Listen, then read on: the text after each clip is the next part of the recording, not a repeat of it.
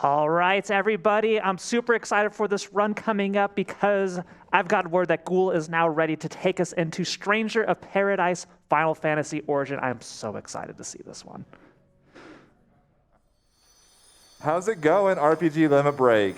I'm Ghoul02. I got some lovely commentators with me. We got Chaos the Clefairy.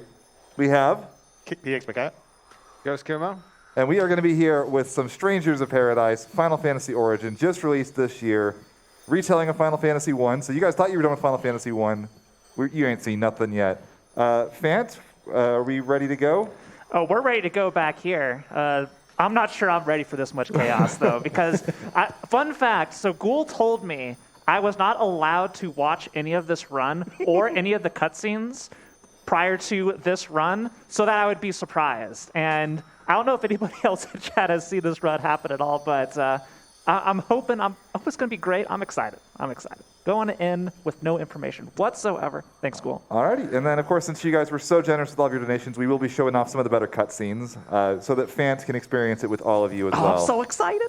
So, without any further ado, just an FYI, there are a couple of moments. If you're wondering why My Way from Frank Sinatra is a random incentive, they licensed it for this game for some reason, so we do have to make sure to mute the game audio early on. I'll give you a warning so that we don't accidentally end up with some issues there. But without any further ado, let's go in 3, 2, 1, let's go. Chaos? Chaos. So first things first, we got to skip a couple cutscenes. Oh my gosh, this game is absolutely wild. So we start off right here. This is a tutorial fight. Thankfully, we can't die in it. Would actually be a possibility on some of my worst runs. So we're going to charge up, get that first big hit in. And we're looking to try to get the... oh man, that's not a great start. Okay.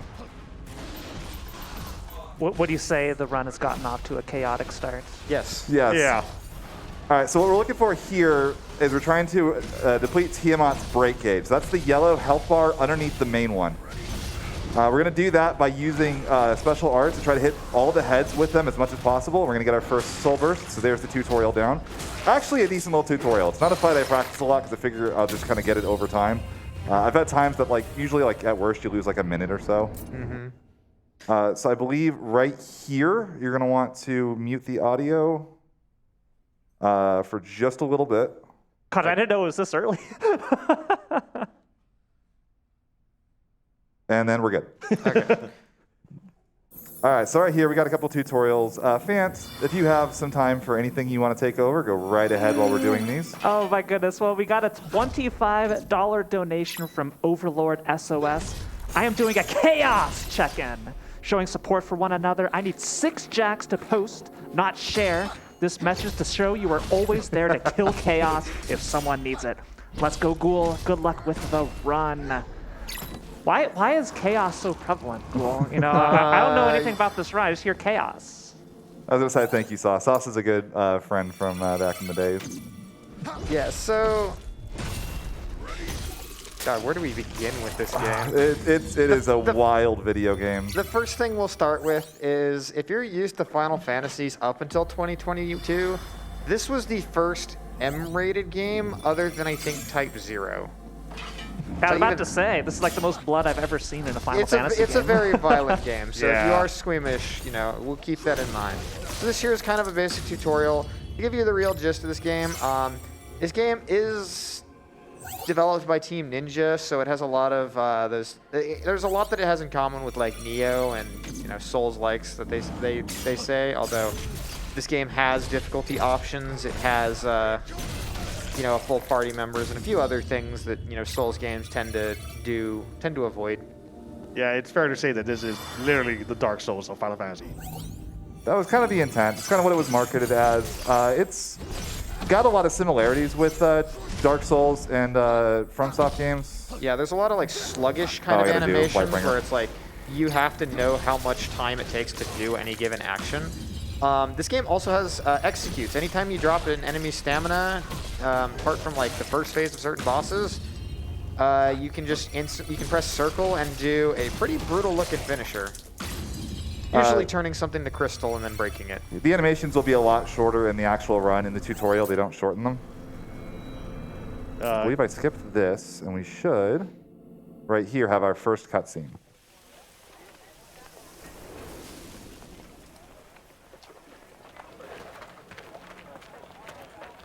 This looks pretty normal. Huh.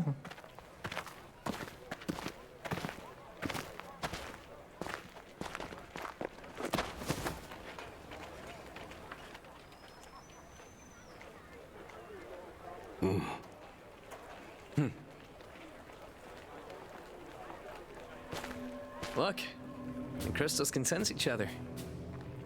You have one too, don't you? My mission is to kill Chaos. That's all I know. Me too. Good. We're all on the same hunt. I'm Jack. Jed. Ash.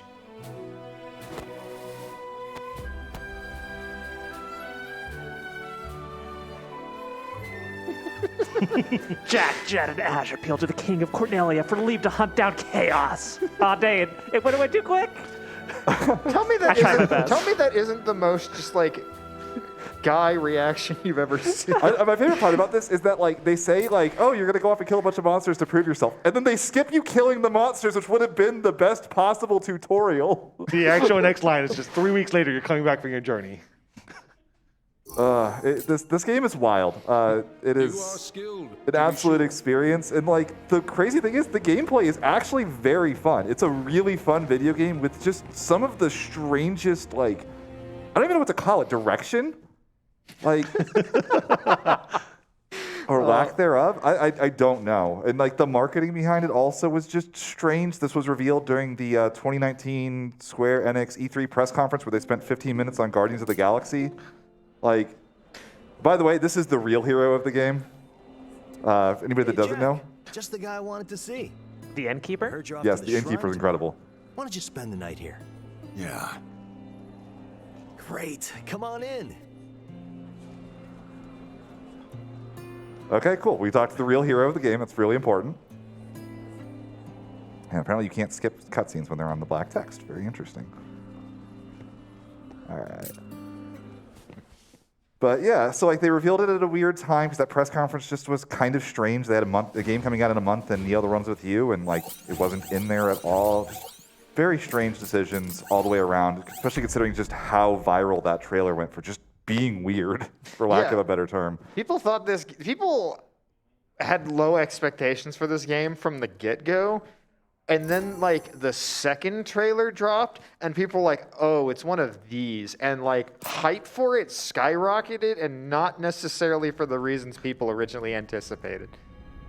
Yeah, it's actually strange because Could be something. they marketed it as something completely different as people speculated on what the actual plot was, and they figured out what the the twist of the plot was going to be. They're like, okay, yeah, it's true. We're just going to change the entire marketing halfway through the campaign itself.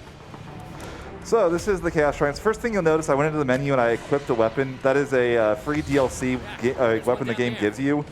I have rooted it without it, but it's honestly more difficult to avoid equipping it than it is like it's worth for actually adding to the run. So and every other runner just used it, so I was like, okay, we'll just go ahead and use it. So basically, we're gonna have a pretty strong weapon for the first. That Goblin Guard really does not like me there. So those purple, what do we even call those things? Those purple mouths that are stuck to walls are all over this game. They tend to impede your progress and are really annoying to kill. They don't really have like a proper health bar. You have to actually deplete their stamina and then break them. Yeah, the break gauge is the only way to destroy them. Here you see Ghoul using the Soul Guard mechanic to basically block the attacks, the fire that are coming from the bombs. And if you absorb certain spells with them, you actually... Any spell with a pink name you can absorb and use. Purple. Yeah. So you can see on the bottom right here, he has 3 charges of fire stored up. Yeah. So yeah. So right here, there's going to be a cactuar right here. We're going to go in. We're going to lock on.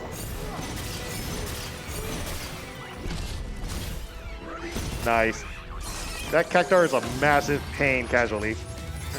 So we're just doing that for a little bit of EXP. We want to get our thief to level 4. We're going to take this heal right here. Those things heal you, restore all of your potions, and restore all of your mana, but they also reset buffs and any enemies you have killed. Phase So while we're going through this door, we're going to go ahead and equip. Try to leech a little bit off of that menu.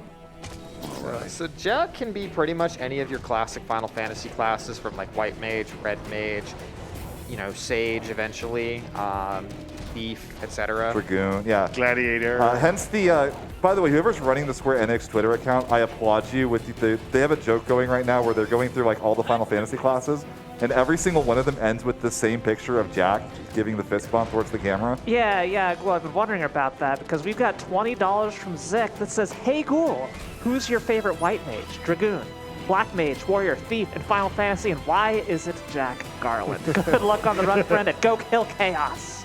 Doing my friend, my best, my friend.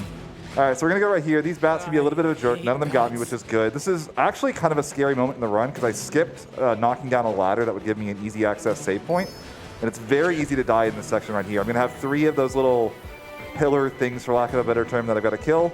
I also want to make sure all of the EXP here goes towards Thief. That needs to hit level 4 by the time I get to the boss. So I stole the fire here. This should go through there. Let's switch to Thief. Let's kill this. That's 1 down. So that'll kill a couple of the enemies. I really want this bomb over here. It's not going to cooperate. Yeah, so it's worth noting you have 2 types of guards, a regular guard and like the soul guard. Soul guard, you can block most things unless it is specifically like red outline, which means that it's unblockable. Almost everything else can be blocked. A regular guard uses less stamina. That's noted on the bottom of the screen with the yellow meter there.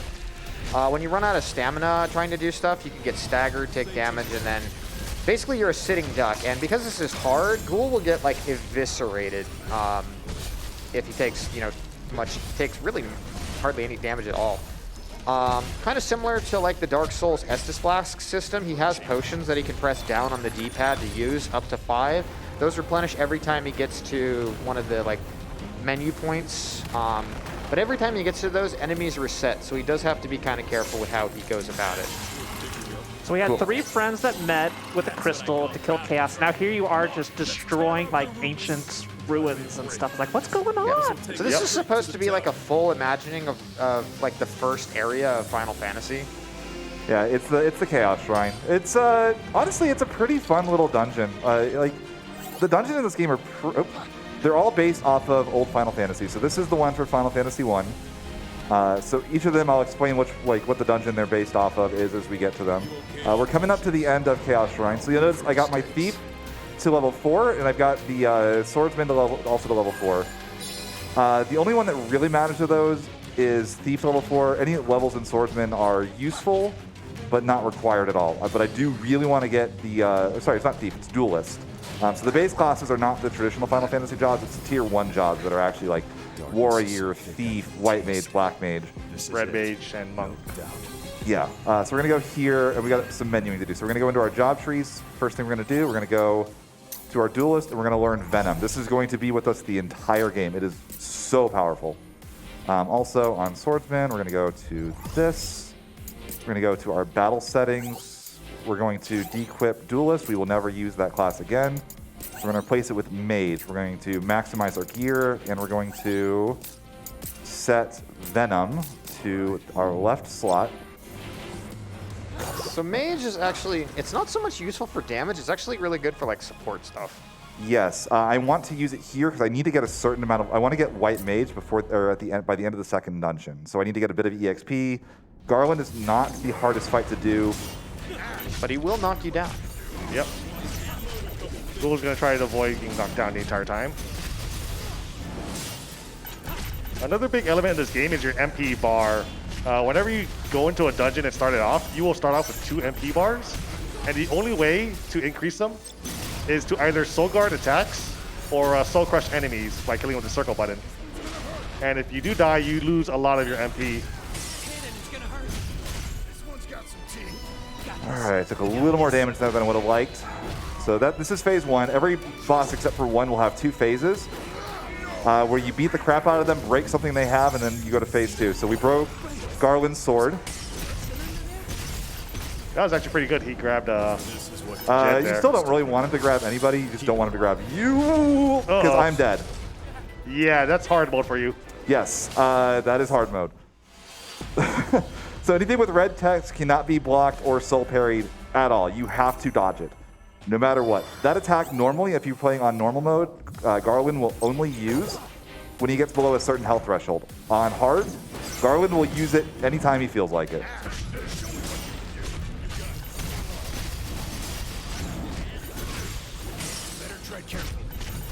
Now I'm seeing the name of this boss, Chaos Advents. You know, the Chaos Shrine, it makes sense, right, that the boss be named so. But I have a challenge for you, chat, and I wouldn't be surprised if nobody actually wants to do this challenge, but just think about it. $1 per mention of Chaos in this run, that could potentially be a lot of money for charity. Oh. Oh, man. So right there, I got it. So what happens is, pretty regularly in this run, not the best start I've ever had, for better or worse, but whenever you take damage and you put your soul gauge, which is that yellow gauge at the bottom of my screen, and it goes to 0, I'll get knocked down. If I get knocked down, there's a very good chance I'm going to die. But I have to use my soul gauge because I really want to soul shield as much as possible. All right, here's one thing I'm gonna do though. We're at 2 deaths so far. I'm gonna commit $5 per death pool. No throwing allowed. I have a little tally mark right here. I'm going to be keeping track. Okay, so that's phase 1 again. So we're gonna put Venom back on, and here we go into phase 2. Yeah, most enemies in the game have 2 health bars, the regular health bar and the break gauge, and it's just much faster to kill them via break gauge. So this is what darkness does. Keep Oh.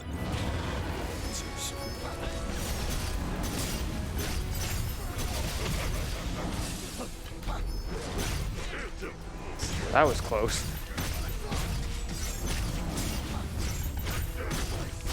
So their Ghoul activated an ability called Lightbringer that you start off with, and it's always locked to your R2 plus right button. What it does is it breaks you out of any hit stun you're already in, makes you invulnerable for a slight amount of time, gives you a limited soul gauge, and increases how much break damage you do right there. But it costs you 2 of your max MP bars. All right, and that is Garland down. That was a little scary at the end there. This run is extremely difficult, by the way. I know that sounds like, oh my gosh, he died on the first boss twice. It is not uncommon for me to reset to dying to Garland. That is the only fight we do as mage. It's kind of nice to get a bit of extra EXP, gives me a bit of a buffer. Oh, I do. Okay, I will fix that. I did not mean to skip that cutscene, but we'll take care of that. You can actually watch cutscenes from the menu, thankfully. Oh, I'm so excited. I am here for this. Literally, the only reason I'm here, Ghoul02, is like, I get to watch the cutscenes. Like, heck yeah. All right, so we got to go. Where is it? Archives? Archives. Theater. Yes, we are doing this one, Chad. Okay. Do we have a spoiler jar already? I am not donating Persuade. I don't know what I'm getting into. All right. Bit of muscle memory there to skip cutscenes. You gonna pull out your phone?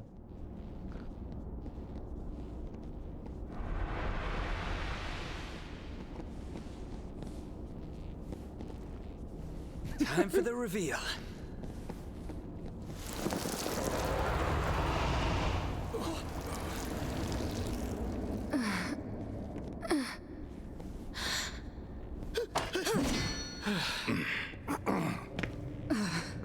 Wait. My crystal. It's her. Yeah, just like before. Mine's going crazy.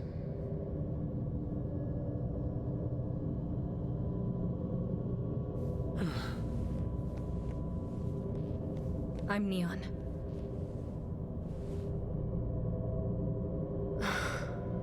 And not Chaos. Guess I was right. Huh. Feels like there's a story behind that. My allies and I set out to rid the land of chaos. But the journey took its toll. One by one, we fell, until only I remained. It was then that I finally realized the truth. Chaos isn't a man, or a monster. Chaos is just a fairy tale. What? The darkness, the beasts, this despair that eats away at people's hearts. It's easy to blame a single thing for all of that. It gives people hope to think the world can be saved with a single heroic deed, even if it's never that simple. So I decided to become a sacrifice. I offered myself to the darkness and prayed to become chaos, hoping some band of heroes would defeat me and thus bring an end to this empty dream.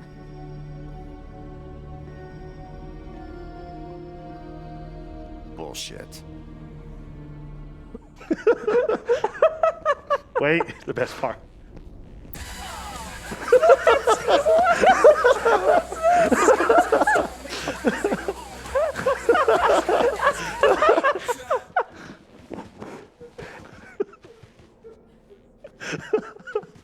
The best part is the music goes the entire time. So he was listening to the same song on loop until we got out of the Chaos Shrine. Or it was a very short walk. And I don't know what's funnier. I'm coming too. All right. When darkness veils the world, 4 warriors of light shall come. Oh, man. And I only count 3 of you. So this is them fixing the thing where there's only 3 Warriors of Light, but you're supposed to have 4 in show Final me Fantasy chaos. 1, right? That's a little Do strange. that, Seems a little off. And I might even start to respect you. One of the neat things in the cutscenes is that it actually Deal. put your character in the equipment you have them in. I am reaching from across the desk. We better get back to the castle. Wouldn't want to disappoint our patrons. Oh, that cutscene is too good. It's Gosh, incredible. I really wish I was like a fly on the wall in the recording studio for these VAs. Like, I have to say what? Mosian Melvin, the voice of Jack, is so good at this character. He's not even somebody who does a lot of video game voiceover, but he loved the role so much he wanted to do more. That cutscene was in the demo for the game, and once it was posted online, the hype for this game just skyrocketed. Oh yeah, people went from expecting this game to bomb to expecting this game to be like pure ironic kinds of good, like a Metal Gear Rising type deal where everyone was just laughing at how ridiculous it is. Hard to believe that's an actual cutscene from the game. I'm so glad that exists. I just got like a new wave of energy here to carry me through the rest of this run. This is so good. And, All right, so we've got to go talk to you. Skip this, run right back out, and we got to go talk to the innkeeper again. Again, the true protagonist of the game. Don't skip this one. Yeah.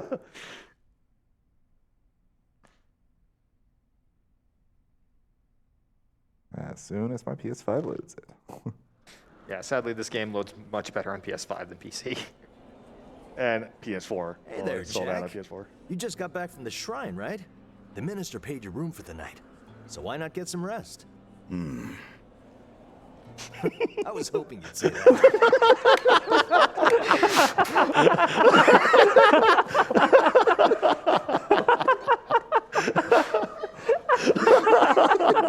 Jack is dying.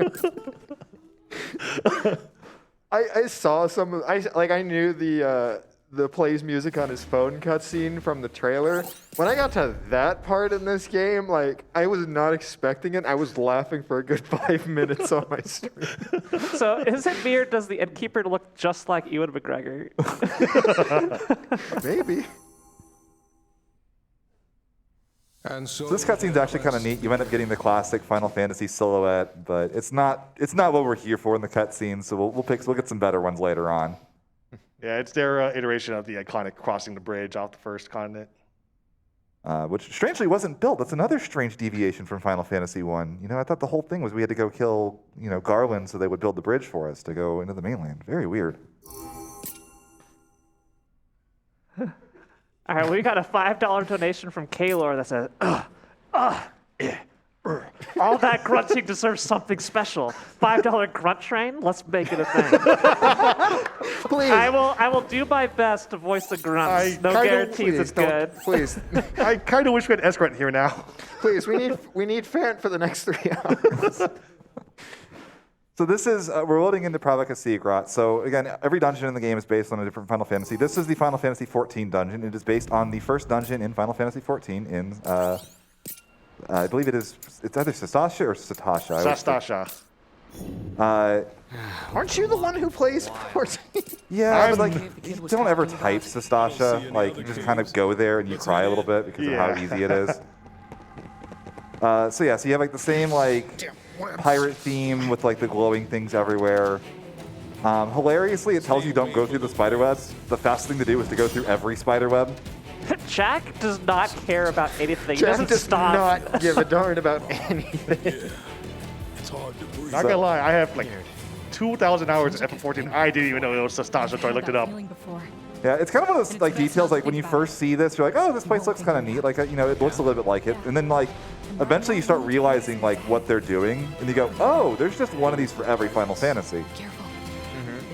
It's neat when you're loading into the map. It actually just says it's from the Dimension 14, giving a description of the map itself. Yeah, and you hear a lot of different, well, you're supposed to hear a lot of different themes and just really fully elaborate arranged versions of Final Fantasy tracks. Unfortunately, the combat track kind of takes precedent over that for much of the game, which is kind of one of the few unfortunate things with the speedrun. It's honestly even a problem in casual play. Like in games like this, it's not uncommon to just run past enemies rather than fight all of them.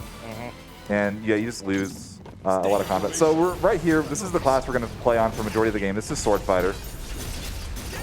Here, kitty, kitty.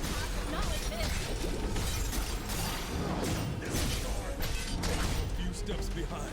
Here it goes again. Watch out! Better tread carefully. I just realized right now that this is based off the mid-boss fight of Sastasha Dungeon. Yeah. It is worth noting you can hold the guard. It doesn't have to be like a perfect guard parry. But it drains your gauge really fast. It drains it super quick, so you do want to, you know, channel your inner Daigo for sure if you can. It does lead to some really fun moments when you get like you can just parry, and like, you can always initiate a parry even if you have no break gauge left. So as long as you don't mess up any of your parries, you take no damage, you gain meter, and you can do a follow-up attack when it's safe to do so. Worth noting, he's talking about Daigo Umehara, not Daigo from Yakuza. I was there for that run. The other run, the other M-rated game, I think, is Marathon. Yeah, GK, how are you still standing? How much comms have you done today? I got some rest. Enemy spotted. Time to go to work. So we got two more of those little wall things. We're going to throw on Interception. That's the ability that Sword Fighter has that's really good. I do know of a nickname for these guys, but I'd like to not put too many coins in the swear jar during this stream.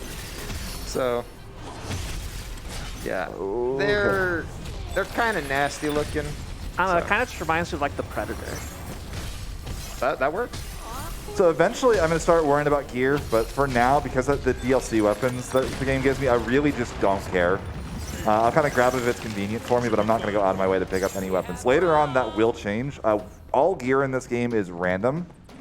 And the one annoying thing about this route, in particular, I need to use exactly short swords for a majority of bosses because it's the only weapon that the sword fighter can use. However, it is not common to necessarily get them. So there will be dungeons where I'll be using a sword from 2 or 3 dungeons ago, and I will be doing very terrible DPS trying to kill a boss that will two-shot me. Hopefully, especially in a couple places, I'll get a nice little weapon drop that'll kind of make things go a lot smoother. Yeah. Once you get to like mid-late game, you notice that your equipment drops off really hard, even in casual playthrough. Yeah. So we're going to go for this one first. We're going to go pretty easily. So one thing about this game that's a little bit strange, if you're used to other action RPGs, there's almost no real crowd control. Dealing with large hordes of enemies is the hardest thing in this game, by far. So there's a couple of things that we can do. First of all, we can try to kill things to remove them out of the way. But the other one is Breakdown. The attack from Sword Fighter, the basic one, has a set knockback where it will always knock them in the direction that Jack is facing. So we're going to go into our job trees real quick. We're going to go and actually make Sword Fighter into a real class by doing Interception Mastery, which is, I need 6 job points. I need to go to there. And then we're going to go to battle settings. We're going to go re-up all of our gear. And we are off to go fight Captain Bickay. All right, while you're fighting the captain, I got a $5 donation here from Hatman that says, are those cubes? Grunt train incoming. I'm sorry, fan. Please take care of your voice. I'm going to let this cutscene rock just because I like Bickay. There's just something fun about a pirate. Some boat. Kind of doing their best Jack Sparrow impression. You've got some stones coming here. For what it's worth, you four don't look like easy One of my favorite things about pickings. this game is just how fun Bickay and Astos are. Like, they're really fun characters for characters that just don't have roles in the original FF1. Captain to you lot. We're looking for the crystals. We were supposed to find the mayor, but I guess he's dead. Looks like you have the run of the town now. Also, this song is so good. Where people have to turn to pirates for guidance. Pure chaos, if you ask me. Chaos. Chaos, savvy? Chaos. Just tell us where the crystals are. It's poor form not to laugh at a pirate's jokes, lad. I love that they went with a British accent instead of like a Scottish, like stereotypical accent.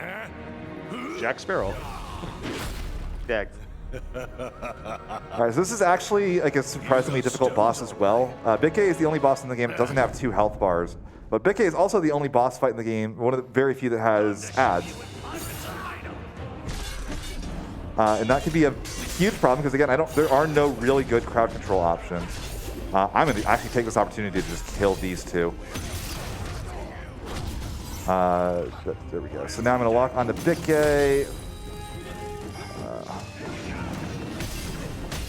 So you see right now, with Interception Mastery, if I have Interception up and I parry properly, I get to keep my Interception active. It does have a couple downsides. Namely, I can't build meter while Interception is active. So in order to build meter, what you're supposed to do is parry. But if Interception Mastery is active, you don't ever actually parry. It is a nice way, though, to get damage out of defending instead of just purely defense.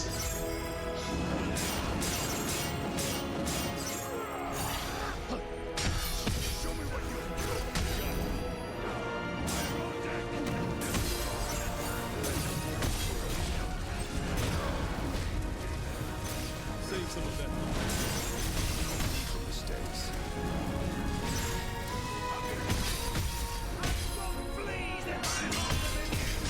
Gross.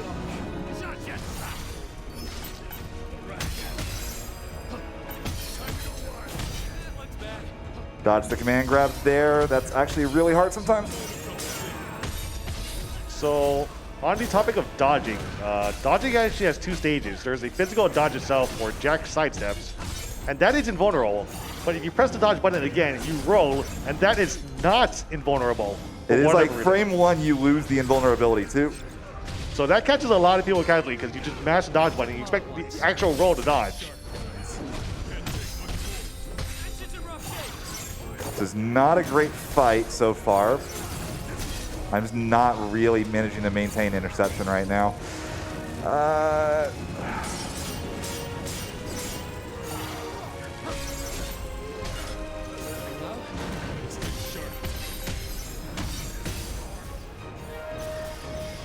So Bickay's moveset is based on all the axe classes. Yeah, PK is neat in that he uses an axe and he has a gaming model, so he actually uses all of your attacks and special moves as if you were using it, if you had an axe equipped. First try. Nice. Well done. That's actually like a surprisingly difficult boss, just because again, you can get snuck up on by the pirates behind you, which then can intercept your attacks, prevent you from hitting Bickay. Bickay does a ton of damage. That yo-ho-ho command grab does like 75 to 80% of your health. And so you have to, when you see yo-ho-ho, you have to immediately dash out and then dash back in to start doing damage again. But yeah, the real thing that Sword Fighter does is it allows us to maintain DPS by being very aggressive safely. The thing with playing this game on hard mode is that going fast is important. Going fast and not dying is the most important thing we can do. So we're going into the Western Keep. This is, I believe, the name of the area in Final Fantasy II is Palamisha Castle. I don't know Final Fantasy II very well. It's kind of a blind spot in my Final Fantasy II knowledge. This is a really fun dungeon, though. You can go super quick here. First thing we're going to do is we're going to run up to our cube. Could be something good in it. And we're going to go learn the watch white mage yourselves. jobs. We're going to go into our job trees. We're going to go to mage, and we're going to go spend our anima crystals. We need to be job level 9. There's white mage for us. And we're going to go ahead and dequip our mage under battle settings. We're going to go here. Just skip every tutorial as they come up. Time for a change. White mage is the fastest access in the game to haste. Haste is crazy. So first of all, obviously I'm running faster now than I was before. That's very nice in a speedrun. But haste also increases your attack speed. Which is, I mean, obviously that's like what it does in the games, but like that just like means that our DPS is so much higher. But it also means that we build meter faster, we poison enemies quicker, and again, poison does very, very good damage at all stages in the game. The third to last boss in the game, the strategy is poison the boss 3 times to kill him. I am not joking. This place is filled with secret rooms. So right here, this guy's going to throw a fireball. We're going to catch it. And we're going to keep that fireball all the way to the boss. So if you soul parry those attacks, you get to keep them. You see in the bottom right, I have the fire times 3, so I have 3 casts of fire stored that I can use for free at any time. It's around here. We're gonna go ahead and open this door. Don't scream when it taps you on the shoulder. That. On top of absorbing like spells, it also restores mana and increases your max mana bar a bit whenever you do successful soul parry. I'm gonna do this just to heal and get all my meter back. Want to be on the receiving end of that. So right here, we got a giant ballista. We're gonna go ahead and turn right. We're gonna just ignore the fact the camera locks in for a little bit. And we're gonna just ignore the ballista, and it's going to just magically miss us the entire time. So off to the right here. Our haste is gonna run off right about here. So right before we exit out, we're gonna go ahead and haste. And we're going to run across this. So there are no spots in this dungeon that have the big little pillars, so we're gonna this is a really fun dungeon for just sheer movement. Fant, if you have a second for anything you want to talk about, go right ahead. Well, Ghoul, it seems like you've got a lot of friends back home, because we got $50 from Whoop House. We know what you did and pushed the button, but we still love you. From the Whoop House, kill Chaos, Ghoul. Thank you. Whoop House is a bunch of like really, really good friends from back home that are they've got a little watch party going, cheering me on while I do this. I'm infamous for some of my push the button shenanigans there. Yeah, I get pretty dirty sometimes in that game. I'll put it that way. All right. Push the button is, of course, it's a Jackbox game. Basically, it's a little bit like a Mafia. It's a hit and roll game. I did not mean to do that. We also got $25 from Lucy New that says, Ghoul, you're 2.5 hours late for your FF14 raid. JK, your FC misses you and wishes you well. Ghoul, you decide where you want the donation to go. So next on that incentive. How are we doing on our incentives, by the way? How's everything going there? Now we can go take a look here. Stand by. So right here, we have an elevator. So one thing that's annoying about elevators in this game, they remember where you were when you died, which means that if I die somewhere, I have to wait for the elevator to come back when I push the button. So right here, I have to wait for this elevator. It's kind of an intended thing. Ooh, we're fine.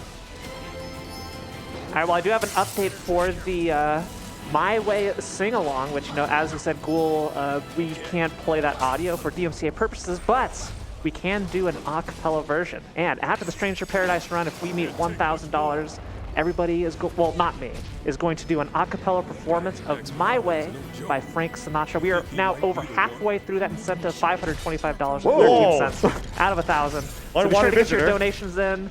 I will try and read as many grunts as I can. No promises, my voice lasts all the way. But we do have $10 from Sam that says, Ugh.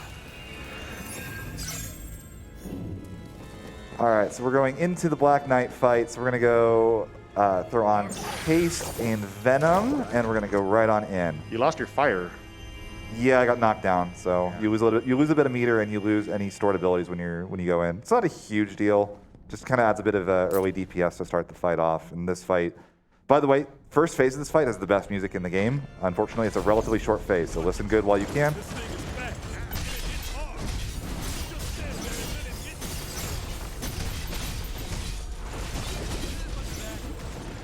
All right, so I got the Black Knight poison. So the Black Knight has this really fun thing while he has a horse where he will do rush. That's another thing that is different. On normal, you only ever get 1 rush at a time. On hard, he will do 3 rushes consecutively, up to. Might be in big trouble. Uh-oh.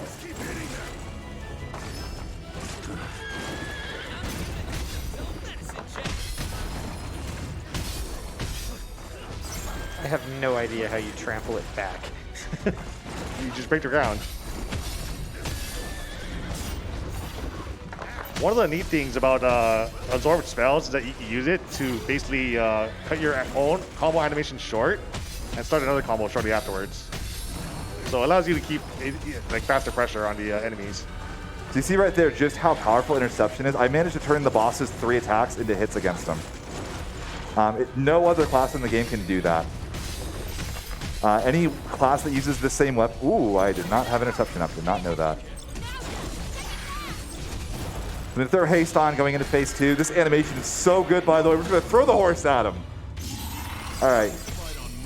That poor horse. Wrong marathon. We're not here to save the animals. Going to get poison up again.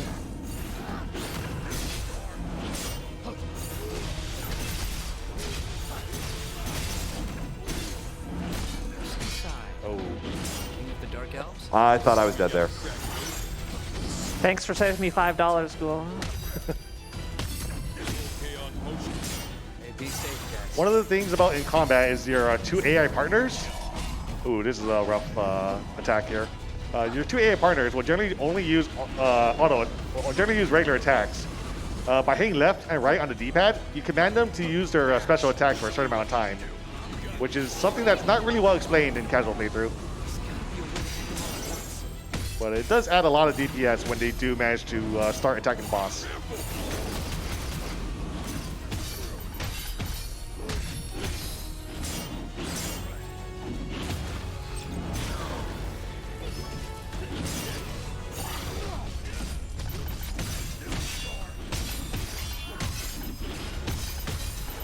Kind of like the Black Knight right here is trying to kill anyone other than me, which is always nice when bosses just ignore you for a little bit. What game is this dungeon based off of? This is Final Fantasy II. So the Black Knight, of course, is the one that kills the party at the start of Final Fantasy II. Right here. The animations of this game are just so good, by the way. Extremely violent. Yeah, it's violent, but thankfully not in a Mortal Kombat kind of way. Yeah, they're gonna be okay, right? Mostly. They're crystals now. Yeah, the opening scene of this game was kind of really set the tone for how it was. We ended up skipping that one, but yeah. It's certainly something. It's so much of something you actually see it twice in the game. Yep. All right, so on our way to Referen Wetlands. This is based on Final Fantasy 13. This is the Sunleth Waterscape, and actually, unfortunately, you don't hear it very much in the run, but the music here is also based on it, which is one of the best, you know. I love this music, and I'm sad it's just overridden by the ballad theme the entire Yeah, time. that was. You hear it for like the first 5 seconds, which I'm kind of hoping there's a new wave of DLC coming out for this game in a week. I'm hoping that becomes a patch option because they've had this game's actually gotten some pretty regular updates since it released, and a lot of them have been really fun. Mm-hmm. They added the ability to swap the character that you play.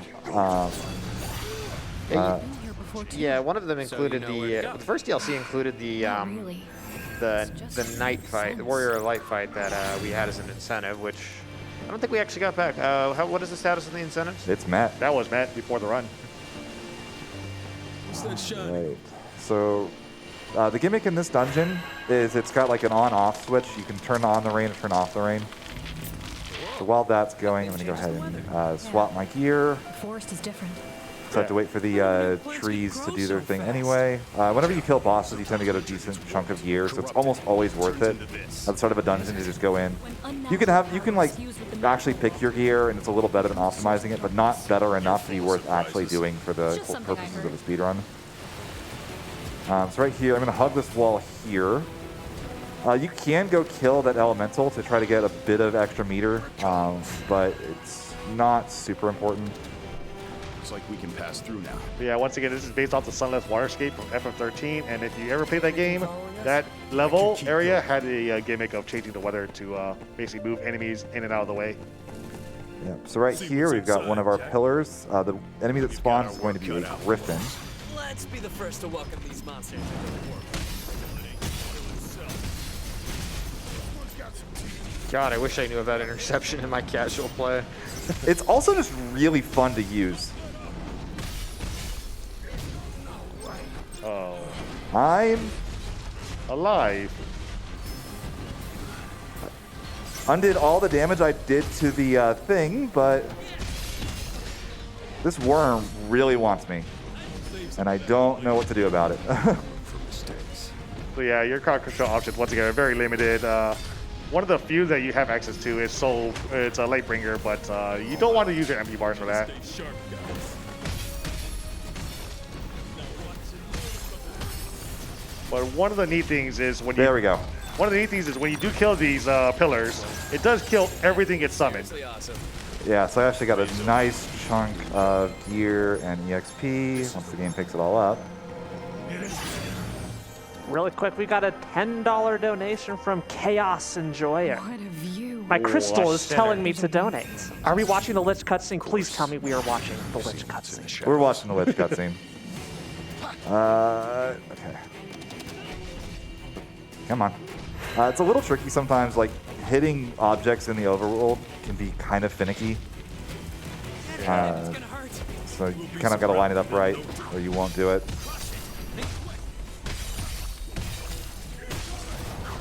Another one of those walls. This one's pretty easy. They vary very wildly in how difficult it is to actually do them. What should we do now? We got company. So right here, it's going to be a little bit tricky because I got to knock off a rope. If I get knocked from behind, I can get knocked off and have to run that whole little gamut again. So I'm going to do this. We got the rope, which is good. Go here, turn the water off so that we can go back up the rope. This man has like some impressive upper body physique. He doesn't even use his legs when climbing up the rope. Yeah. And we are running right through here. Might be in big trouble.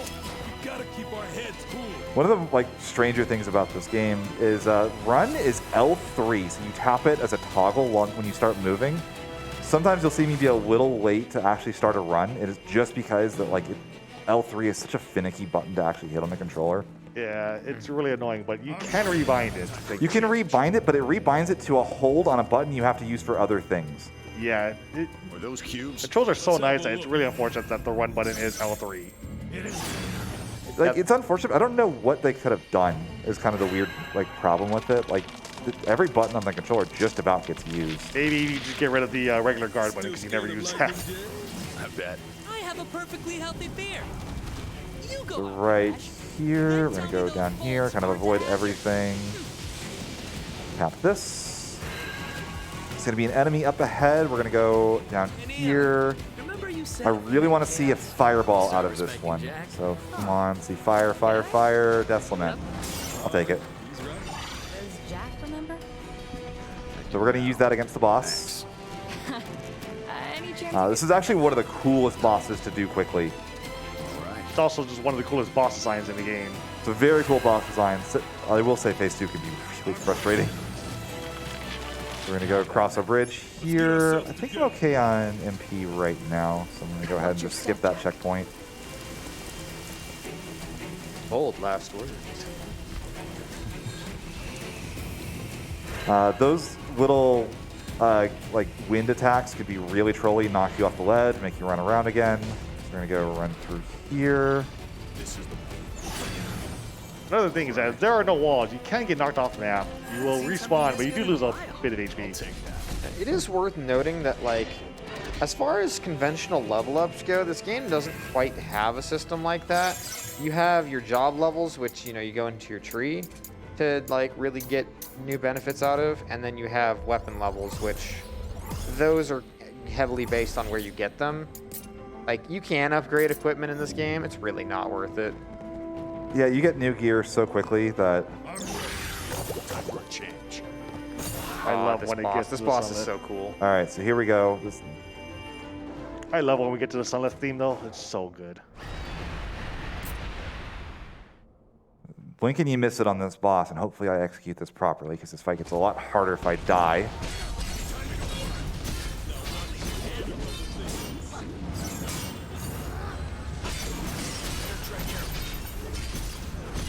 Nice.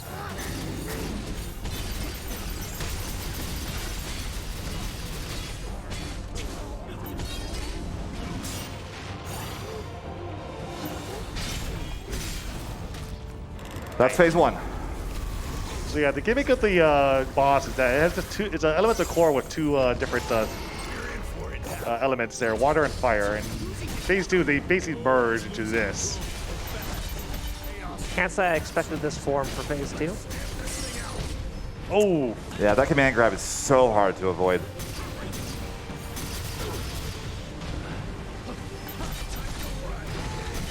Thankfully, Yeah. unlike Garland, it's not an insta-kill. there's very few instant kills from full HP. There are multiple combos that will kill you.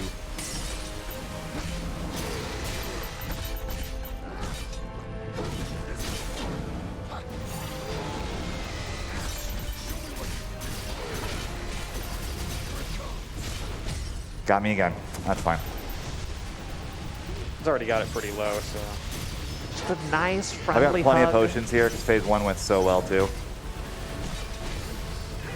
There it is. Nice. Very, First very try. clean.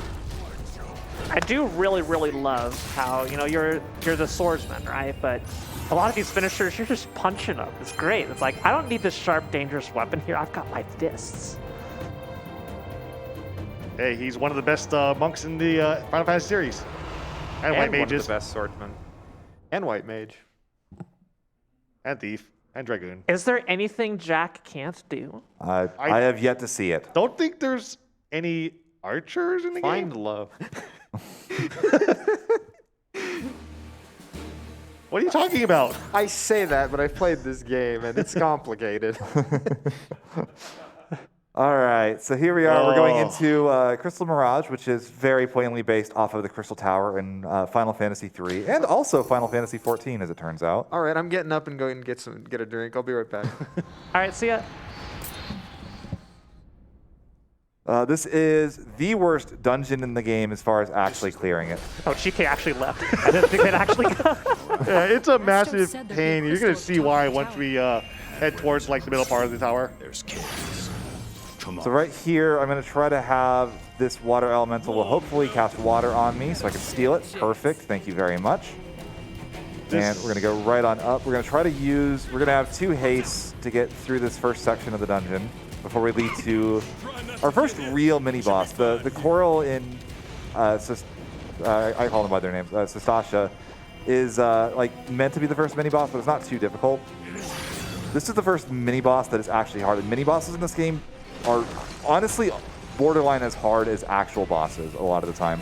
They just don't have the same stagger properties, and they like tend to just be harder to deal with as far as actually dealing damage. So here we go. This is our Mad Ogre. We're going to start off with Nice. nice dodge to command grab there.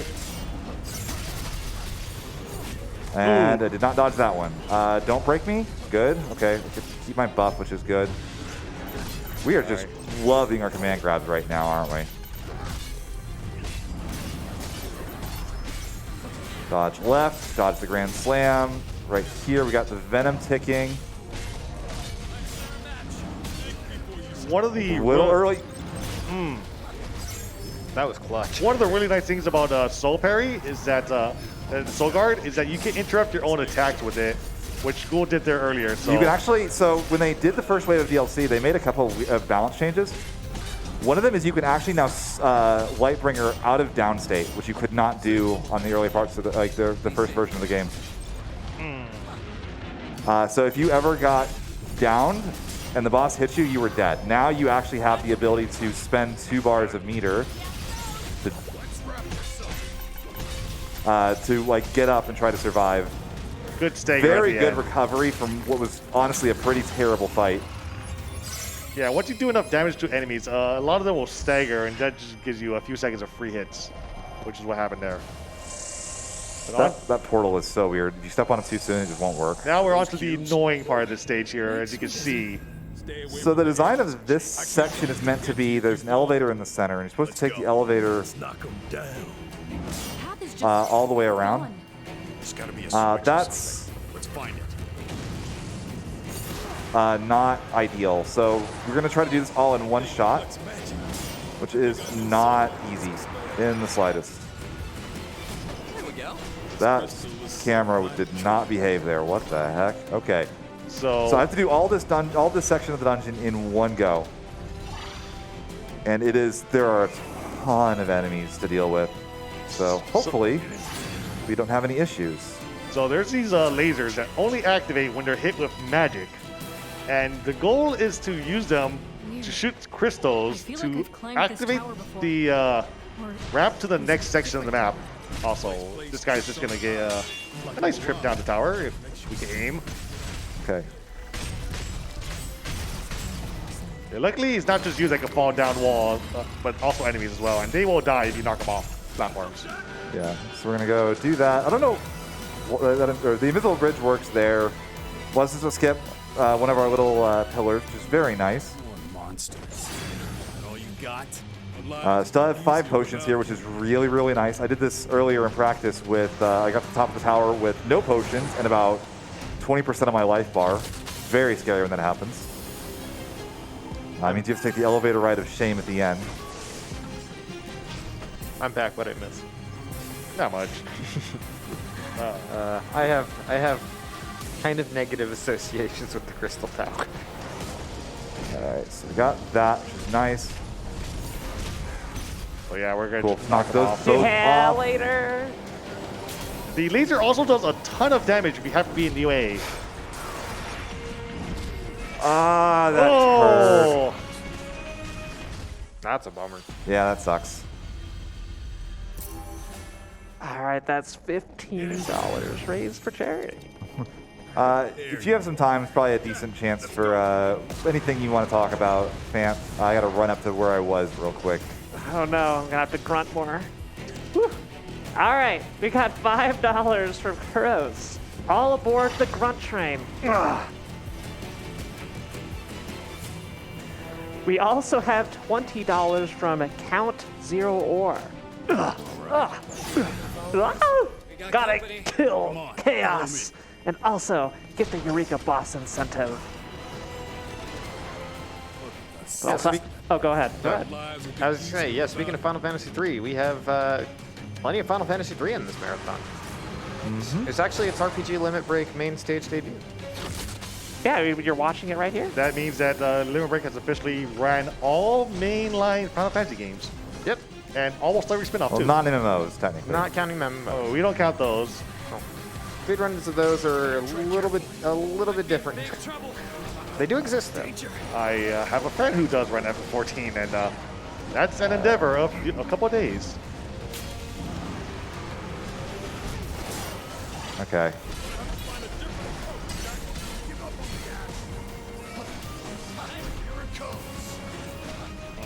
This is kind of crusty. Yeah. So the lasers, while it's firing the laser, you can't turn it, which is annoying because you have to wait for it to finish. But It just killed everything, which was kind of nice. it's nice and also annoying a couple of times because you're supposed to absorb magic from these enemies, and if you kill them all and you have not fired the laser, you have to activate it yourself manually with your own magic.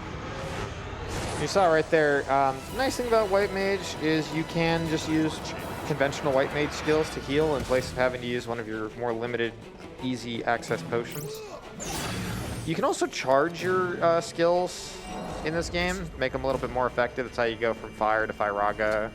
Time for a change. But So I'm tapping that elevator in case I do die up here. It means I don't have to run up the whole tower again. But if I tap it and then run away, it won't remember that where I tapped it, and the elevator will be on the bottom floor. That said, I really would like to not do it. This is one of the harder rooms in the game as far as actual dungeons go. So what I'm going to do first, I'm going to run up here. I'm going to spawn a Hillgigas, and I'm going to make a giant U-turn, and I'm going to run over here, and I'm going to start beating up these. We're going to do that.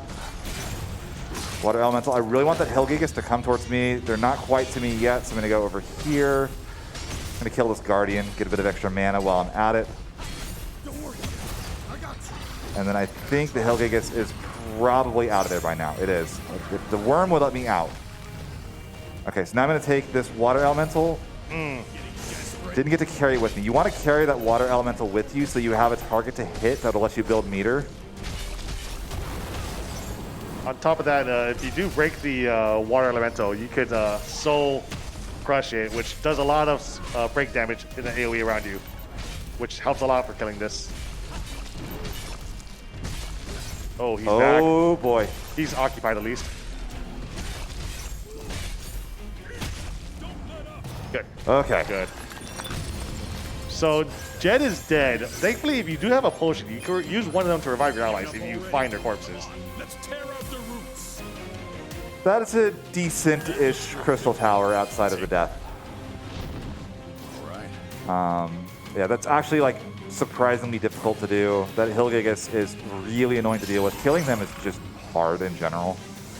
All right, so we're gonna go boop, boop, boop. All right, we got all our buffs up, and we're gonna start the Griffin fight. This fight's not too bad. It's a little annoying because flying, and as we all know on the Limit Break channel, birds are jerks. So we're gonna go in and immediately take off. Got the poison, which is good.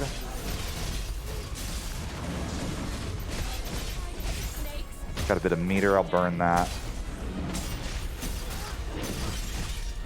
So I think this is the first boss that introduces multiple areas to attack it. As you can see, it's got multiple heads that you can hit.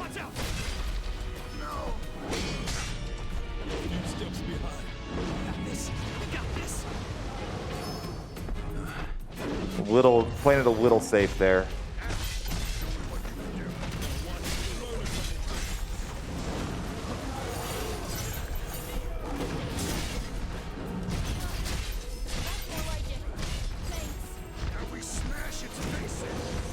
Sometimes you can catch the Chimera passing through.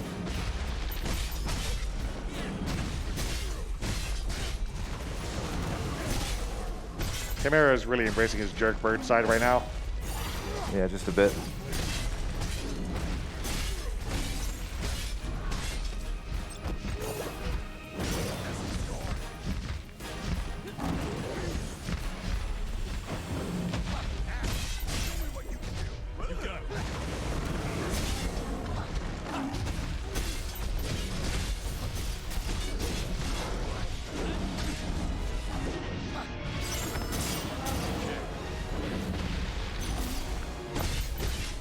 There's another stagger. Very good.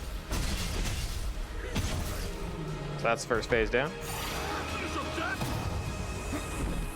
All right.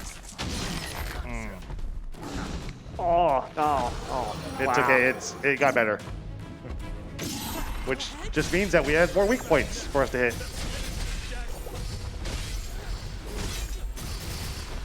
Thankfully, the Chimera loses the ability to fly in phase 2.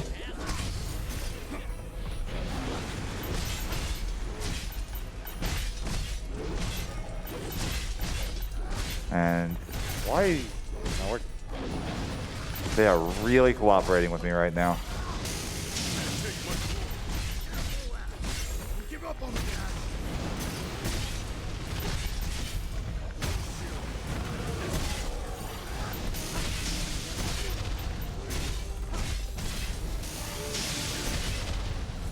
Big shout outs to Ash for trying.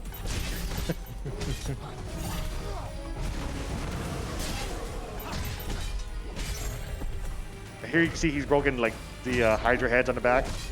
So they don't do anything anymore, but they're also no longer weak points as well. How important are your allies in any individual boss fight? Pretty important. It's actually very frustrating that Ash went down there. Yeah, once again, he can go out of his way to revive him, but it requires a potion, and you have to go find him as well.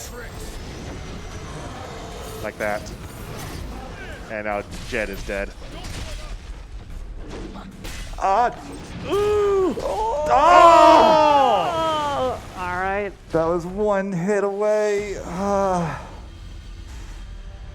If I didn't have my ally go down there, that would have been a very easy kill. You know, I think we could all give one big shout out to Ash here for take a little nap on the boss room floor.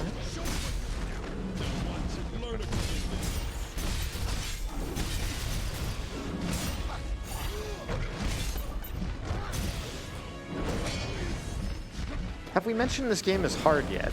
Yeah, this is hard, and this is the version of the game that is intended to be hard. Of note, if you don't want to play a super hard game, it does actually have a pretty decent mode that kind of turns it like more in line with like a Dynasty Warriors game where it's like it's much easier. Yeah, conveniently named story mode, standard mode, and then there's just hard mode after that. There are also Chaos and Bahamut modes in post game. Yeah. Wait, is Chaos not the max difficulty? Nope. Bahamut mode came later. I feel cheated. It's DLC. Why not just call it Chaos Bahamut?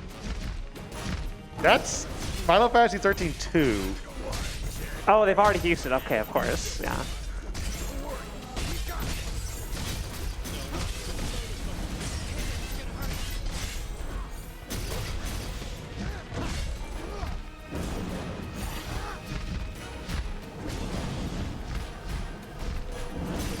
I'd like to remind everybody we still have that incentive open for the My Way sing-along by the wonderful Ghoul and Couch. If you weren't sure what to put your donations towards, that's going to be a good one.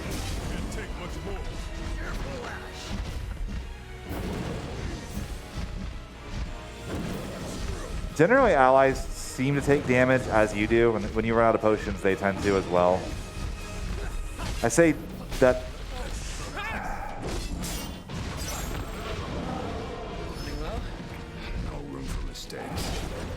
Oh, man, the lockdown camera not helping there. Nice one, Jack. Time to change. Thankfully, the benefit of being white mage is that you do have an option to heal yourself, as long as you have mana.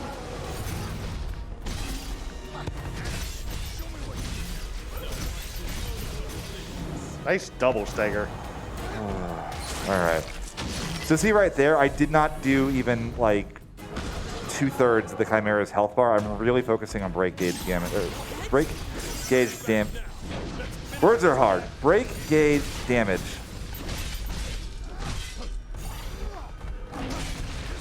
So I don't think he explained how Venom works, but while you have Venom up, every time you hit the enemy, it slowly fills up a gauge, and when that gauge is filled up, then they finally get poisoned, as you can see underneath your health bar.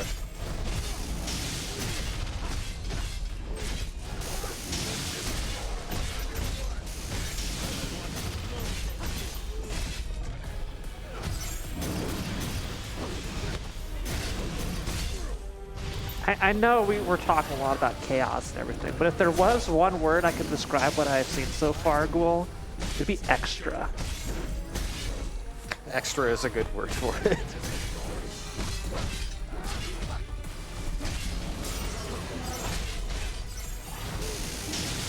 Oh, Ash, come on.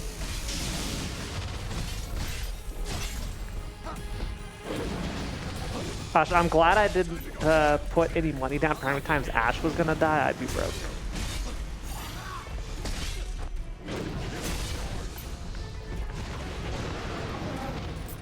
Did I swap my gear? I didn't update my gear. That's why this fight's taking so much longer.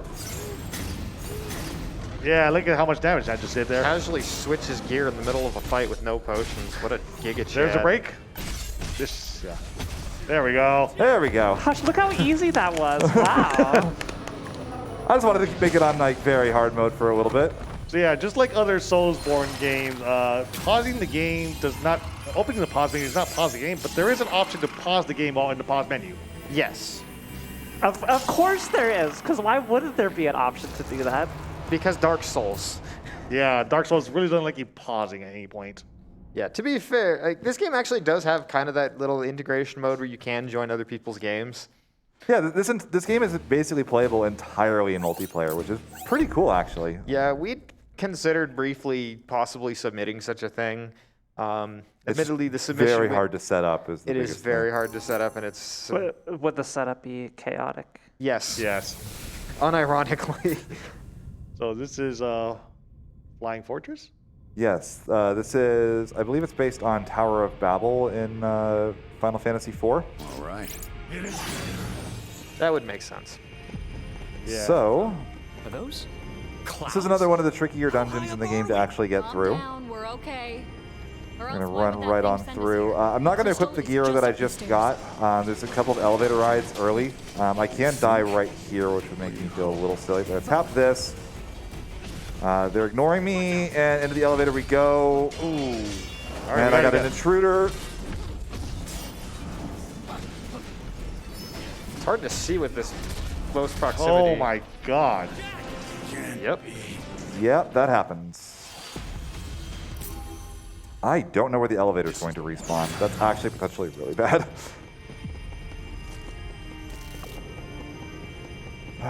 Yeah, the camera was not cooperating there, and neither was the enemy. So, care to explain what's happening in the plot so far?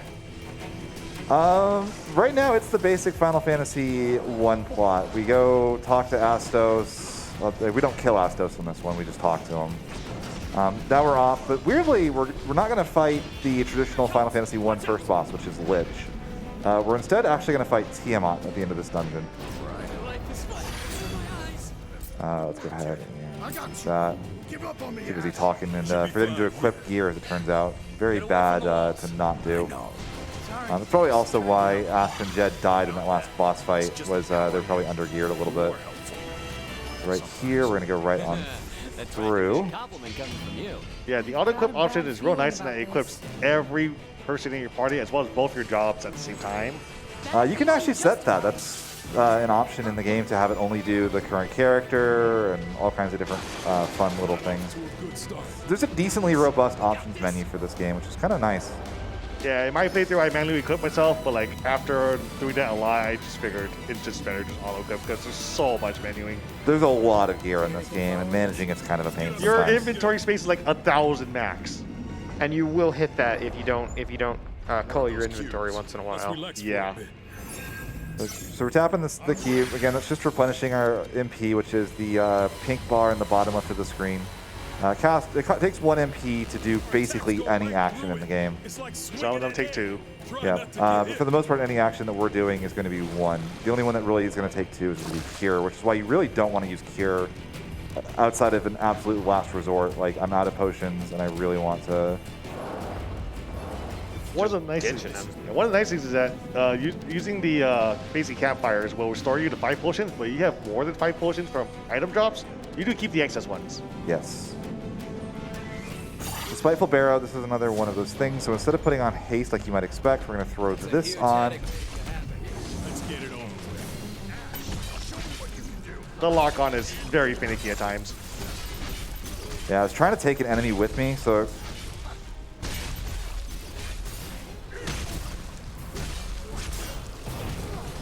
Nice. There you see how much soul damage it did to everything in the area there. There we go. Very nice. That can be a little tricky. There's just a lot of enemies in a very small space. Yeah, back to the control issues. Lock-on is awkward because it's R3. And in order to change targets, you just toggle left to right on the right stick, which sometimes it's very unintuitive which enemy it picks. This room is tricky. Leave me alone, leave me alone, leave me alone.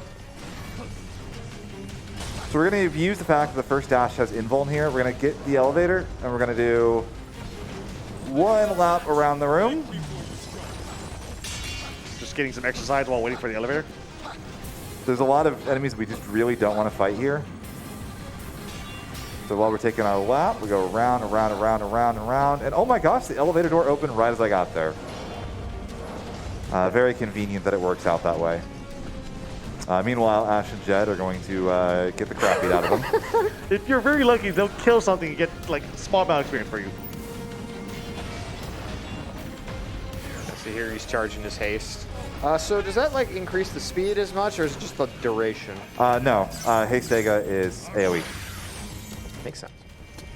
It's just, might as well charge it, wait for the doors to open. There are a lot of things in my casual playthrough I did not figure out with this game, and probably still don't know to this day. So we're going to use Interception here because we're pretty much guaranteed to take a hit. So that lets us get off of that. We did toggle it, so now we run back around here. We tap the marker here, and we cross back across the bridge. Tap the crystal again. Ooh, that's a good one, Steel. Yes, that's actually really nice. I don't know when I'm going to use it, though. Supersonic Wave is like the Bat's signature attack to steal. It's actually one of the best attacks to steal in the entire game, hilariously. Because remember when we were talking about the crowd control problem? Ash. Just ignore all of that happening.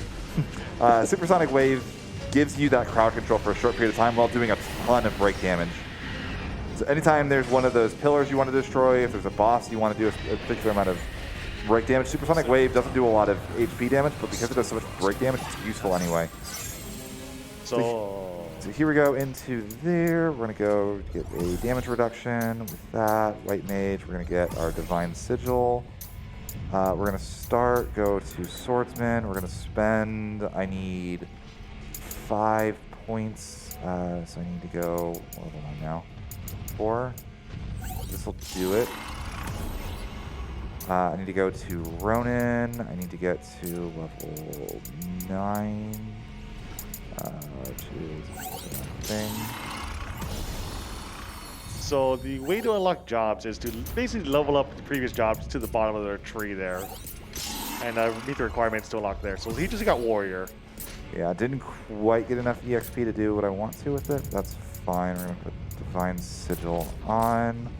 Yeah, not to undersell how hard much of what he's done thus far, but for a lot of people, this is one of the first bosses that is like the real just roadblock. I consider this the boss that the game starts telling you have to start getting good at the game. Hey, Ghoul, Yes. did you do the correct equipment? Yes, I did it at the save point. I just wanted to make sure, you know. I You got forget one I got your equipment one back. time and everyone just starts getting on It's you hard to about it. remember Hey, sometimes. fans just looking out for you. Yep. I'm looking half of my wallet, more so. Hey, you can do the right thing for the wrong reason. Yeah, donate to the charity. So we're back fighting Tiamat from the tutorial fight, but for real this time. And once again, Tiamat's weaknesses are her many heads. If you could somehow hit her heads, you do a lot of damage. Things can't ever be easy. For it now. We gotta keep our heads cool.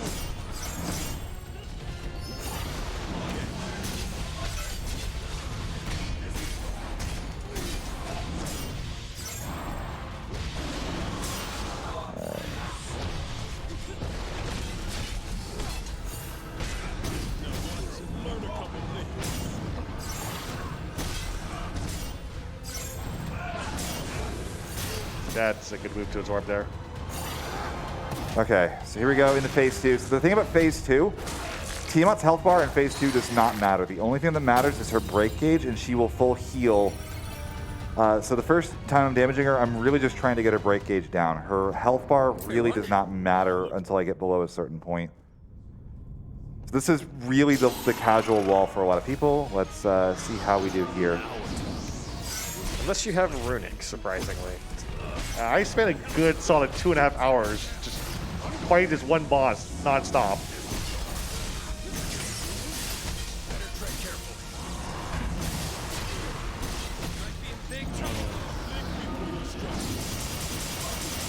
Yeah, you can just do that with a laser. That laser is one of the most dangerous moves in the game because it will basically one-shot you if you get hit. Just stood there and parried the whole thing.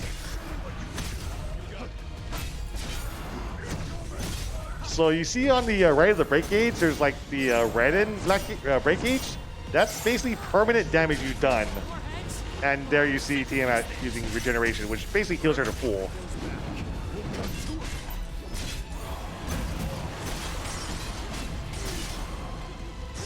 Every time I do this fight, I think of the Hydra in Hercules. Will you forget the head slicing thing? Oh. I just remember Ghoul's first playthrough, and he unlocked an advanced tier job that trivializes the heck out of this fight. Ooh, that's a good hit. There we go, first try. That was a really good Tiamat phase too. All right, I'll admit it. Ghoul, you're kind of good at this game.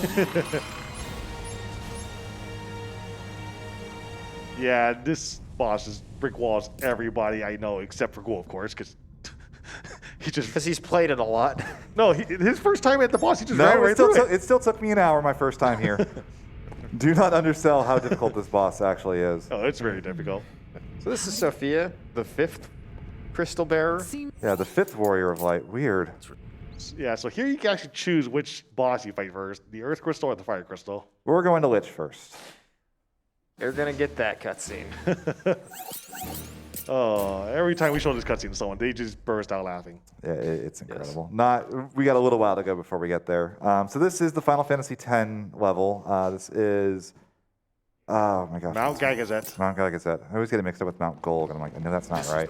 Yeah, Golg is 1 and referenced in 9. So right It's also here, in we're going to edit our party. Everything's in 14. We're going to Everything's in swap 14. Jed out for Sophia. Go to our battle settings. We're going to re-equip. We're going to make Jed into a Berserker and Sophia into a Dragoon. Did not do that today in practice. It made this section a lot harder. All right. Yeah, they're now going to contribute a lot more to the DPS. Yeah, Berserker, Just the thought for of reference, climbing is the class that you use in story mode runs. What's up? It just does a ton of damage to the point where even the AI can actually do okay on it. One of the So cold. Go ahead. One of the major differences in the story mode run is that because enemies don't do nearly as much damage to you, you basically just steamroll over everything in the game once you reach the Berserker. Yeah, a lot of the strat is you go Berserker, and I believe it's Brutal Tackle just has like a ton of hits. You just do like 3/4 of a boss's break gauge with one attack. Yeah. Sinking feeling in my stomach. Really cool movement in story mode. Lots of like, getting through dungeons quickly. But personally, when I was looking at running this game, I kind of wanted a little bit, something that resembled a little more what I did in the game casually, which is really experience this fun combat system. And I thought that running the game on hard would give me a slightly better chance of doing that. So right here, I'm just buying time. There's going to be an avalanche in a second here. Yeah, don't do like combat to the death on top of a snowy mountain. Yeah, one of the nice things really with this game was they do have like various different options. Like my first playthrough, I played on normal because I felt like hard was just going to be a lot of similar stuff, just a lot more of it. But everyone can experience it differently. The end goal of the game is not to be, it's not to be the person who flexes the most on how much they've done. The goal of the game is to kill chaos. And whoever you kill chaos is okay.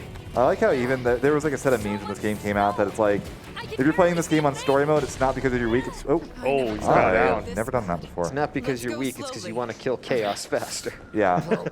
We had best tread carefully around here. You can also just sprint up like these climbing sections. It's just weird animation-wise. Yeah, I love how Jack isn't even using legs at all. It's just like, I got this. Yeah, this section is a pain. It's just snow everywhere. You can't see. Yeah, you're supposed to hang the right a little bit. I was a little bit off to the left. Thankfully, it doesn't last long. Classic marathon. I always got to figure out something on the fly. Yeah. The thing we really haven't talked too much about, Jack himself, like, This will be trying. honestly, he's just a generally interesting character, I feel. He's fun because he's just so angry all the time, and he clearly is very low on patience, which as speedrunners, there's a thing that we all feel a little bit of ourselves in Jack Garland. Also, he's kind of just he's actually a surprisingly nice guy. Yeah. It's I like, you know, there's a big thing with like guest characters in fighting games. Jack Garland would probably be like my number 1 or 2 choice if I had to pick any character to be a guest character in a fighting game. This kid, he's really cool. So here's this game's take on the Mount Gagazet trials for Final Fantasy X. More of these stupid purple enemy spawners. 3 of them, 1 for each color. Gross. I remember being walled here for longer than it should have taken me. I'll take that. So yeah, we're getting to the point now where you really want equipment drops. Yes, equipment drops really matter from this point forward. Oh, I recognize that enemy you just ran by. Yeah. Is it as bad as I would think it would be? You're gonna see quite a bit of them. Yeah. Nice recovery. So the one thing about punching the pillars like this is you are doing only break damage. They don't have a normal health bar. So if I stop attacking them, they will recover pretty quickly. So you have this weird conundrum where they're spitting out enemies pretty much perpetually. I didn't actually. Again, the ideal thing is you want to corral an enemy towards it so that you can use it to build meter while hitting it. I think I have enough meter. I should be fine. Yeah, these things are weird in that hitting them does not build meter. Yeah. So just a lot of strange properties that just don't exist on other enemies in the game. Yeah. We're gonna go here. We have to wait for this to break. And here comes one of the weirdest bosses in this game. This boss took me, I kid you not, probably 8 hours to learn how to speedrun and beat quickly. Yeah. So first things first, we're gonna go in here. I need to go to Warrior. I need to get one more there. Let's go to White Mage. Let's get that. Let's go battle settings. Do that. We're gonna go ahead and equip Mighty Strikes, just a buff, just generically pretty solid. Did you change your equipment? I did. So what Ghoul is doing there is he's using anima shards that you basically get after boss battles that you give you a lot of experience to a job you want to level up without actually killing stuff with them. All right, so here is the dragon zombie. This fight is horrible. I really want this boss to not rush at the start, which it is very capable of doing. Is this a serious time boss? No, we can chat. Don't worry. If it goes wrong, it'll go wrong. There's not a lot that we can do about it. So similar to what Ghoul's been doing to basically all the bosses in the game, this dragon has learned that poison is really good, and it starts spewing poison everywhere. As you can see, Ash and Sophia are already poisoned. Oh, and poison is really powerful in this game. In the casual playthrough, when the game first came out, if you got poisoned, it would do about a full bar of health and a half of your life if you never cured it or healed. You know, I was wondering why this was called the Dark Souls of Final Fantasy, and you know, with all this poison, I'm starting to understand.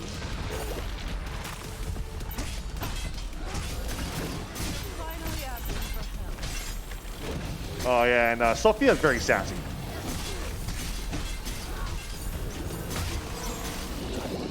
Phase 1 is the easy part of this boss. Phase 2 is where it gets...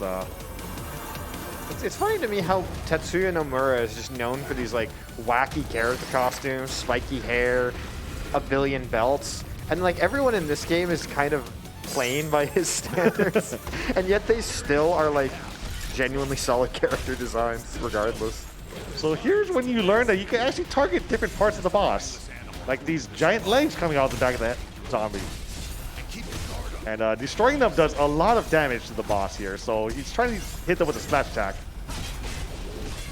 And as he starts breaking them, it does a ton of damage.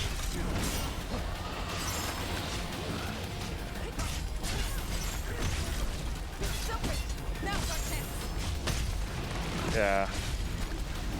And it does a lot of stagger to the boss as well, and that's basically it.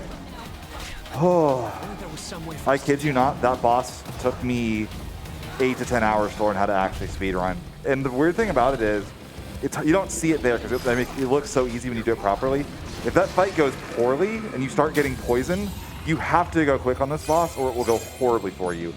So you have to play aggressively in all these poison puddles that do just a ton of damage. Leaving us hanging. Sorry, I have to explain. I'm like kind of relieved that boss still scares me to this day doing it, even though it's really not that bad once you start getting things down. All right. So onwards to the Final Fantasy XII dungeon, which is the Tomb of Wraithwell. Yeah. Unlike FF12, though, we don't have a giant fiery gigas guarding this tomb. Don't forget not to skip this cutscene. Yes, this is a very big cutscene. Don't forget to change equipment also. This is the one. That's not haste. So the earth crystals in Yeah, here that happens somewhere, sometimes. right? So the way you choose your spell on the wheel is you hold the ability button, All right. and then you put the control stick in a direction. Sometimes it takes a little while for it to go. So you'll see me cast D at the start of some dungeon because I haven't put the haste command in yet. It is good at remembering where you last left it, so you just leave the stick in neutral, it will cast the same spell. Yep, that's generally what I do, which is why you'll see me muscle memory. I'll hit R2 like, I need haste. It's like, oh, right.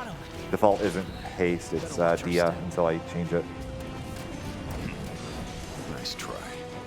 Yeah, a lot of getting good at running this game. There's a lot on the combat because the bosses are so key, but almost equally as important is just getting used to these dungeon layouts. The game doesn't have a map, so you kind of have to really, learn your stuff here. And a lot of them look kind of samey, so you'll take the wrong turn sometimes, like I did there. Attacking them head on is suicide. So this area is kind of supposed to be a puzzle-ish kind of area where you just go around everything, or you could just ignore all that and just run straight at it. Yeah. There's also our good friend Marlboros, the quite possibly the most hated enemy type in the history of Final Fantasy. It's up there with Tonberries. Tonberries has that kind of cuteness factor, and it's like the novelty of this little thing that can one-shot you. Yeah, but Nobody likes status effects. They're really awful in this game, Tonberries. They are. But they're so cute. They're cute until they murder you because they just looked at you. Well, that's just because you went too slow. That's Tonberries for you. All right. Kind of the nice thing about those points is if he does have enemies aggroed onto him, they reset.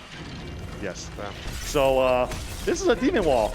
Actually, they're really well designed in this game.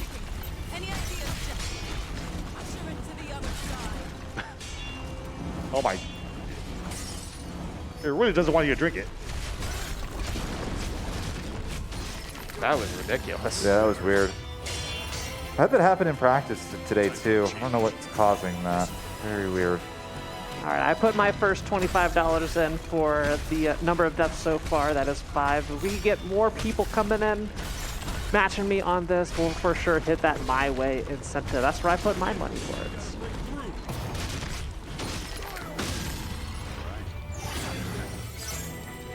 All right, so I'm going to go ahead. I'm going to go into my battle settings. I'm going to go update my gear, which is good. I got a nice little weapon here. We got a Griffin mini-boss. Again, mini-bosses are kind of one of the more difficult parts of this game. And annoyingly, this one's in a room with a bunch of other enemies. So I actually have to clear the other enemies before I do that, just to kind of... Again, the crowd control tools in this game just don't exist. So the best crowd control is just killing everything else before I actually start fighting the mini-boss. Yeah, once again, flying enemies, they're really annoying. Oh yeah, the Griffin particularly has a really brutal killing animation. Yeah, the Griffin's one of the best ones for sure. Alright, so I'm gonna do this. Mighty Strikes, Venom. Stay in formation. This will be trying. Steps behind. Especially the elementals, they're very brutal. Yeah, I love it. You just steal the ball, and then that's how you crush them. Like, oh my goodness, it's so brutal. Find a different approach, Jack.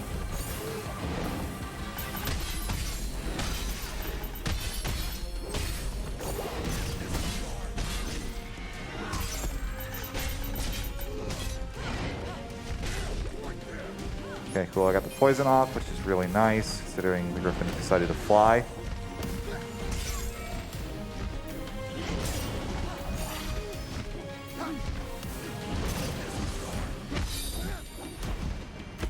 One of the nice things you can do is actually you can break that pillar and it will fall down and damage anything it lands on if you aim it correctly.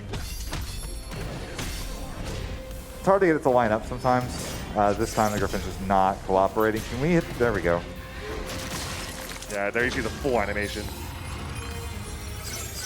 Alright, there's one over here. Time for a Ooh, change. 2 bonus potions. 2 more Unfortunate. potions. Unfortunately, I had to use a couple there, so I'm only back to the default of Sophia. 5. Just what is this dark crystal? I know what it can do, but what in the world is it? I wish I could tell you, but there's no way for us to know for sure. Astos might know something. Point. Let's ask him next time. Oh, you can just skip that demon wall. Nice. Yep. Remember anything about that place, Ash? Little. It's where I got the Yeah, there's no reason to fight that one. If you do fight it, you get like a Makes sense. chest, but Pass when you're old and gray. Chaos Now we can't got a wait job for us, to do. so we're going to continue on. Yeah. The other characters are trying to discuss the plan. We're here just trying to get to chaos as soon as possible. Time for a change. Time for a change. Yeah, there's Let's lots go. of traps in this dungeon. Yep. And especially this area is easy to get lost because once again, there is no map at all in the It's game. not that.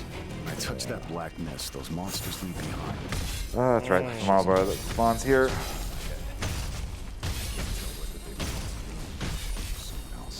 Nice. Nice. Yeah, very nice. So one thing there, I'm using breakdown to knock the enemy forward with me, which basically allows me to use breakdown as a form of crowd control while I'm actually hitting the target that I want to hit. All right. I think we can use that. Let's remember. All right. Let's go. Don't battle skip the settings. cutscene. Yes. I'll get the coin. Get the jar ready. I'm sad Palmer's not here. Speaking of jar, I'm sad he's not here. We all miss him. It's unfortunate circumstances that caused him to be unable to come. We go ahead and reapply all of our buffs. Which, if it isn't already obvious, those do carry into bosses pretty much right as they are when you enter the door. But if you do use a crystal, it will refresh all your status effects, so you would lose all your positive buffs as well. So you have to wait right before the boss fight to do it. I thought you'd say that.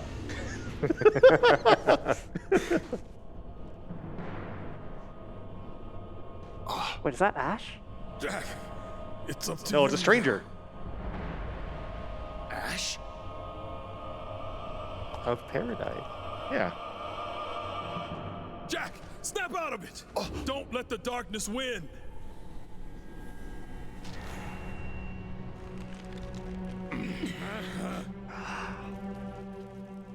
So I take it you're the one who stole the Earth Crystal's shine.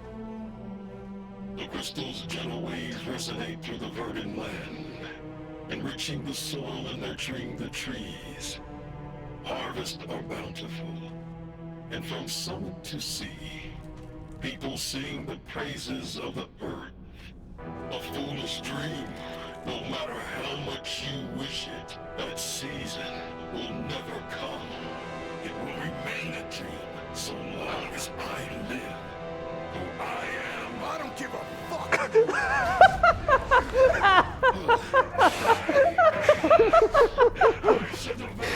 Man is trying to skip cutscenes in real time. My favorite part is he waits for 90% of the monologue before he does it. Oh. I'm sorry. I believe those are the only two that contain the foul language that we. Yeah, I had to get approval before showing those. So Lich is a different kind of boss fight. He's mainly a spellcaster that tries to keep away. As here, every time he teleports, he summons ads.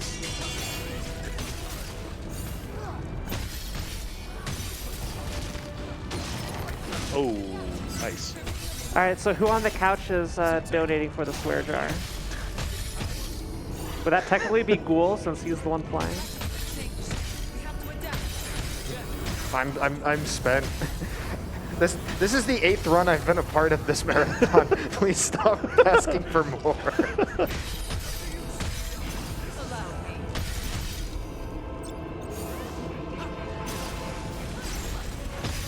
I think that means the burden will fall on chat then.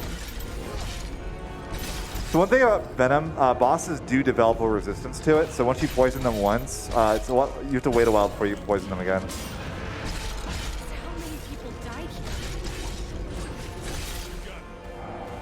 Where are you? Come on. It's kind of sad. one of my favorite cutscenes in this game is one that's too late in the game to show. Gotta keep our heads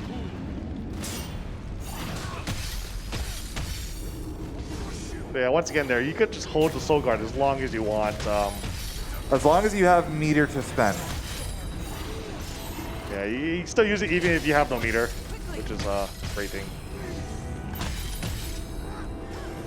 And as long as the attack does not break your gauge, you're totally fine. This animation is so good. Oh no, the kill animation is actually the good one. So we've broken Lich's arms, which should make the spellcasting thing a little harder. Yeah, this phase was fun in my casual playthrough. Yeah, now he goes full aggro mode on you with the command grab right there. That's really terrifying. But it also means that he stays in melee range a lot longer. I don't think we can stress just like how difficult it is to actually maintain tempo in this game, because it's the fastest way to beat these bosses is usually to delete their break gauge, which means you need a lot of tempo on your side.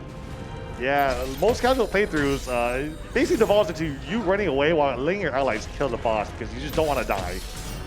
At some point when you get low, yes, usually you will have to, you know, keep up in combat. There's enough means to prevent yourself from taking damage to like encourage you to be aggressive, but it's so hard to maintain aggression in this game. So I thought I was gonna get grabbed there. it really does take quite a bit of practice. This music's really good, by the way. Was it Hamauzu who did this one? I don't think so. I'm actually Here we go. curious on that one. Ugh. I got you. Just rip its arm off and use it as a scythe to cut off its head.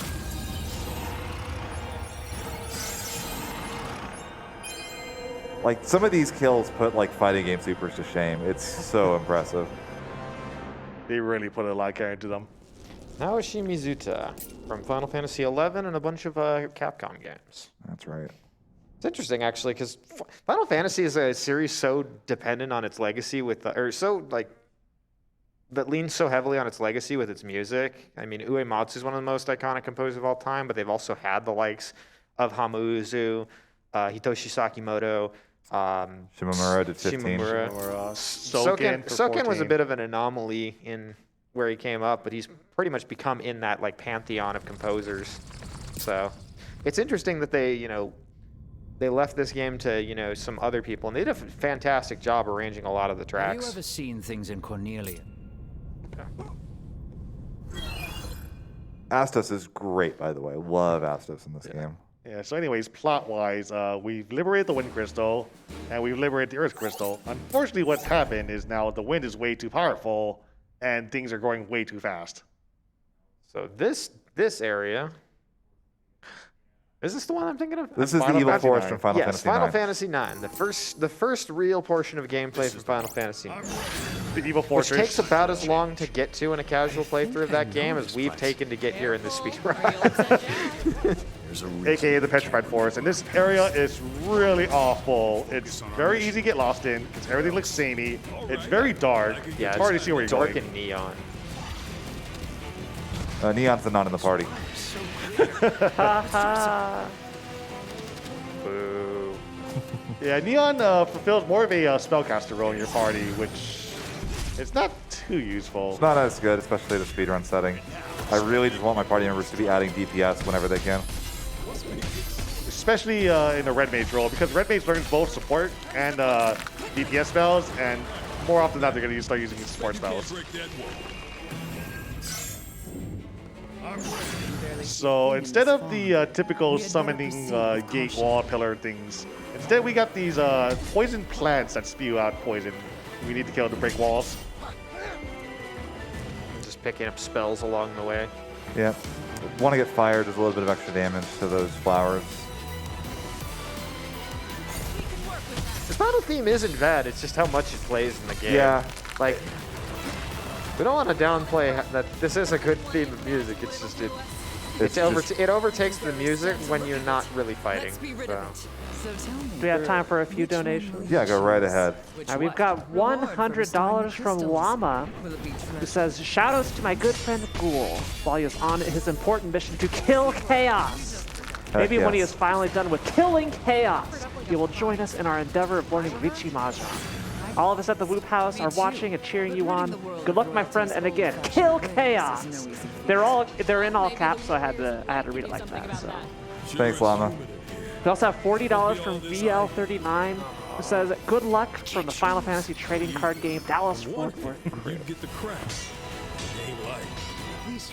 Oh man, it's really fun. Like I've got like so many friends that tell me like they've watched this run. It makes me, it's really happy. Makes me a lot. It makes me very happy to hear, that so many people are, I don't know. I've got a lot of good friends. I'll put it that way. All right, so we're going here into the Marlboro fight. Yeah, you might have seen a couple of them on the way here, and now we can't avoid it anymore. Fun fact, we're still going to poison the Marlboro. We poisoned an undead dragon that's trying to poison us back. It's true, we did poison the poison dragon.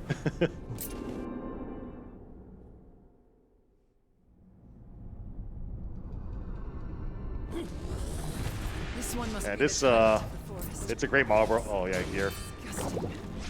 It's got these wacky waving arms. Wacky waving, inflatable flailing arm, flailing two man. There's something so sadistic about making a boss out of a Marlboro. Especially when it has 2 phases. On brand for the game.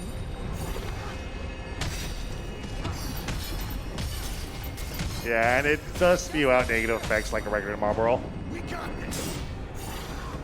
Also really hard to block. It's very hard to read what attacks are going to come out of it. And those tentacles aren't also just for show. They will like reach across the room to hit you.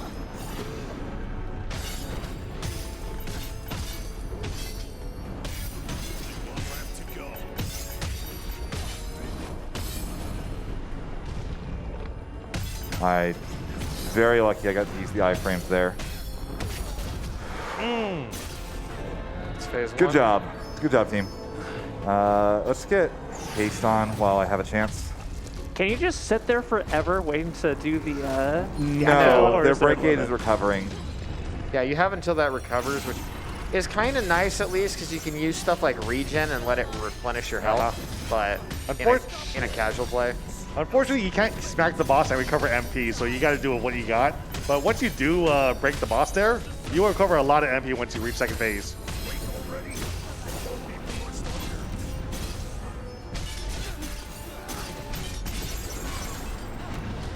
Yeah, so now you ripped off the tentacles, it sticks out its tongue and starts spinning around. And it flies.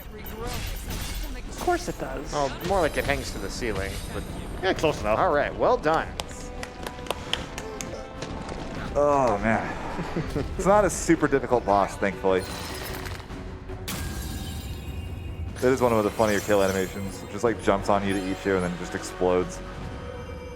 It should have chewed. Yeah, don't swallow your Jack's whole, everybody. Bad indigestion.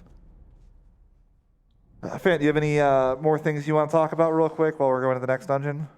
Gosh, this game is incredible, Ghoul. It actually is incredible. But we do have a $25 donation from Hathku. Says, "Donation goes to the one and only goal. Killing chaos." Mount Gold here. So this is the Fire Cavern from Final Fantasy VIII. They like the first dungeons of a lot of games. This is a really, really interesting dungeon as a speedrun because we're going to be doing something here that we're not doing in any other dungeon in the game. That is, we will be changing classes temporarily. Oh, so the floor is lava, but you can just walk right through it. Yeah, you're supposed to break a thing to turn the lava off there. We just ignore it. Costs a potion, but it's not really a huge deal. If you know where you're going, the replenishment on the potions is pretty predictable and manageable in your route.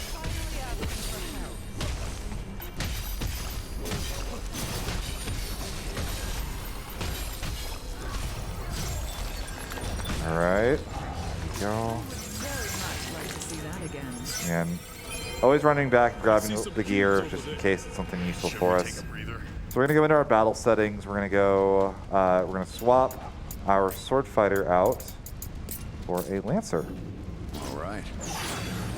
This isn't really combat related at all, actually. We're going to be using it to skip segments of the dungeon. So we're going to go up here. Those lava things are all over the place, and we're supposed to go through this whole dungeon and like go through this big ordeal to do them. Let's go around. Or you can just pull out your spear, throw it, and break it. That is amazing. Yeah. So yeah, those things spew out lava, but once you break them, lava just dries up. That's how lava works. Where I fell off that did not mean to.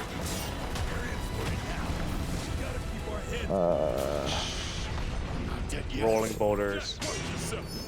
Watch for rolling rocks. Yeah, it should be the other way, yeah. Oh, you're lucky you don't have to make any A presses, because there's no A button on the controller. Oh my god, what's happening?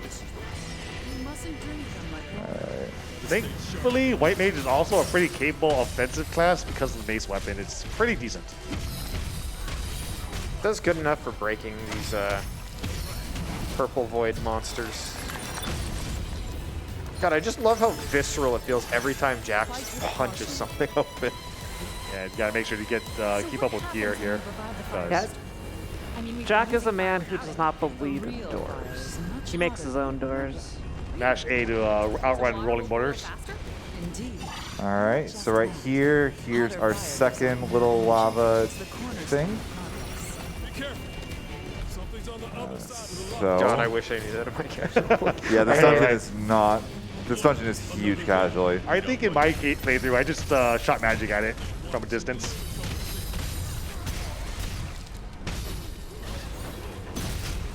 Ooh, that's actually pretty good. All right, continue on. So, what now?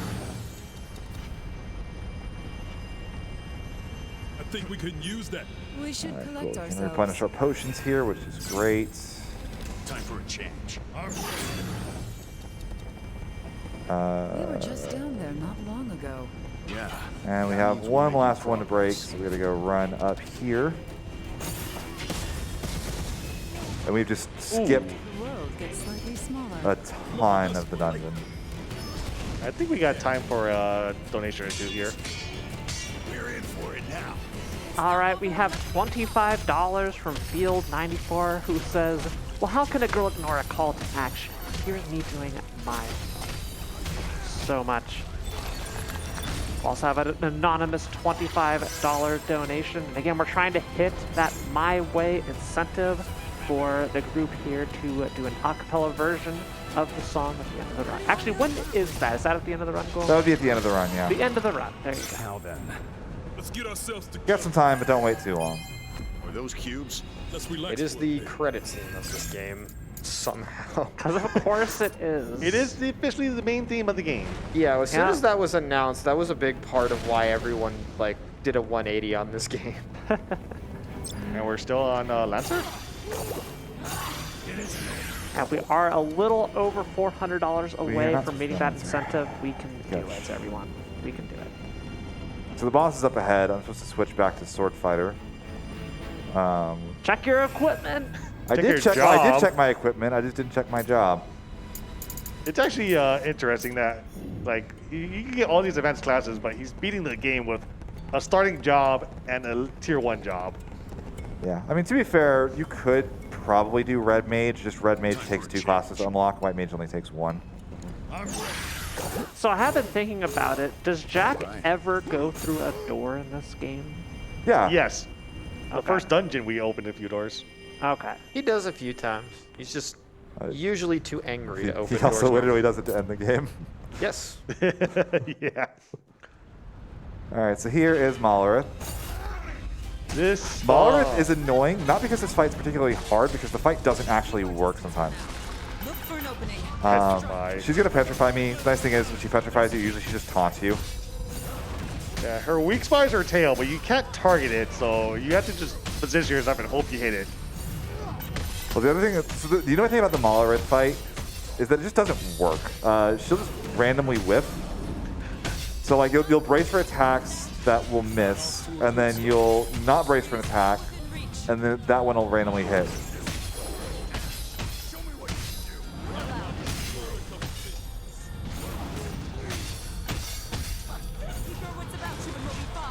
And the petrify mechanic just makes no sense.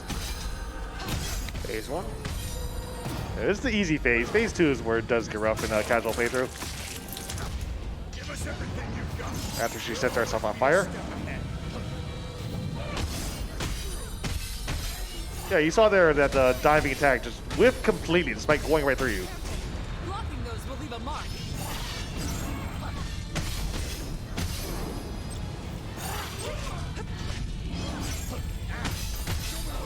This music gives me such near vibes. Oh, bummer. Yeah. Multi-hit attacks are dangerous because you get hit by one, you get hit by all of them. Yep.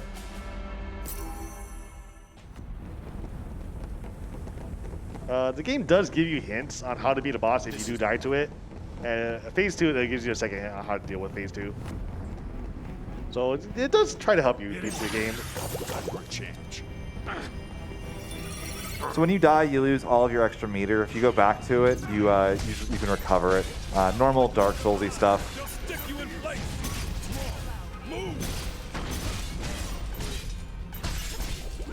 We'll get the poison off. It is. We should keep our distance for now. Look for an opening and strike. Yeah, this boss staggers a lot. Just because casually hitting her will hit her tail. Not fooling anyone with that. Blade Dance is a buff. It's really funny casually because I played as Void Knight. Void Knight can just turn off enemy buffs. So every time she did that, she was just giving me an opening for free to beat the crap out of her for no advantage. Give us everything you've got. We'll always be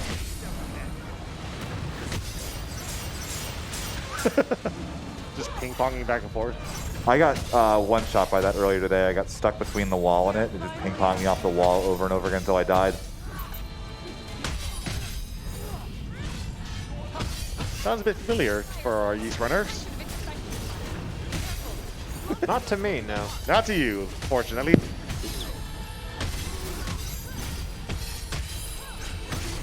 I still have my prize. Which I bought. Prize for yourself. Hey, that was a great race, though. They could have taken it if they wanted. And thank you. Good. Oh. All right. Kill's a kill. It's fine. We take those.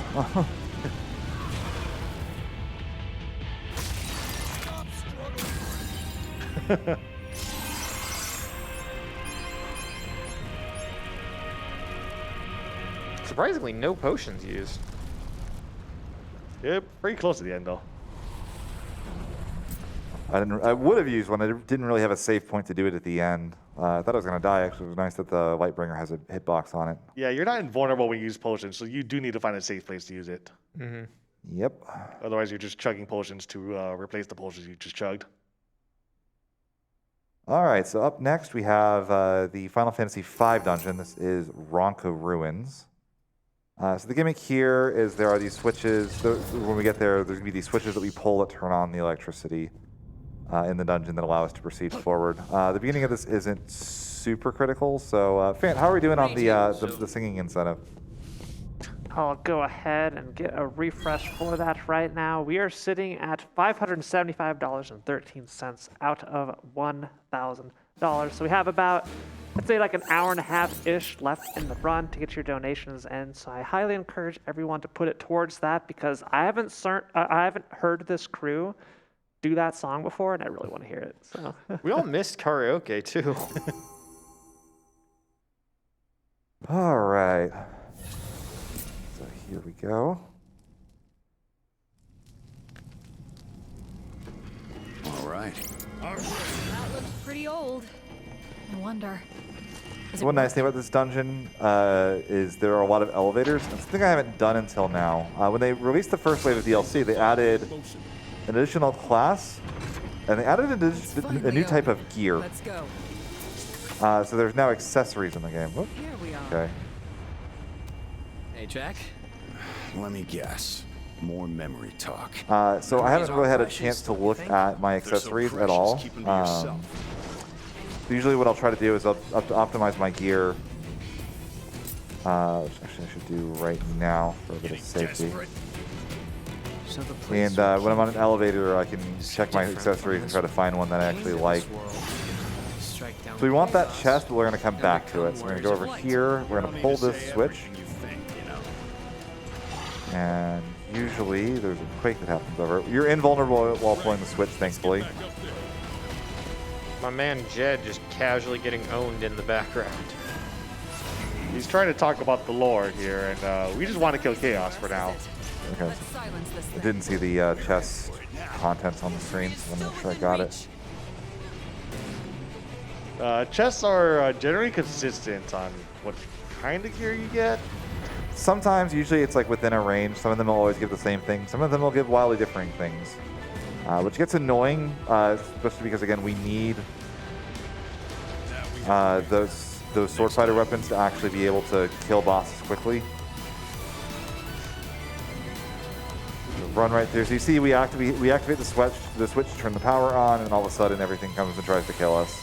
Yeah, these rocket turrets, for some reason. All right, so let's take a look at what we got. The only thing I can remember about home. Power wristbands seem decent. There's a field full of weird white room. That's all I can recall. Nothing else. Okay, I'll throw the power wristband on the other job when I get a chance as well. I want to go home. To a home I can't remember at all. Hey, are you guys listening?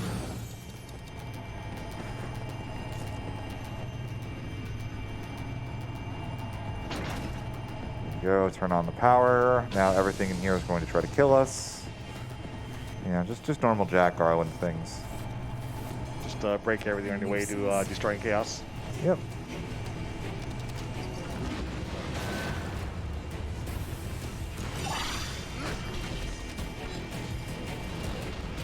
Better tread carefully. It's funny, I remember the solution to this dungeon in particular being a lot more difficult the first time I did it casually. Actually a pretty simple route. When you get on a ladder, you can just jump down. If you're going down. There is fall damage if you do fall far enough. Yes.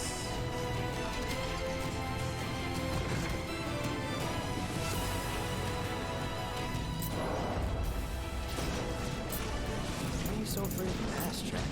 Not afraid. Things we see on this journey, they're stirring up. Yeah, accessories don't change when you optimize, so you kind of have to go check in every now and then and see if there's one that you want. There's just not much else that's really useful to do in an elevator, so might as well. This is the one. Let's be quick. We'll be surrounded in no time. I did not think that was going to pop me.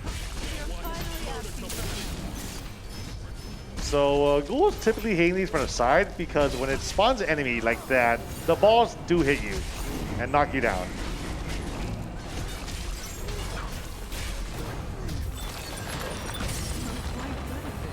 All right, let's go grab gear. Kaiser shield, that's nice.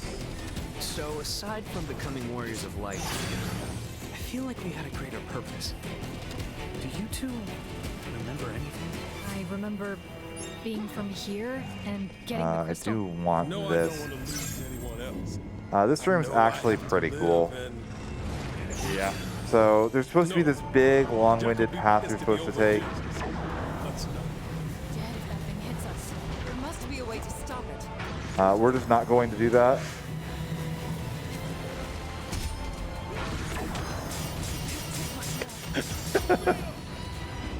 You madman. Yeah, that layer will do this to you. Yeah. That enemy just was not cooperating. Yeah, typically you like go around the sides there to deactivate the laser somewhat. Time for a change. But the speed We're run, gonna skip that. So we're gonna go right to left. We got time to do it. Boop, boop, boop, boop. We go here, get our MP back. We got behind the wall, which is good. That lip is just big enough. And we're through. yeah, once you get close enough, it just doesn't bother anymore. And then there's the Mind Flayer, which is one of the most annoying enemies in the game here. Watch it carefully. Because they spam magic, and they have a pretty nasty command grab they can do. Well done. Yeah, that was still significantly faster, even with the deaths, than what doing the dungeon the intended way would have been. What now? Jack. Save it. There's a fight up ahead. There's a door, by the way, Sam. We have to focus on what's All in front right. of us before we Well, can the think about door, things you behind us. know, is very lucky Completely to live through single-minded, the huh? day. Encountering Jack Garland and not being destroyed, you know, not every door gets that privilege. Only the ones that fight back. Time for a change. And doors do fight back in this game, as we've seen already. So this is Crayclaw. Crayclaw is kind of, I would say, about an average difficulty boss in this run. It can go very poorly, and it can go very well. I think a lot of it depends on kind of the gear you get, some of the attacks that you get out of it. It's another one of those bosses that just tends to be a little frustrating sometimes because attacks will whiff randomly. It also has multiple points of areas that you can hit. You can hit the body, you can hit the claws, you can hit the tail. And they all do have like their individual break gauges that will stagger the boss when you do reach them.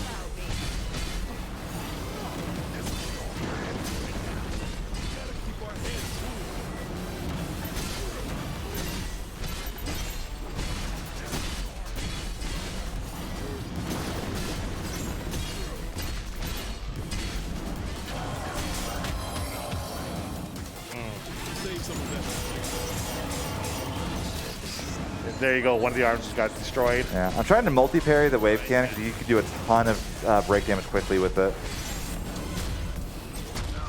Oh my god, he just interrupted your attack.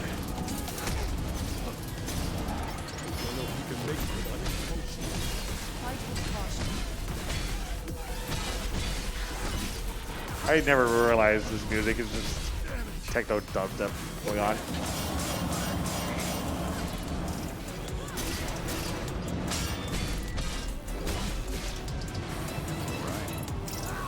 And yes, you can poison a robot. Looks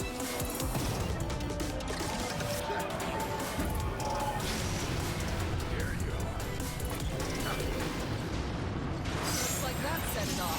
I think it might need someone to calm it down. Right. Then let's get to it, shall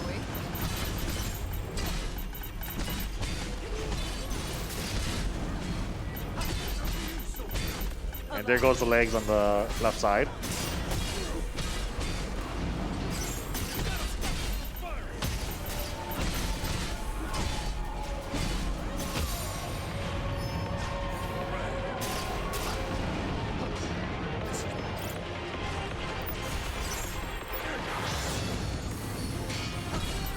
Doesn't bode well.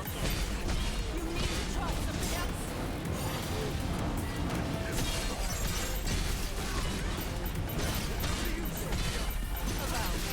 Yeah, boss having multiple breakpoints is really convenient because you can just stagger it multiple times in a row like that. Well done. You salvaged that second phase Yeah, pretty well. going into that second phase with no potions was a little scary, I'm not going to lie. That's also one of the cooler kills there. You just step on it and just go no. It's very Looney Tunes. Nice work. Thank you. 10 out of 10 cutscene. I will be right back. All right, so up next we have the FF7 representative, which is the underwater Mako reactor.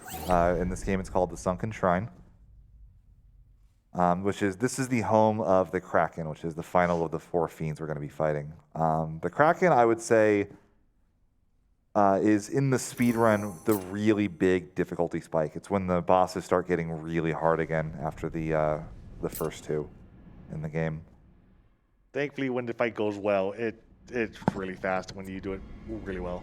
Yeah, it's dependent on a lot of factors, a lot of which you don't necessarily have control on. And Yeah, you gotta hope the boss cooperates with you there. so, first things first, we do have to run through the dungeon. So again, this is based on the underwater Mako reactor. It really sucks we don't get we have to listen to the battle theme the whole time, because this is a really fun remix of the like FF7 music. It's also a long area with a lot of hallways that's really, what the? That was, yeah, I was the only one It's who a lot of noticed. long winding ways that it's very easy to get lost in here. Anyway, it's open.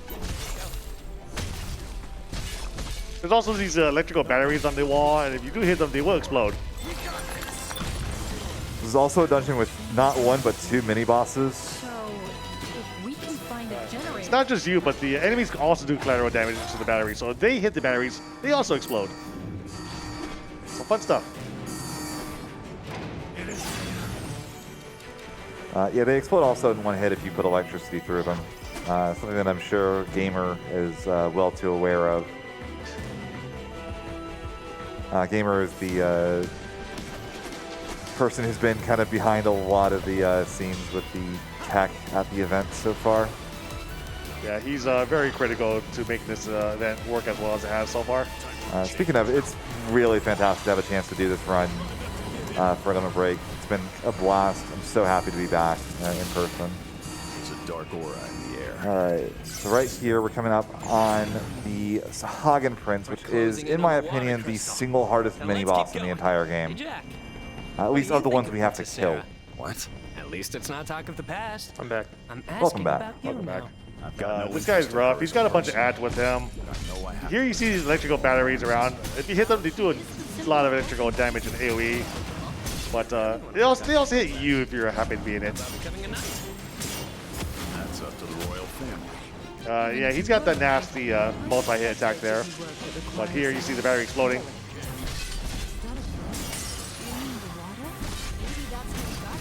The thing will pass the need for both. And here's the ads coming into play.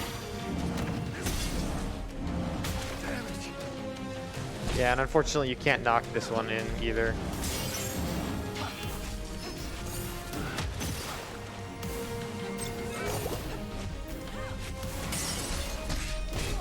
Yeah, and there you see, if you just lay off an enemy for even the slightest amount of time, the break gauge starts recovering really fast.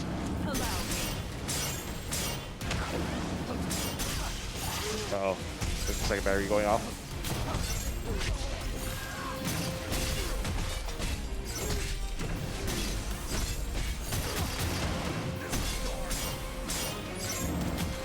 Oh! I'm alive, I'm good. Save some of that for later. Fight with caution.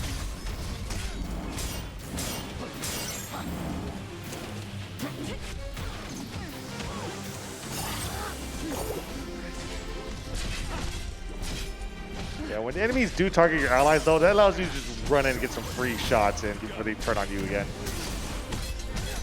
And once again, interception here, allowing you to keep pressure up while you're still being on defense. It really is unfortunate you can't carry interception to another class.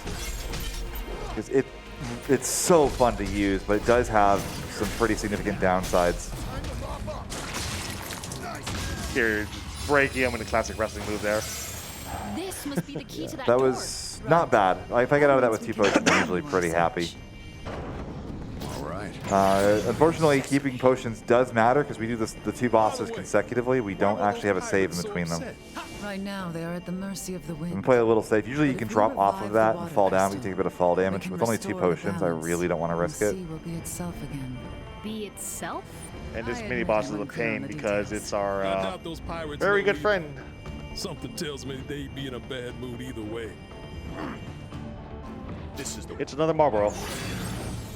We've got our work cut out. They have pretty tight a pretty tight area to actually fight this in too. Oh, that's a bunch of debuffs as well. Stay sharp.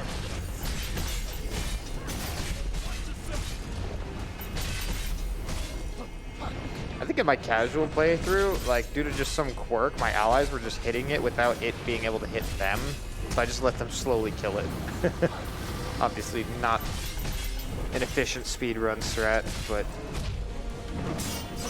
Safe strat is usually preferred over the going fast in casual playthrough because dying is real rough.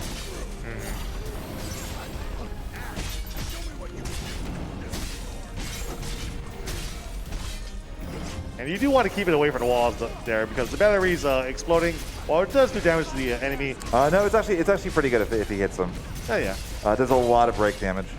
But it is a bit annoying that you have to also keep away from them, or else they will break you as well. Good. That's very good. Yeah, it's decent. We'll take that. That's both mini bosses down. That is both mini bosses down. No more potions. So the only coming up, we're going to try to get one more treasure chest, try to make sure our gear is as good as possible. It's going to be guarded by a mind flayer, which would otherwise be kind of a mini boss level enemy, but we're just going to run past to grab the chest and keep going. Hey, Ghoul. Yeah. Check your gear. I will in just a little bit.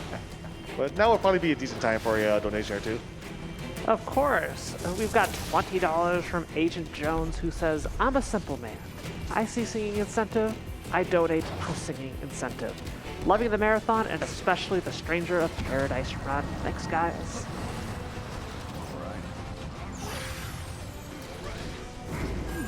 This might be worth it. No, I really don't remember this part of FF7, but it's been a while since I played it.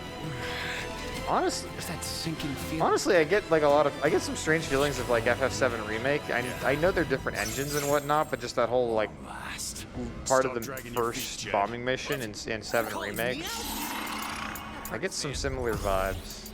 Yeah, it's got a kind of a similar color palette, I should say. Yeah, probably a good way to put it. I don't know. I've always loved the Maker Reactor like dungeon parts of Final Fantasy VII, like the kind of imagery there. This is the one.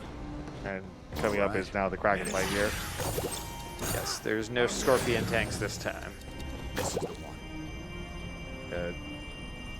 This is a very difficult fight here, and once you get to the phase 2, it's probably gonna be quiet time for Ghoul. Focus on the fight. All right, so here we go.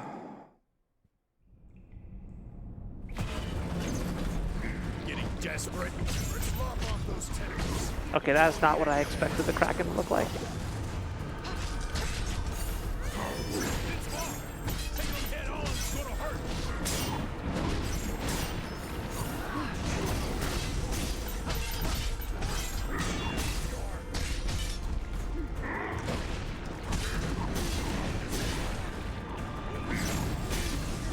The timing to dodge squash is really tight, by the way. I did not want that to explode. Yeah. You want to save those for phase 2 if you can. Yeah, they do a lot of damage to the boss. This is break damage as well. But Kraken does a lot of combos, and messing up one block will pretty often spell death.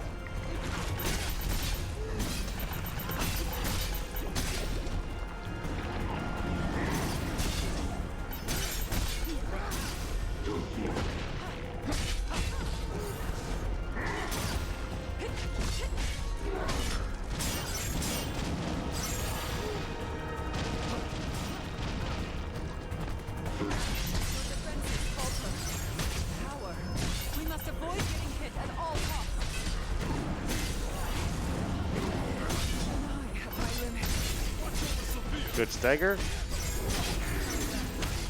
Nice double stagger there. All right, phase 2. I'm getting Super Mario Sunshine flashbacks. By the way, that's one of the most metal lines in the game. Weep for your misfortune.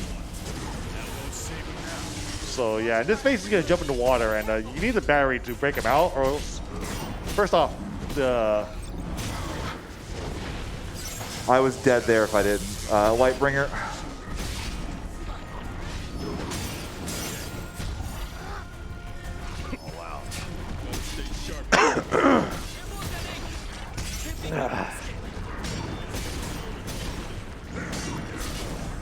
I think there's still one battery left.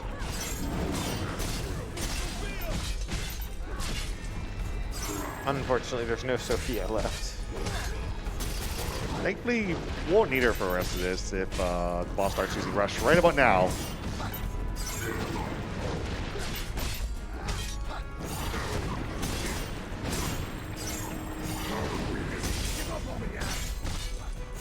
1v1. Don't flip, don't flip. No, no, no.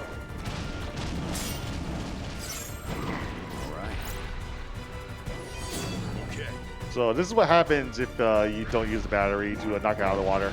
The water's protecting it. This can't be good.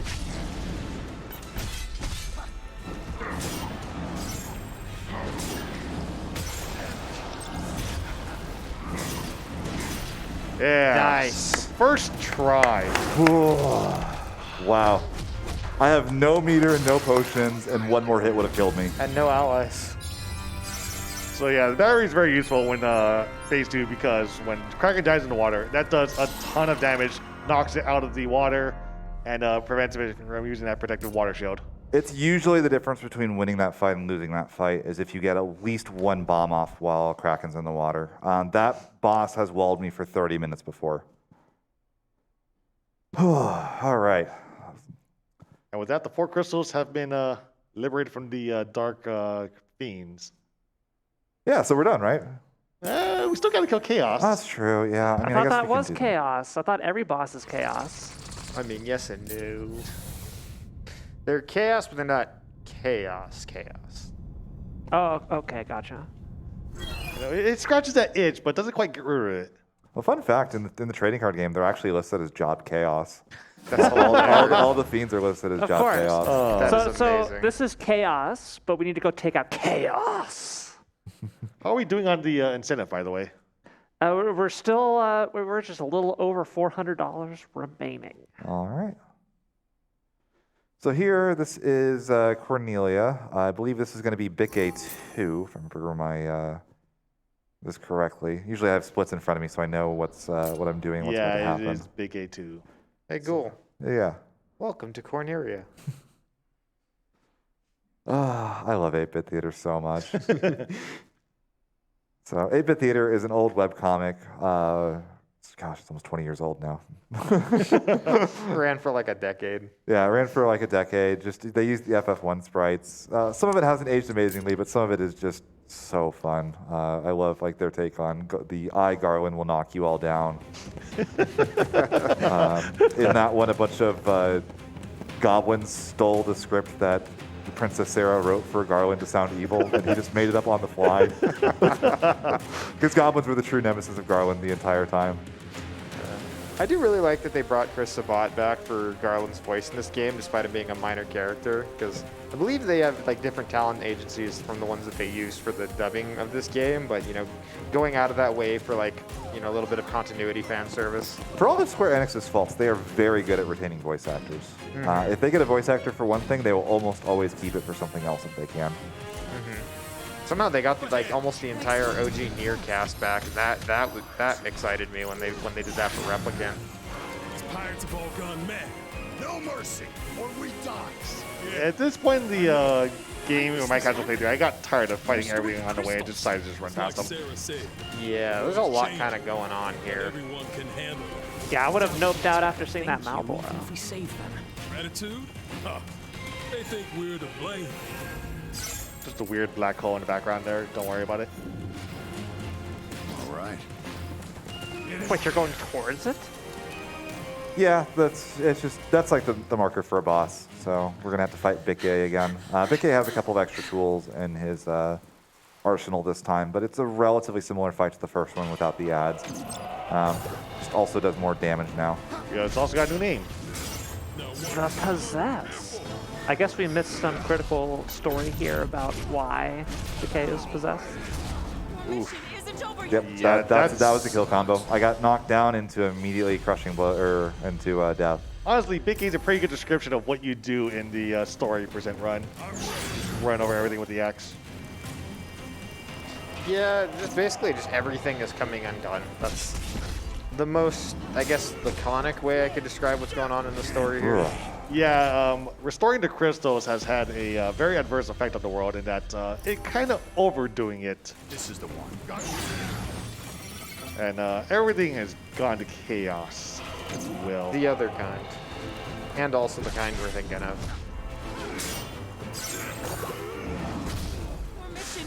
I don't think that hit me. That just I smashed disagree. That just smashed through the solo parry there and just went straight for you. I think I was a hair early, so it wore Time off. for a change. All right, come on.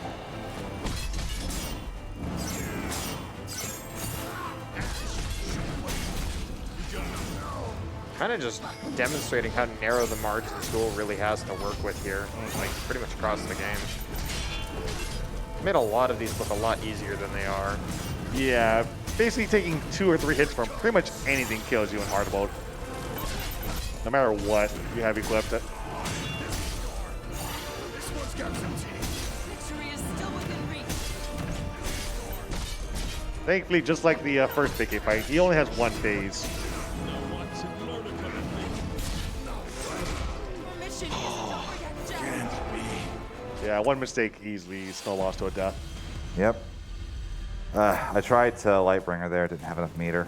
All right. It is time for a change.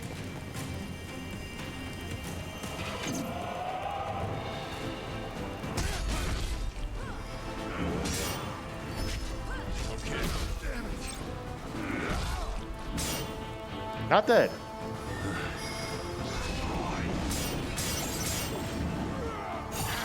Show me what you can do.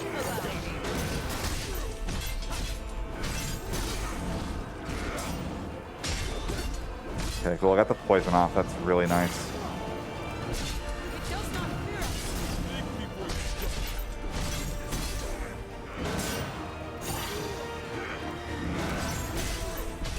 Keep your wits about you and we'll be fine.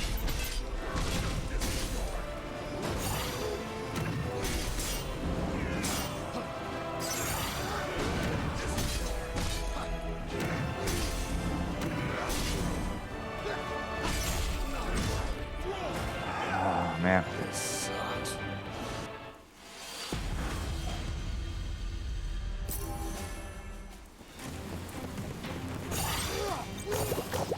It's actually a pretty difficult boss.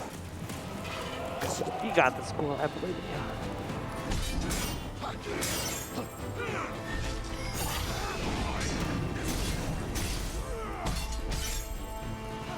Keep your wits about you and we'll be fine. Lots of different attacks, lots of different parry timings is the tricky thing with here.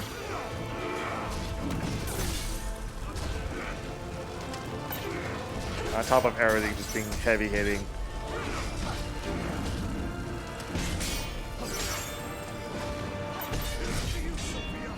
Allow A few steps behind. We got this.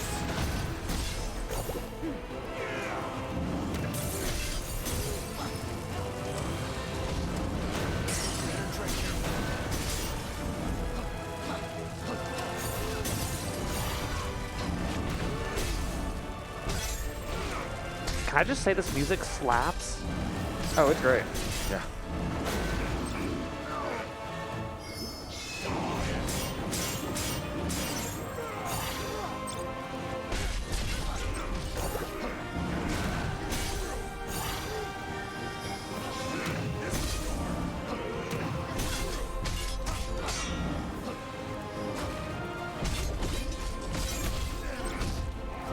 Oh my gosh, I got the second poison off, which usually is the mark when you're going to win that fight.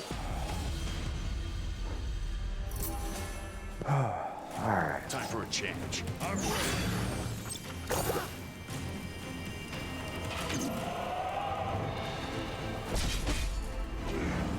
Well, Ghoul, on the bright side, we are now $40 closer to hitting the My Way incentive. Keep your wits about you and we'll be fine. Of course, he went for some tomahawk there. Almost out of potions. Gotta stay sharp, guys. We're in for it now. Gotta keep our heads moving.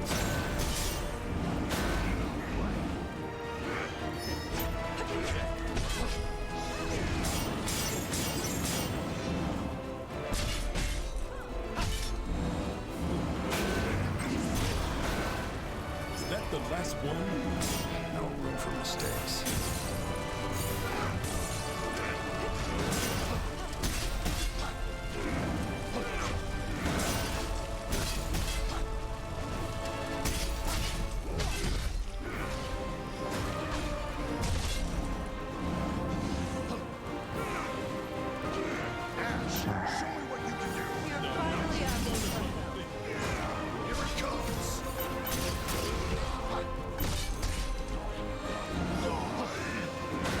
playing this.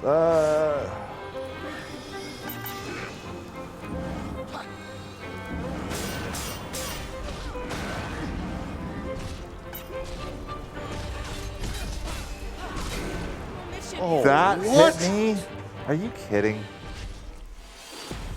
All right. All right.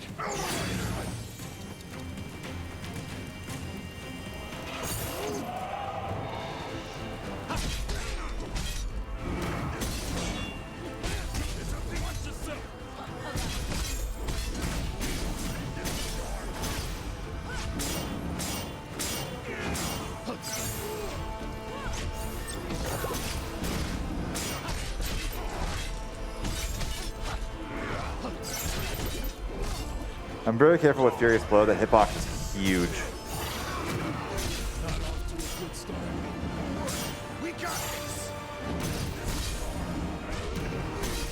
Yeah, once again, most of the moves that BK is using, you can also use it if you're using Axe. So it just shows you how powerful a weapon is. A Brutal Tackle is basically the attack that you use for the story mode run.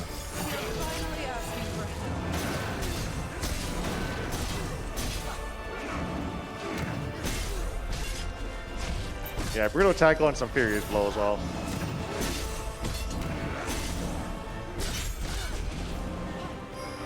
Or Ground Pound, yeah. Ground Pound is one of the moves you use in story mode run to get Brutal Tackle.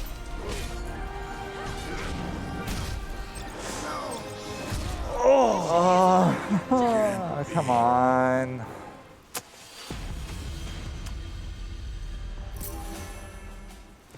This is the one. You got this. Yeah, I got him.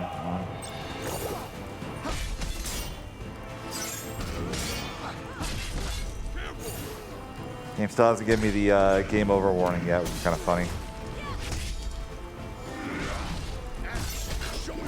Sophia just Gosh, got I just saw launched. Sophia just like halfway across the map.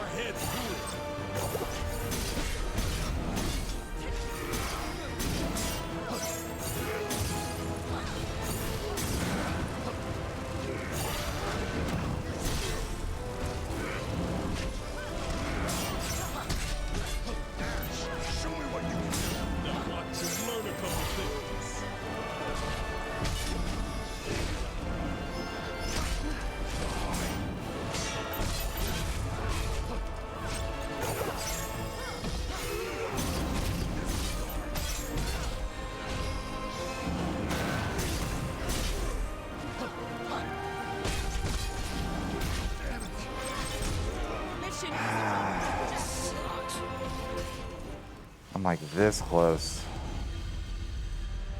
This is probably gonna be the game over warning. No, not quite. Not yet. Let's go. The game after you die a certain number of times says, hey, you can drop the difficulty. But we will not be dropping the difficulty. We got this. So is this a portion where like you have to get like 10% HP or 50% HP to get that like killing blow cutscene trigger? No, he's only got one life bar. Yeah, he's only got one health bar, so. There's no phase 2, but it just makes the fight that much harder. Because he goes full power from the very beginning. Yeah, he does. He has basically all of his moves from the start of the fight. And there's also no like moment I can break if I need like to reapply buffs or something. I have to like back out of the fight for a second and do it. Which is bad because then his meter starts regenerating.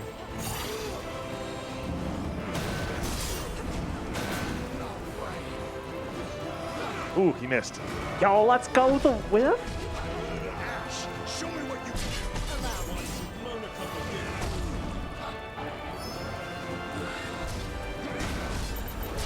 Honestly, one of the perks of having allies in a fight like this, they can sometimes take aggro.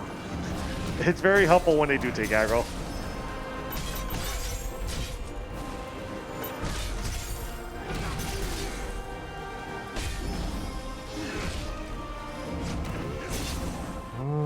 okay.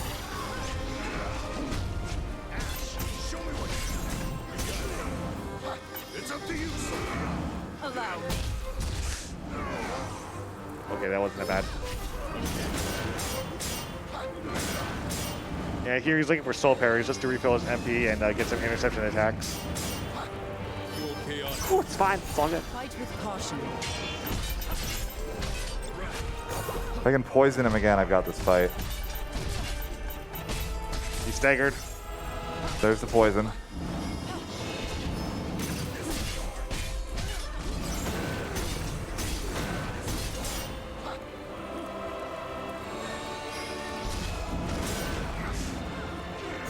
Come on!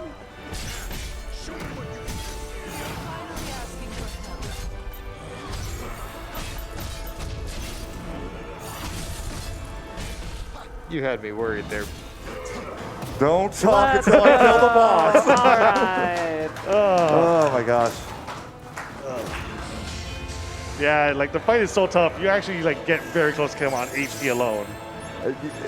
One of the hardest things in this game is actually recovering from a death. Not only do you have to like get over like the mental stress of like, okay, I lost all that time from the death. You also have to, you still have to do the fight from the beginning and immediately get right back into it. It's. And you also have less than you did going into it. Yeah, not so much in this fight because you don't ever have any meter going into that fight, but in general, you also, because you go back down to those 2 bars of meter, you want to go into fights with a full 6 bars of meter so you can have all of your buffs at the start of a fight. So you get off to a worse start after that too. Death cycling is so easy to do in this run. Speaking of death cycling, here is the single worst boss in the entire game. This thing is a disaster.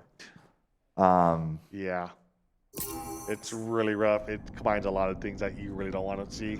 So this is Delphit's Tower from Final Fantasy XI. So first of all, getting a good sword is extremely difficult in this dungeon. It's not uncommon for me to end this dungeon with level 90 average gear and a level 60 sword.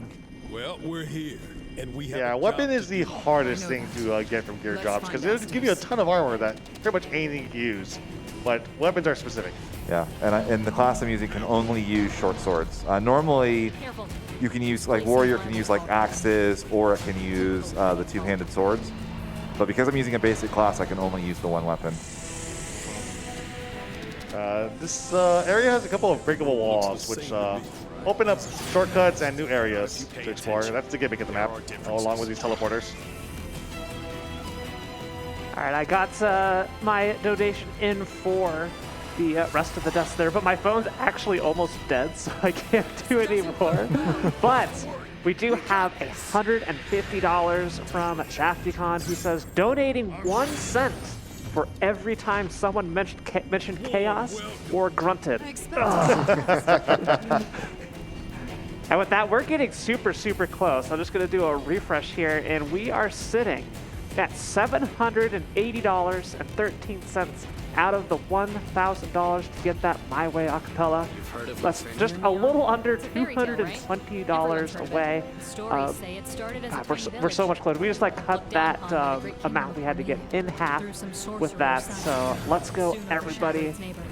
Make my friends sing on the stage here. I got out of singing Bakamita only to do Frank Sinatra. What is this?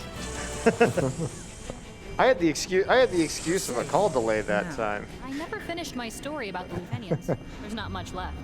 This dungeon is actually one of the longer dungeons in the game.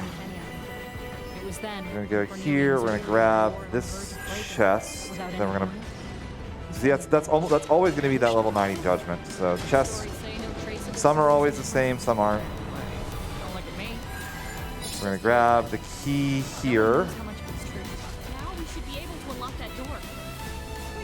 Bit of a risky path there, actually, because there's a save point here that the world record holder, Primera Espada, will actually get before getting that key. All right. I like getting the key first, just because it saves a bit of time on the actual trip. All right, so we got another elevator right here. So let's go into battle settings. Let's re-optimize our gear. That is better than what I'm using. So we're gonna throw that on. I really like how you just optimize the game by doing that. By just using the time that you're spent moving in the menu. Some sort of crystal? Yeah, there's a lot of really fun things like that. Leeching off of other animations, like opening doors, you can actually technically menu while, things like that. All this is very important in the story mode run because, of course, in the story mode run, the fights take much less time. You know, a lot of your time in a hard mode run, you could just have a death counter on the side. It'll almost determine a lot of what ends up happening. Just even the world record dies, 10, 15 times. It's very hard to get through this game deathless. Some of it is also that it's new, and there's not a lot of people who've really taken this category on, so it's it is bold territory. Let's put it that way. It's more of a gift. It'll get there eventually, but for now, it's definitely. How many runners are there for hard mode anyway, besides you? There's a couple. I think the SRCom leaderboard had about 3 runs.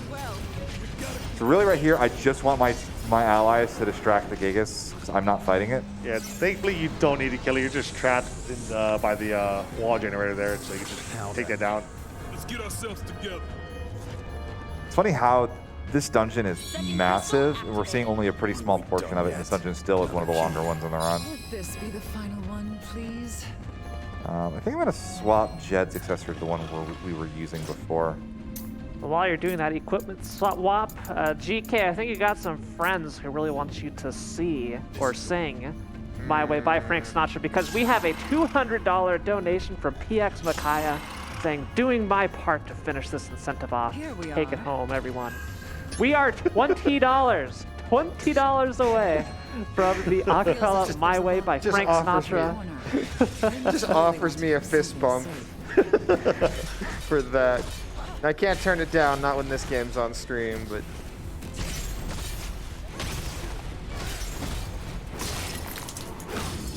So yeah, they're doing the Soul Crush on the Elemental there. Just did a massive amount of damage on the door there. So that Ghoul tries to do that every time there's a door, if possible. It appears they've all activated. Let's investigate. You'll see me, one small thing, I'll try to almost always roll or change classes after casting Haste, just to cancel the end lag of the animation a little bit and start running a bit quicker. Okay, let's take a look. Wing Edge, that's not ideal. It's a high level Wing Edge, usually it's about 63, but the gear here is actually about level 90. It's acceptable, but not great. And again, we're going into one of the probably the worst boss in the entire game. It's an interesting take on a classic enemy. I will say that. We should rest. It's probably the nicest adjective you can use. Please be a Tonberry. Behind this door. It is not a Tonberry. All I know is there's a powerful. It is. It is the Iron Giant. Phase 1 is not super bad outside of Smite chains. So he has an attack called Smite that if he hits you with it, he'll use it again. Usually if you get hit by the second one, it'll kill you. So hopefully we won't see that happen.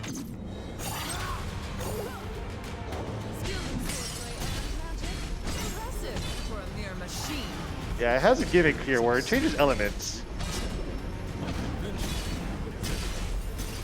So here's on Wind Sword.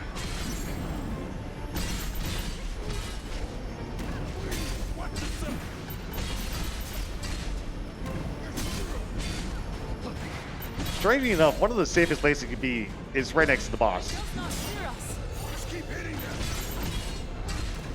Because it's got a massive reach, so being across the room is nowhere near safe.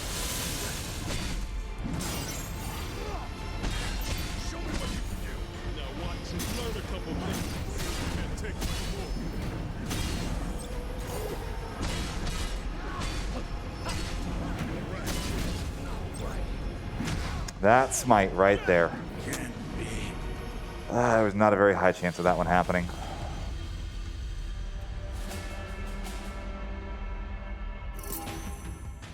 For a change. It is. This is the one.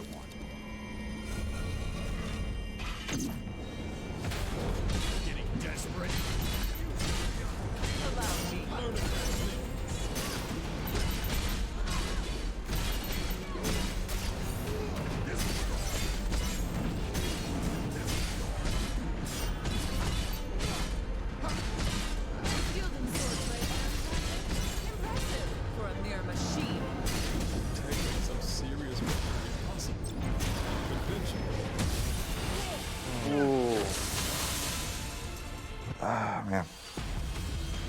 weird. I can't remember the last time that's actually gotten me.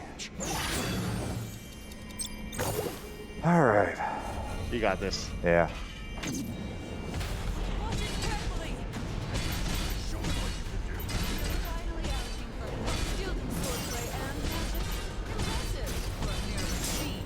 Ancient tech made some serious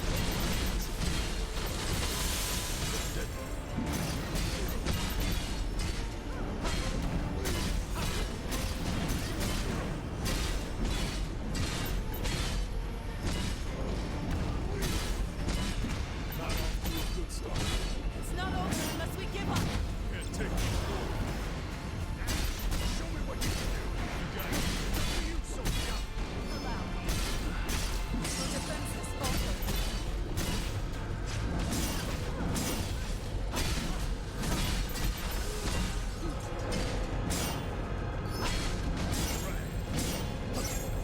Getting desperate.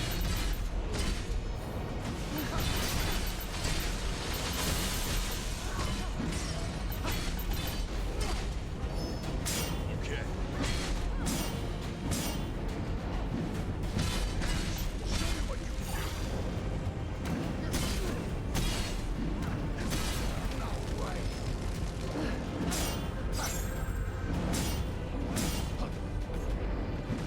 Had me worried for a second there. Yeah. Unfortunately, your allies really like to die in this fight because the boss has great wide area effect damage, and the AI is really bad dodging. Almost out of potions. Gotta stay sharp, guys. Watch yourself.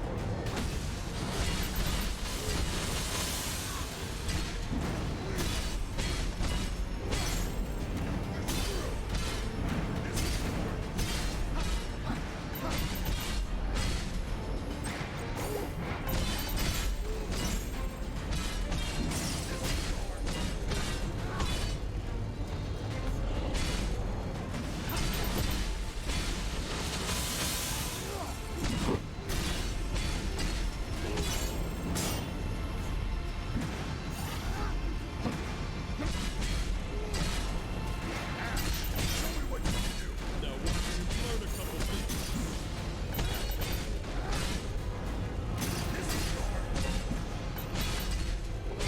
Screw that.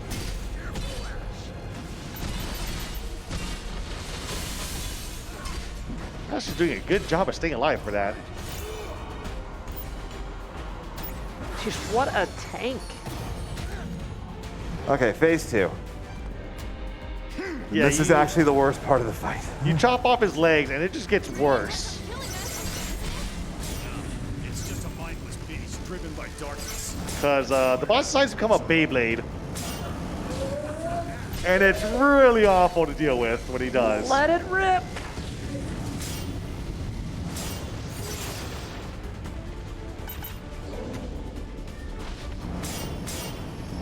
Yeah, once it starts spinning, it usually just demolishes whatever allies you have left alive at this point. So this tends to turn into a 1v1. Give up on me, Ash.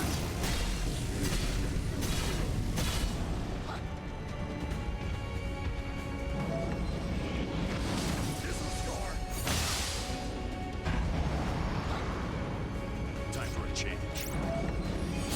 Okay.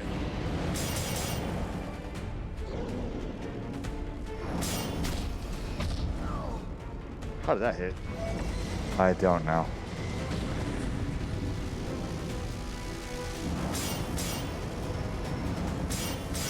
This attack, the spiral rush is a big part of what makes this fight so annoying. The other thing is that, like, you notice I'm keeping my distance. If you stay too close, the boss actually has one of the fastest command grabs out of any boss in the game. So I'm going to play this extremely safe. I'm going to look for 2 poisons over the course of the fight. So I'm trying to build meter right now so I can do this safely.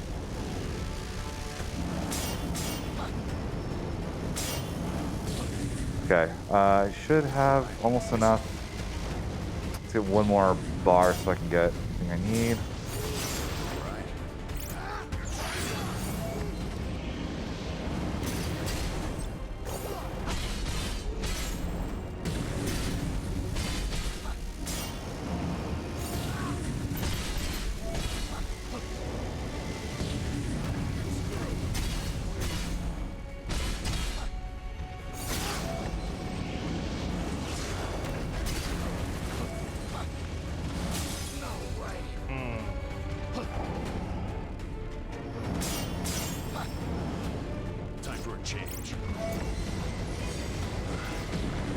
we're gonna rebuild our meter a little bit here.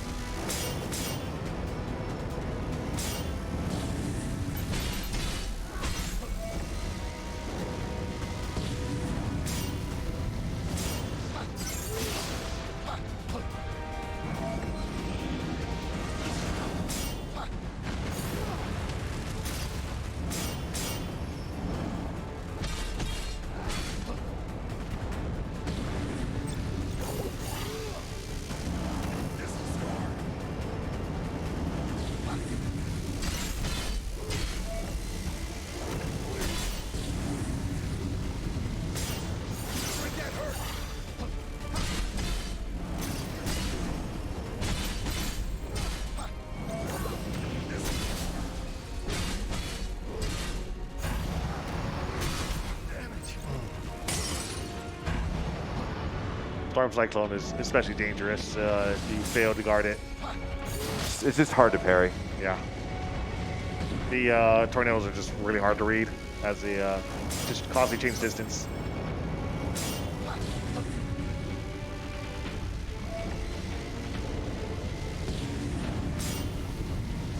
Thunderbolt's pretty good though.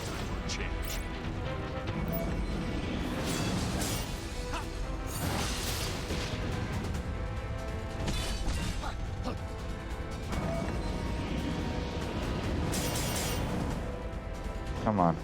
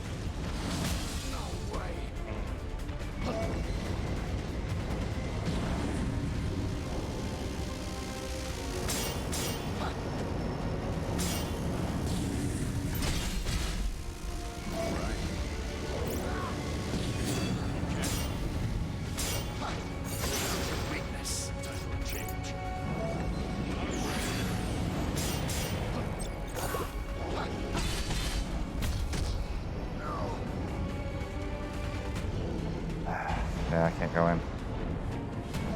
I'm playing this extremely safe. Fortunately.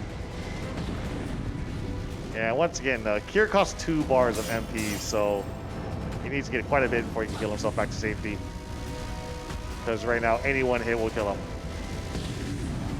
And Thunderbolt here is really good because you get the full bar of MP for using that.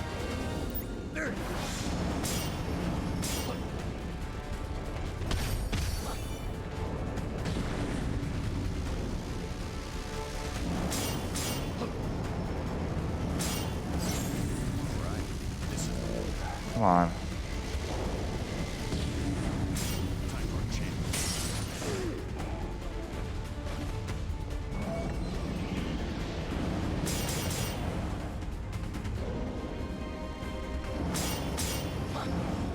What is this paralyzed status effect? I've never seen it before. Just electricity vulnerability up. Oh, fake out.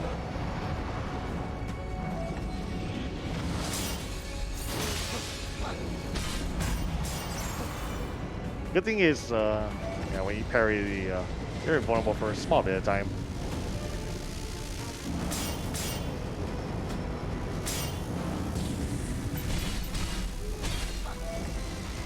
I really need to get a poison off on him just to get that damage. I just haven't had the opportunity yet. I need to get haste, interception, and poison all up at the same time. Time for a change. All right.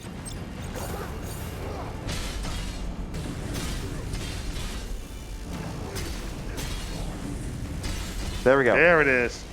Just look at how much damage it's doing. Uh-oh.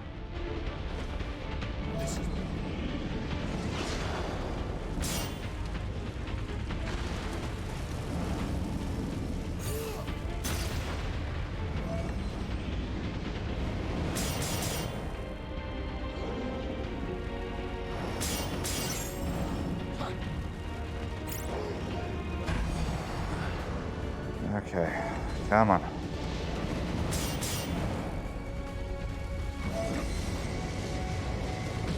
My nerves are so shot right now.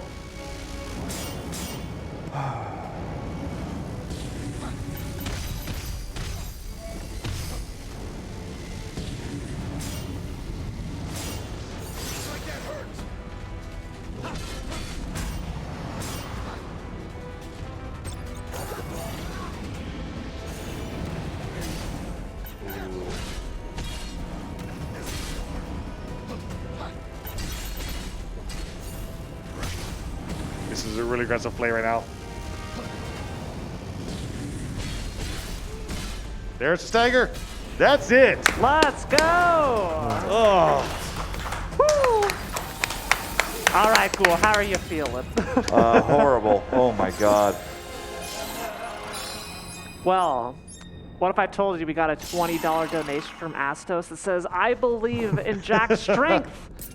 Are those cubes? And with that, prep your vocal cords because the My Way incentive has been met.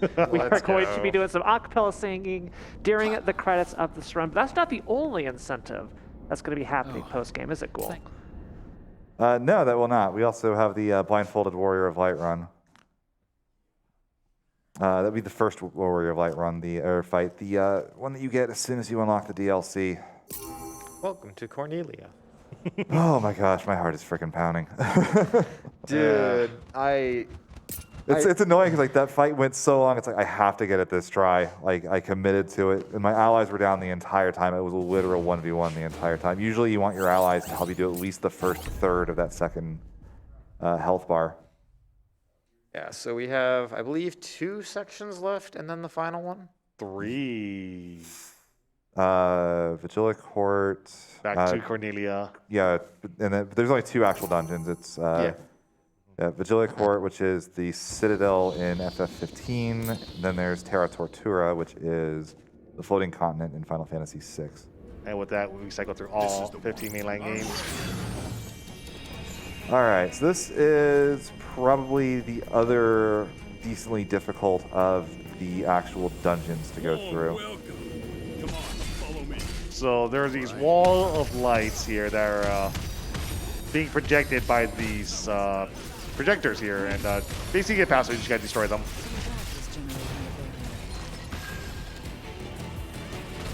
And hopefully he gets some good upgrades in gear here, because the gear you got right now is very out-leveled. Yeah, we're looking for a sword called Save the Queen. It makes a huge difference if I find one for the boss of the dungeon. Blood for every question we ask. We're doing And it's very not subtle how much this is just straight up the Citadel for F15.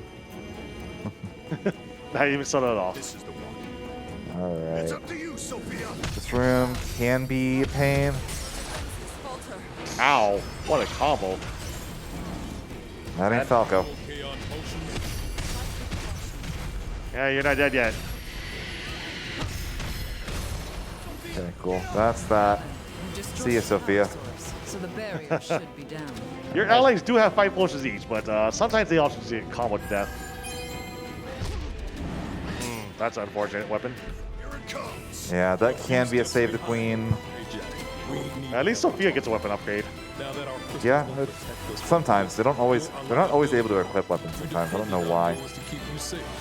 In other words, you'll be forced to do your And that is really annoying. Well, it was nice knowing you, Jack. If I can keep this supersonic wave, it would actually be really nice. I don't know if I'm going to be able to though. Gotta stay sharp, guys. Time for a change. It's always funny how your allies just teleport in with you in elevators.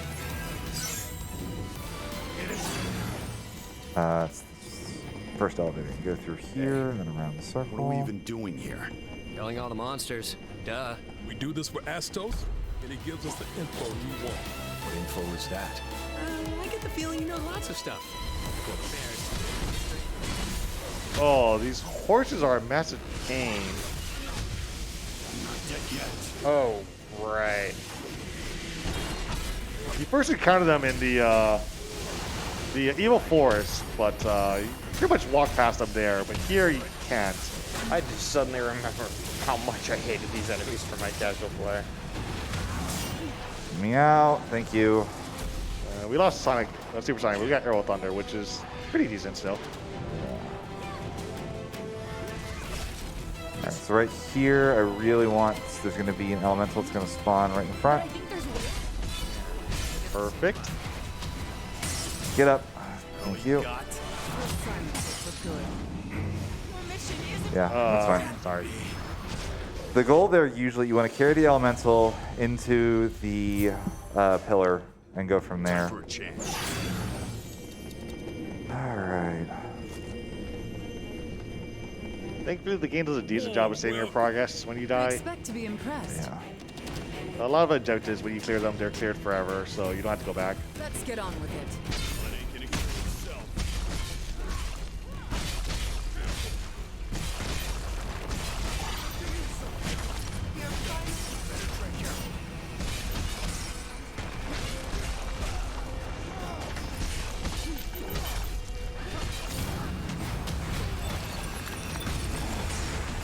Just did not want to lose that last little bit of health there. Holy cow.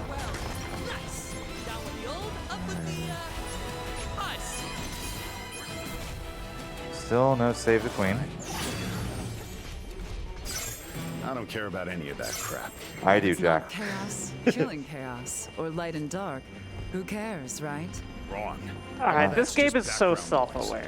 All I care about is Finding something to replace that. It is something. And honestly, like, the story is a little, like, silly at times because it sort of portrays itself seriously. It sort of doesn't. But, like, it's not a bad story, all things considered. I believe it ties into Dissidia lore as well, which people kind of got a kick out of, which makes sense. They're both Nomura games that happen to involve, like, a bunch of Final Fantasies. the next time we need a break. And you really do go to like Jack as you get further into the story. Yeah, he has a little bit more complexity than he lets on about.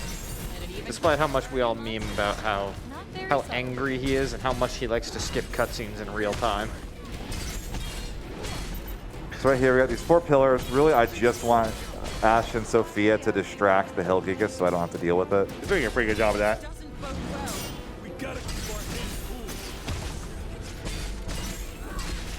That skeleton is like messing with me.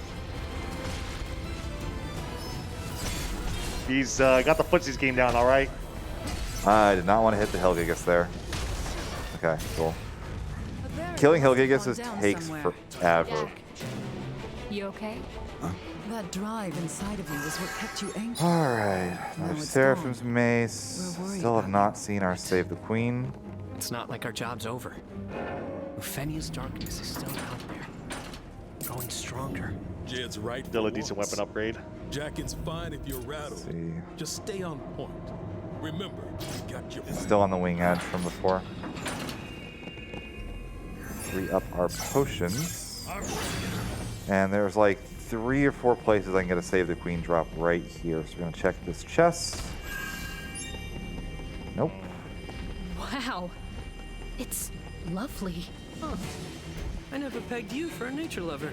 You really know how to ruin the moment, huh, Jed? Right. Quiet time. Here's goggles. You should Nope. be careful. Do it for me, game. I want to see it. More of There's those. one more shot, is it?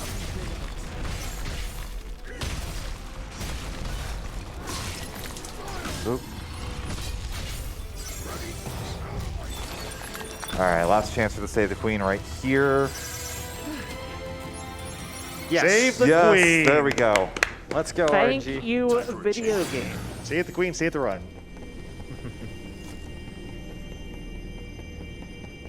Alright, so I'm gonna go here. Tap this for safety. This Now is we've not had an easy way necessary, back. but it is One more necessary. secret uncovered. Yeah, there's a lot of this place likes to circle around, so you typically just keep going to the same save point as you reach checkpoints. Yes, in this section, the world record dies 4 times on this section. Oh yeah, this is a really rough See on that section. tower? No idea. Knock on wood, Whatever it I've was, he's not got telling this us. down relatively sure. consistent. But we'll see how this Yeah. goes.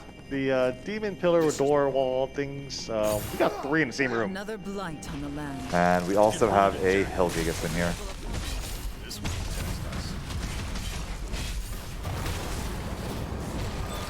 All right, one down. So there's not a lot of room to maneuver in here.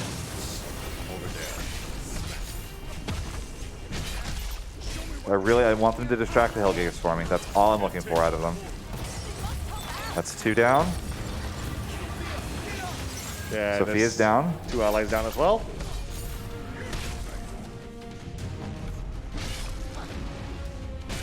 Oh. That one shot me from shot full. at you. Wow. Okay.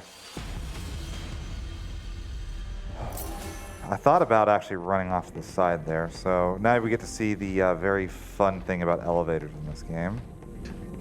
Where are we? All right. Which is that they remember where they last were.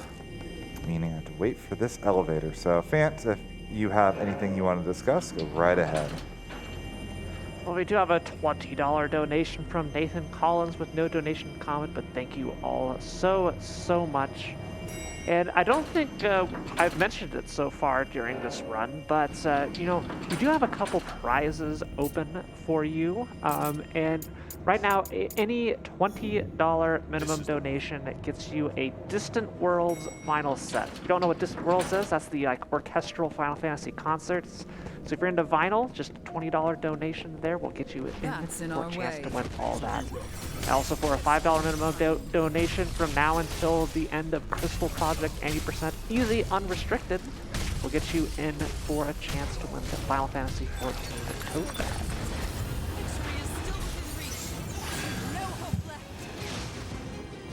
Thankfully, it's easier the second time through because it does remember any doors you're already killed. Yeah. Usually it's just getting it started. That Hellgigases do a ton of damage. They're nearly impossible to kill effectively. So now it's just a matter of doing the cleanup that I kind of left behind when I actually did that and take care of these 2 pillars to go unlock that wall.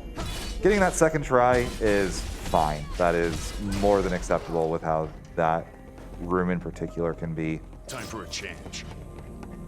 So we have that. Jack, and are you up for this? There's an enemy ahead. I know you sense it. Oh, this boss. Question. This one's actually not too bad. Yes. Especially to get a break in the mess that's been the last few bosses. Yeah, right before we get to the really... the worst part in the game by far. All right, so this is the Behemoth. You gotta have a Behemoth. It's a Final Fantasy game. And multiple heads means multiple weaknesses. So fun fact, the second phase of this fight was the only enemy in the game that could not be poisoned until the DLC. They actually fixed it. Just strange, considering you've had a boss that was literally made of metal. Multiple, actually. One that literally was undead, made of poison. And another that's just a giant ball of disease.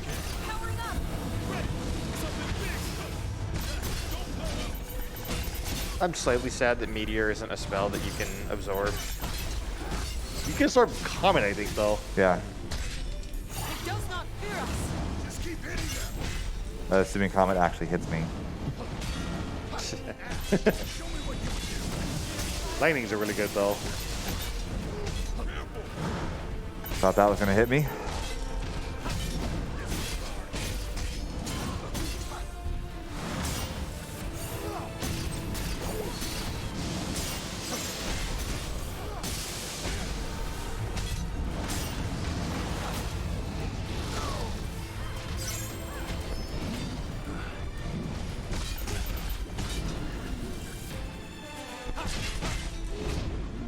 Oh, I did not have interception up. Keeping track of your potions.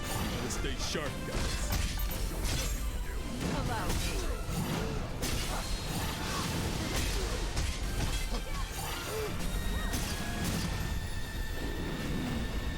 The most dangerous part about this boss is definitely like how fast it can start just turn around and use a physical attack on you. The magical attacks are pretty easy to dodge and parry.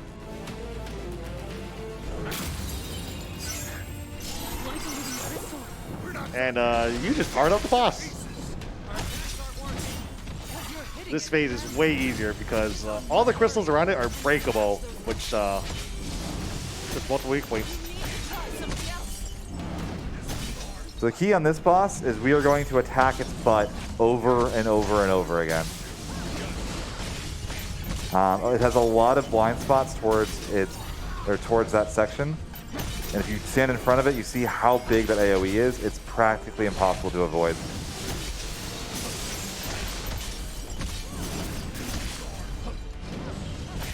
Once again, that's an unblockable. And this is a death laser you don't want to be in front of. Screw that.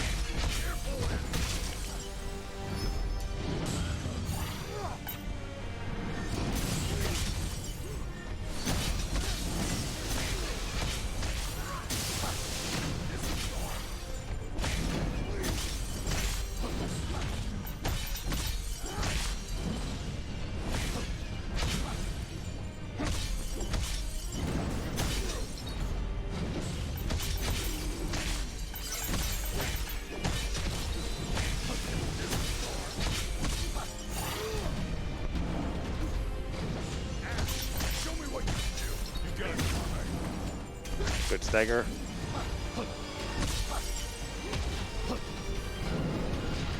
Give up on me, Ash. Well, at least this time when it got to one-on-one, you already had it almost done.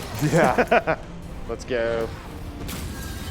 On the home stretch. Yep. With the worst part of the game. Yeah, Ash just tanked that laser like a champion.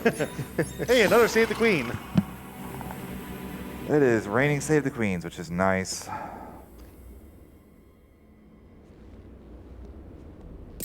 All right, so up next we have Terra Tortura, which is the floating continent from FF6. Very fitting final new dungeon. There is there's one more story segment we have to go through after this, and then one more dungeon, but it's a very short one. Oh, this area also sucks, but not for gameplay reasons. Yeah, it's interesting. I actually like this one as a speedrun. I think it's a really interesting level. Yeah, casually, I think this was probably one of my least favorite, which kind of stinks because I really like a lot of Final Fantasy VI's areas, and they ended up picking one of my least favorites from the game, but perhaps one of the most iconic. So yeah, I mean, I get it, and especially like so many of the areas they picked were early. Yeah, they weren't gonna do Narsh, especially if they were also doing like the ice level from 10. So, anyways, turn on the green filter. Let's be quick. I am terrible. I apologize in advance to anyone who has severe red-green color blindness. Yeah, so the idea with this is much like in FF6, there's 3 statues we have to take care of, and each one of them is going to be denoted by a different color on the screen to let you know you're going for a different one. So we go for the green one first. Yeah, it does stick pretty well to the lore. You got the goddess, the demon, and the beast. So this is the worst one of the bunch, in part because we just don't have the resources that we have on the later ones. We're going to put in our haste. We're going to go here. And we're going to throw on interception. We're going to hit this. This is going to refill all of our mana.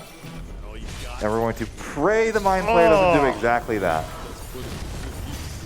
So these statues have an interesting mechanic, is that once you hit them, they will counterattack with a really big spell.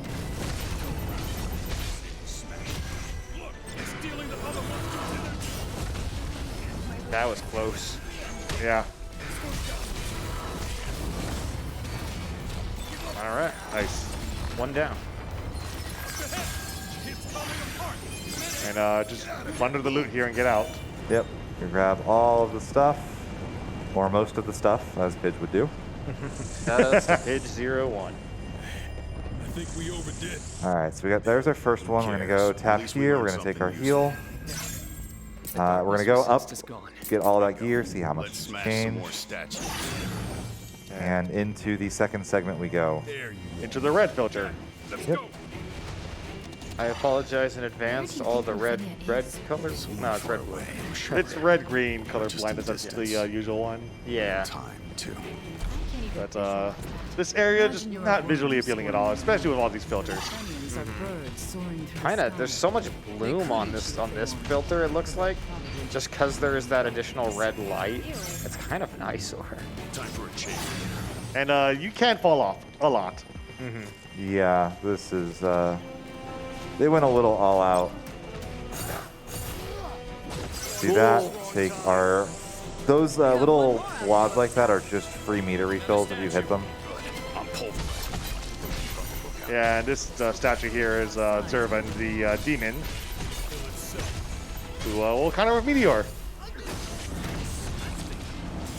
Tella would be proud. To see how much easier it is once we get a little bit of better gear and with a little bit more meter so that we can actually play defensive. Enhancer, we got a new sword. It's really nice as well. On my count, yeah, we're good. So how many statues left? Just one. But One more area to go. We're going to do that to refill our mana instead of hitting the thing. So we have our last pillar, which is over here. I want to say this is blue. This Yep. darkness the Lufenians are sending. Catalyst for change. I think this one It might corrupts look the worst. people. It's what caused all this madness. Oh, and it's really easy to lose track of where you're going in this area. Yeah, Basically, it's darkness all makes looks the sparkly same. Happy world a sad, gloomy world. Then what's our role in all this? Balance is lost. And the bones sticking out of the ground are traps. You walk into them, you will get hit for almost all the time. Between light and dark. all right. I And expect to be impressed. here. 5 sigil, mighty strikes, and that. This is the last statue. And the statue of the goddess Sophia. It's nice that they kept like the traditional holy animation here.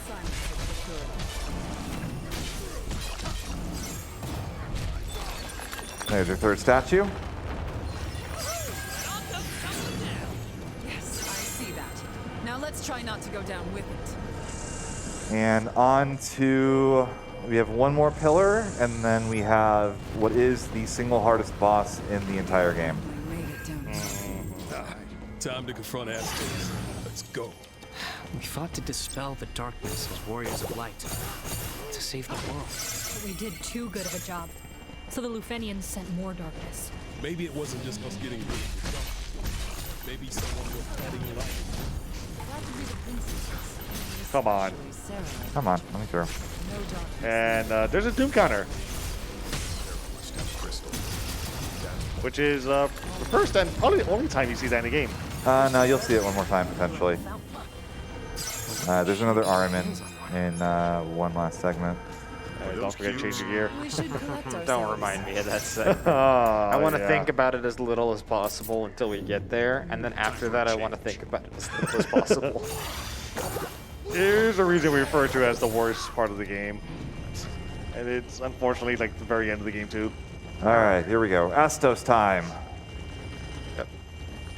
There's some pretty dramatic scenes that tie into this whole part. Astos, more like your ass is toast.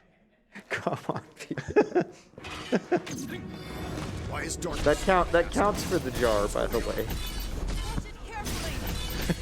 Weakness, Jack. I already put $200. What more you want? 300. See, we're almost at 67K. Nice.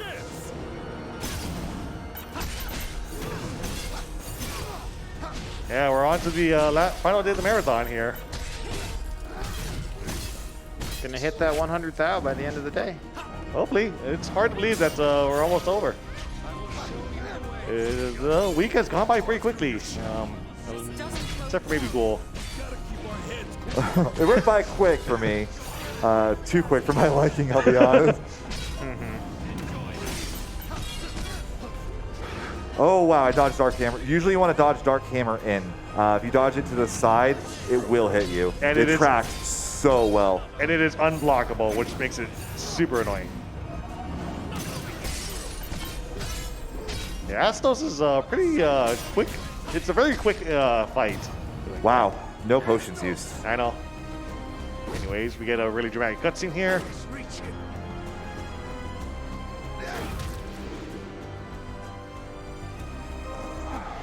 Wait, what was that flashback? Yeah, so now he's gonna go Super Saiyan, basically. And here is Astos Forma de Ultima Weapon. And starts off with command grab. Yeah. Wonderful. One of the hard parts of this fight is trying to figure out where you are because the boss is huge. Yeah, and the camera loves to just pan a little bit upwards.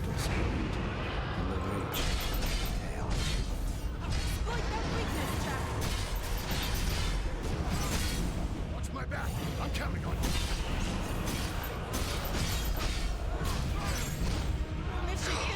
Oh. Yeah, Astos' first phase is very fast paced, and then phase 2 comes What's up funny all is of it. phase 1 I usually ends up being the harder one because it kind of determines how many potions you go into phase 2 with. It's unfortunate when the boss just kills you in 1-2. Yeah, once I got hit by the first one, I was dead. Yeah, as you start the second attempt here, we do have a $5 donation from Aeon Frodo. Hey, less than 3. The game may be tough, but you did it your way. Thank you so much.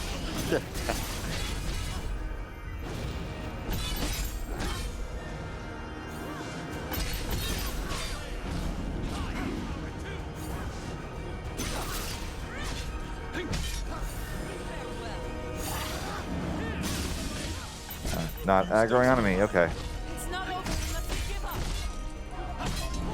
It's kind of funny how Astos, the Dark Elf, he's actually a pretty capable physical fighter. You would never imagine that.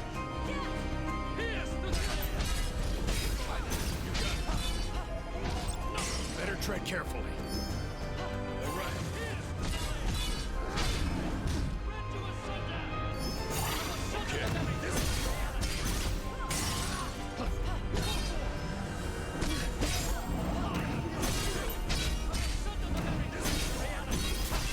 You knocked him off balance.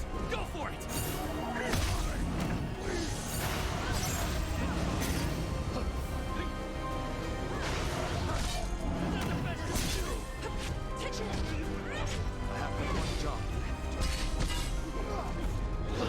There we go. That's how you're supposed to dodge Dark Hammer.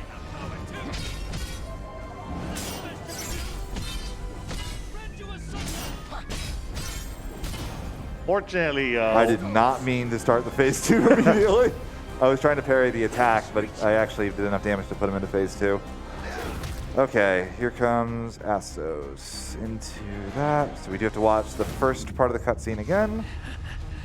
And round 2. it instantly throws you into the fight instead of having a break with the cutscene, which makes it a bit weird, different. What's your next move, Astos?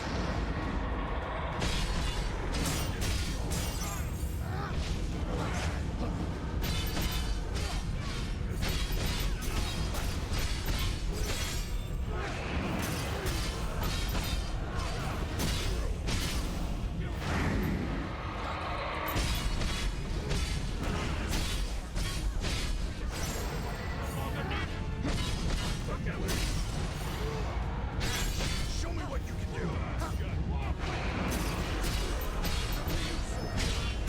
Finally asking for help.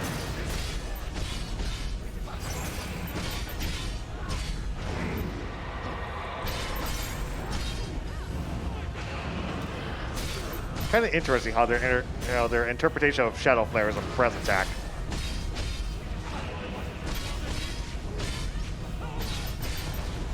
Does not fear us. Think you're fast enough to hit me? What's wrong? Keep it together. Magic.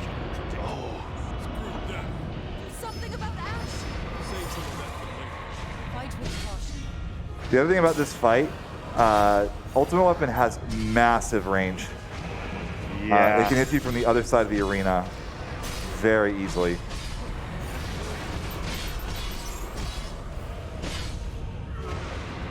Yeah, you do want to stick to his rear or side.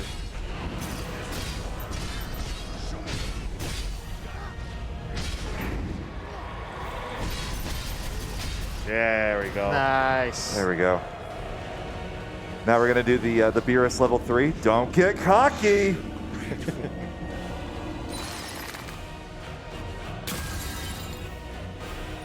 And compared to all the other scenes that are just violently destructive, that one just feels almost like a a mercy kill more than anything. Yeah. It's a lot more somber in the story.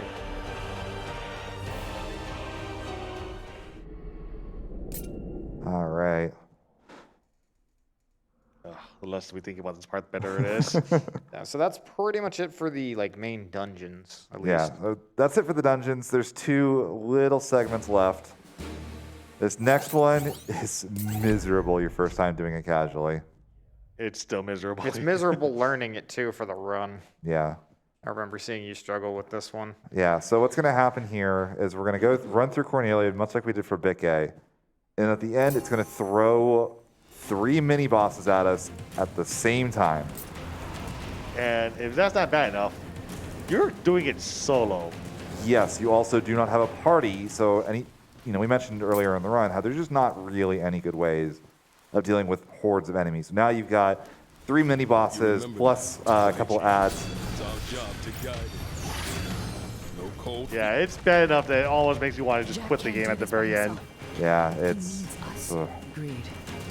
Fortunately, there's a system that mostly works, but you do have to kind of react to what enemies do. What'll happen to Cornelia?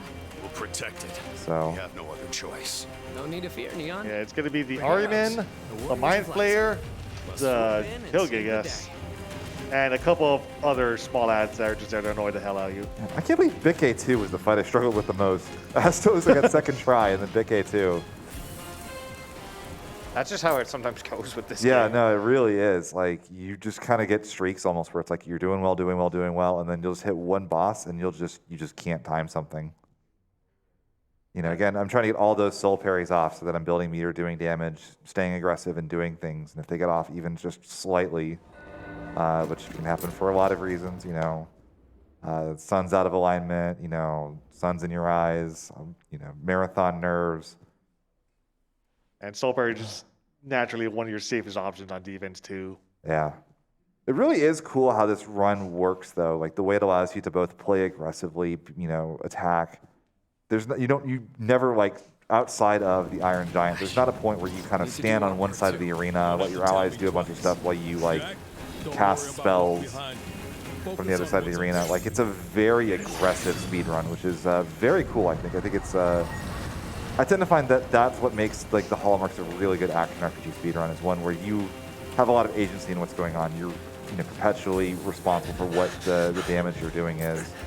So yeah, at this point in the story, the world's essentially ending at this point, and everyone but the Innkeeper just gets really mad at you. Yeah, the Innkeeper's the hero of the game, I told y'all. Exactly. He always believed in us. It's ridiculous. All right. So, we're not going to bother with Venom like we have for almost the rest of the run. We have 2 bars of meter. We need haste plus interception up for this. So we're going to go, get the load, tap this. We're going to go battle settings. We're going to take our gear, swap. We're going to go haste, interception. We need the haste, is we need to get to one of these enemies as quickly as possible. Yeah. Which one you decide to focus on first usually directs how the fight's gonna go. Yeah, there's a couple that are like just with lower HP that are a little easier to deal with to clear out, but they're not always the most optimal to go for. Funny enough, I think the Earth Gigas is probably the easiest one to deal with last. Or deal with first either. The Ariman is just the worst enemy in the game. This bubble attack is really obnoxious. Why does it exist?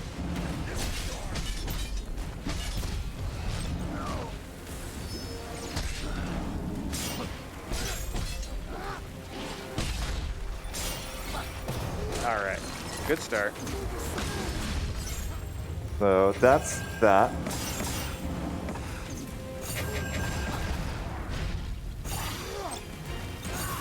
So now we have the Hillgigas.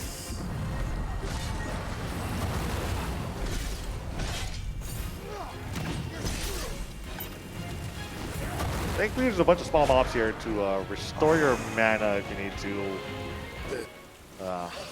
The way you got back up, I was like, wait, did you still have a sliver of health? Nah. Aw. There's just no one to yell at him to get up.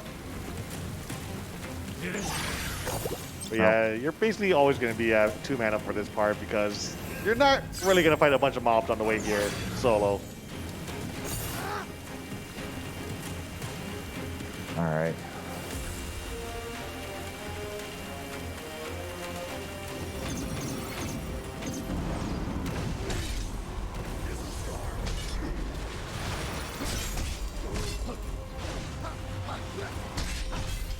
I don't even remember, damn. Does it do exactly what I think it does? I have no idea. I've never actually seen the counter. If you kill the Armin, it goes away. Yeah, I've never seen it go to 0. So if you get grabbed by the Mind Drain, the Mind Flayer gets really aggressive with casting spells. It becomes basically impossible to do the fight.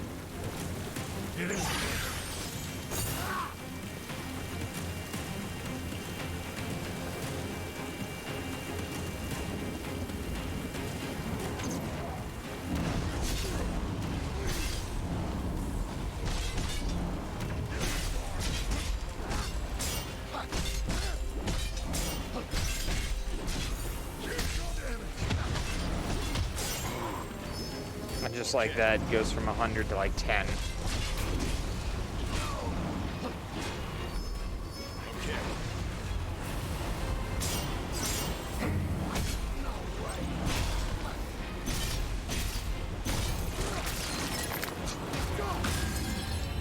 Okay, Armin down. That's probably the worst part of this fight.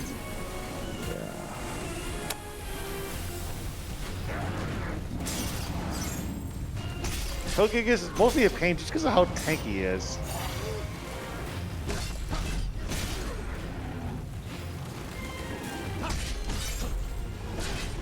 It really also just comes down to the ads. Yeah, the like 3 skeletons there. If you could like clear them on the way to the Armin, it's pretty much optimal solution. All right, that's the Gigas. That's the Hill Gigas. Oh.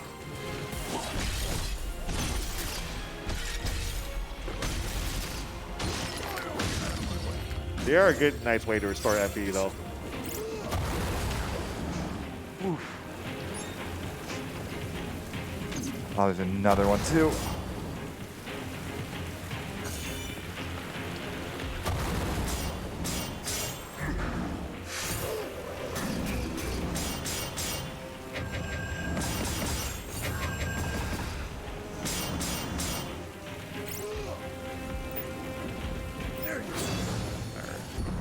Getting a chance to heal there is big.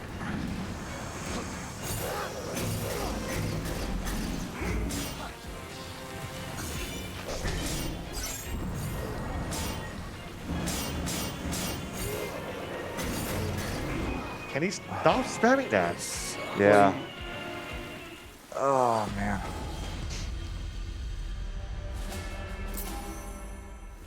Time for a change. Okay. This is the one. I'm ready. All right.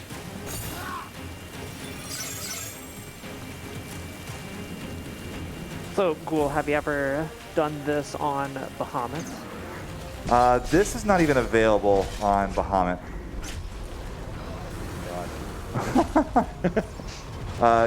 You cannot do this outside of the story segment in which it appears, for better or worse.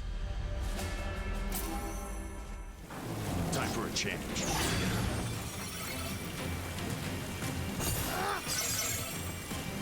All right, come on.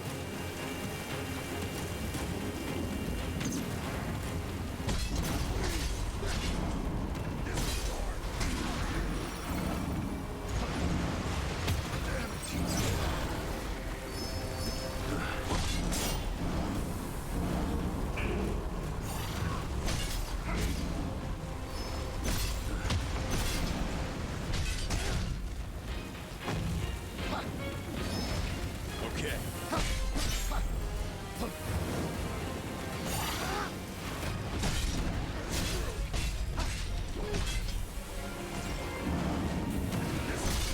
The most unfortunate part about this part is that you have to play aggressively no matter what, because you can't play keep away with these many enemies. It's just all of them have so much range too. like there's not really like a way to safely play back anyways until you start taking care of at least a few. Having all of them clipped up here though right now is pretty good. Yeah, the lack of crowd control as mentioned though, it just makes things so much more frustrating. Oh, there's one ad left alive in the back. There's two. But he's doing nothing, which is really nice. Wow, they were so nice this time. That's sometimes what you gotta get. All right. Yeah, that's the hard part of the fight over. Oh no. Shouldn't kill. We're good.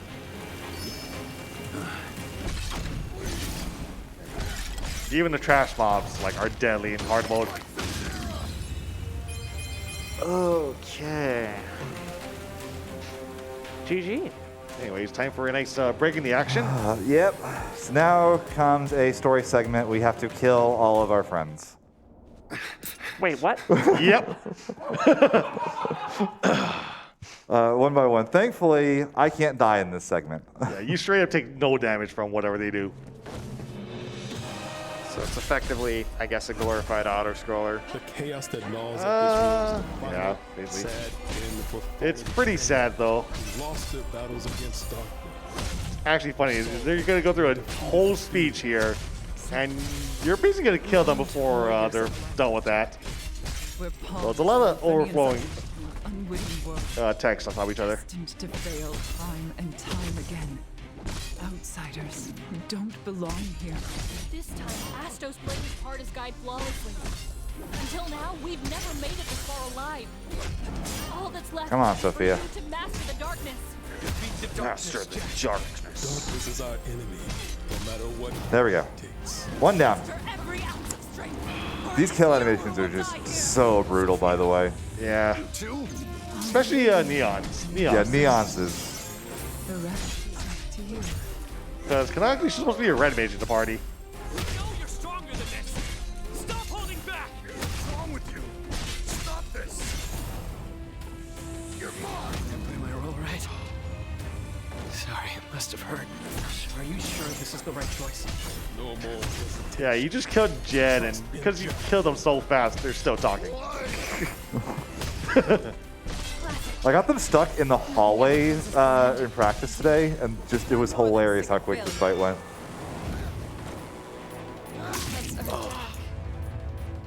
You really are tough. And last one.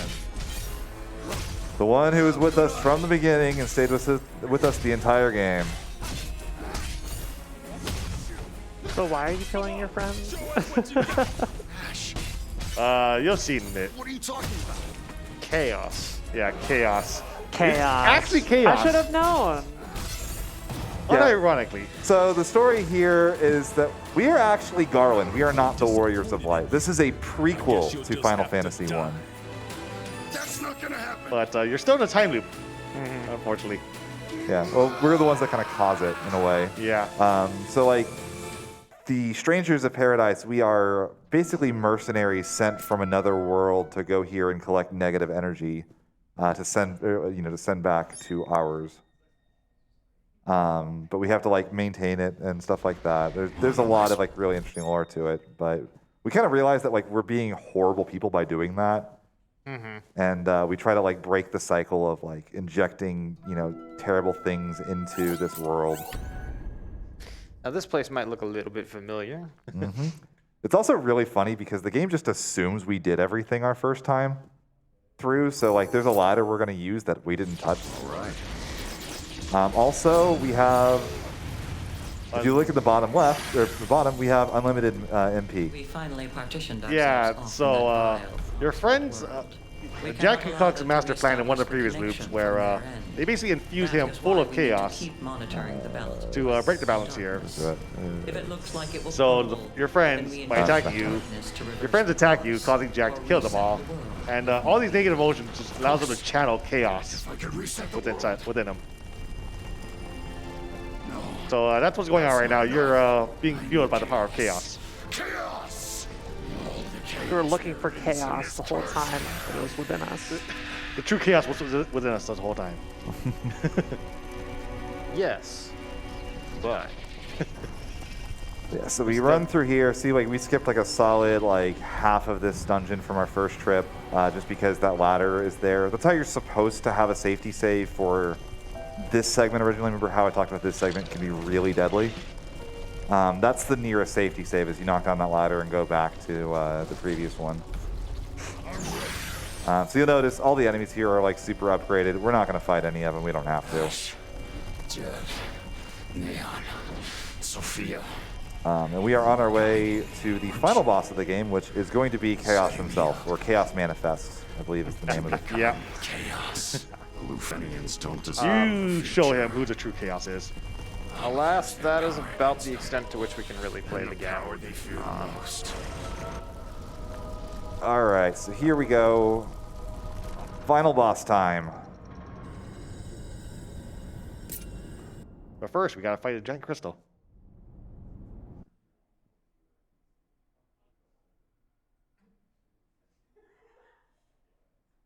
After a loading screen. Loading. Kirby Master's gonna be excited to see this. My most popular YouTube video is just a loading screen. I remember you got your account suspended for a day streaming nothing but that video. Oh yeah, that was a few years ago on RV Break. That was a fun year. This crystal is kind of annoying sometimes to hit. Also, I'm glad we're doing this on site because I feel like the bit rate for this would just be utterly like. Especially if you bit rated and then use the new one and run it through the bit rate again. Yeah, that would be. What is that? All right, here we go. Chaos Manifest. I will say the only part of this fight that matters is phase 1. If we get through phase 1, phase 2 is an absolute joke. It's darkness manifest. It's chaos. He even says it. Phase 2 is chaos. What? Close enough. Thankfully, you can parry and absorb like half of these elemental attacks, and some of them are pretty easy, like the fire and earth one. Now, this is a fight that was built around just being one person versus one demon. Yeah. I love that he just throws like a whirlpool shuriken at you. Like that is rule of cool at its absolute maximum. Or like a frisbee. The destructo disc. Yeah. You're going to die. The darkness inside me will swallow you whole. So yeah, you just get into a fist fight with him to see who the real chaos is.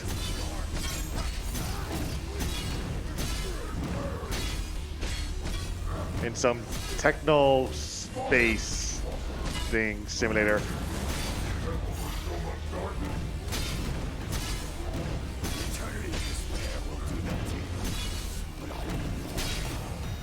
Okay, Phase cool. 1.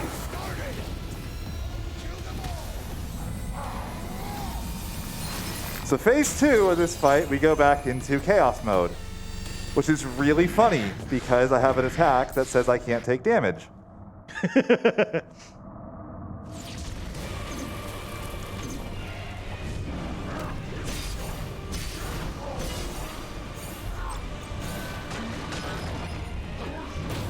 I just have to watch out for unblockables. Or the attack just called chaos.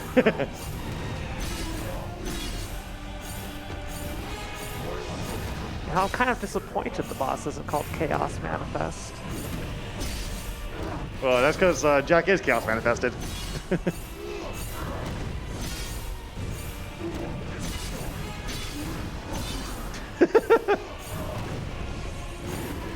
I assume this is suboptimal.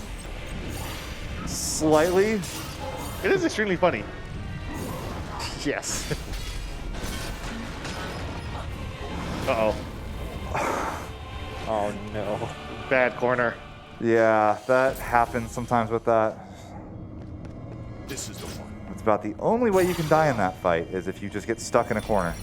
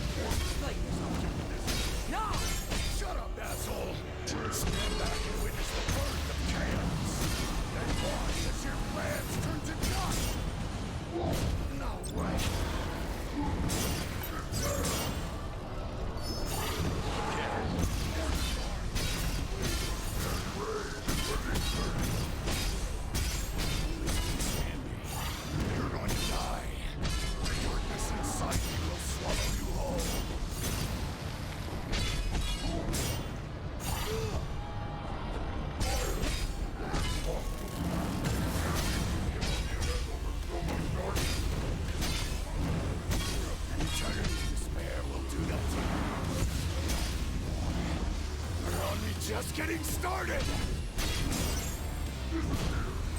No.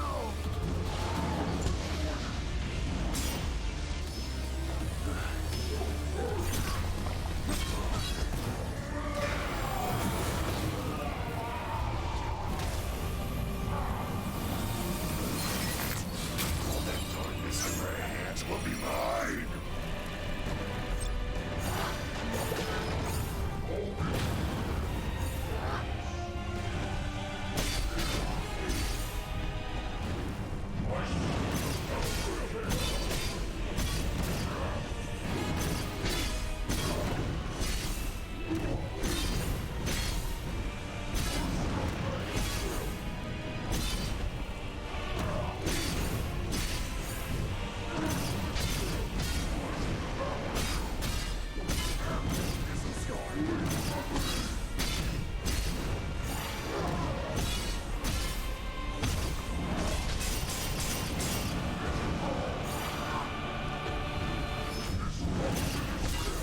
I thought that said run for a second. I was like, that is a very on the nose name for an attack. It's kind of funny how you're at the very end of the game. You're infused with chaos, and you're still just chugging potions to heal.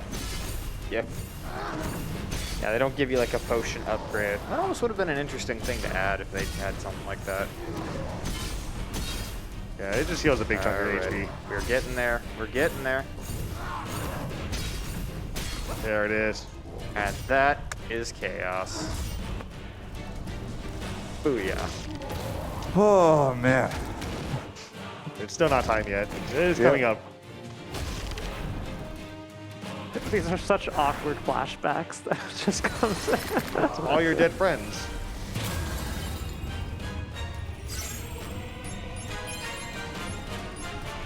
It just gives you a ton of gear too, you know, when the game's over. Yep. It's got to get you a head start because chaos difficulty is hard as heck. And even then, the gear's not up to level. No, it's not enough. It's to the point where when you get the DLC, because they figure people to beat the game and start the DLC, they just give you a set of level like 200 gear because they just know you don't have it at this point if you didn't do anything. Anyways, you heard a victory lap, but we're just gonna take a victory walk. Yep, we're gonna walk through the last couple of doors. Time is when I go through the second set of double doors. You got any final shoutouts? Because probably want to get that Yeah, out we the way probably now. need to keep moving along. There's massive shout-outs again to everybody that's been hanging out. Shout-outs to the event for having me. And shout-outs to my couch for sticking through. And was not the best run I've ever done execution-wise, but I think overall I think it was a lot of fun. I think we did a pretty good showcase of what this game can be like at a high level. Let those bastards use it as their plaything. Some of those fights just never went your way. You had some really good one cycles in there. So I had it's some like, really good fights, and I had some fights that just did not go my way. And then I think Iron Giant was legitimately a 12-minute fight. Yeah, that's about a typical Iron Giant fight because your allies do just die quickly. Anyways. And time. All right. GG. All right, we're getting to the credits, so you probably need to mute. Yeah, right there. And we're done. Alrighty. Alrighty. So we did hit the blindfolded incentive. So I believe. We just skip the credits. Yep. Yeah, we got 2 incentives still coming up, so we're not done yet. We got the acapella My Way from Frank Sinatra, but by our actual couch here. But also the blindfolded first boss. Is that it? Warrior Blight? Let's do the blindfolded fight first. All right. So this fight, when they put it in, there's 2 versions of this fight. There's a fight once you get all the way through the DLC, and then there's this one. This one is meant to be a cakewalk, and I wanted to have it as an incentive to do it because you can do it with the speedrun save file. The problem is, it is overly easy. You cannot die during the fight. You still are sort of in a pseudo chaos mode. So I was like, what can I do to spice this fight up at least a little bit, make it at least a somewhat better incentive? So I decided, let's add a blindfold to it. Let's see what we can do with doing this fight blindfolded. And I'm not going to lie, it is still very difficult.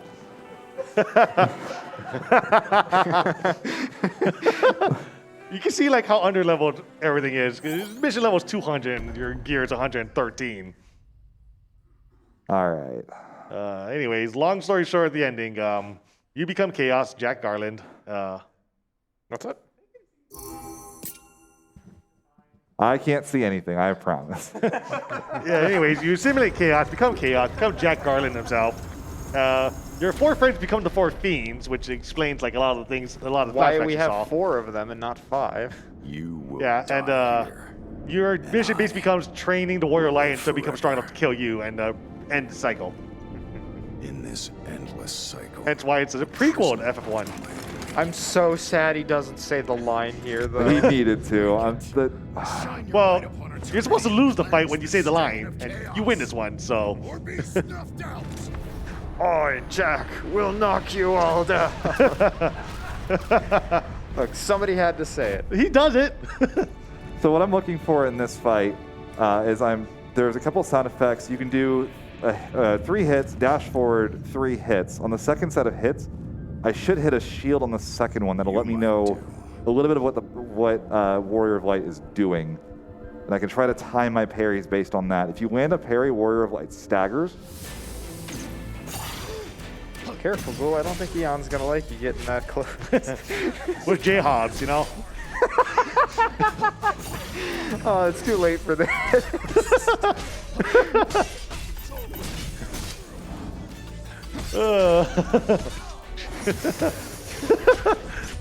Oh, there's gonna be some answers Oh later. my god. Hold on one sec, guys. I need to hear. Sorry.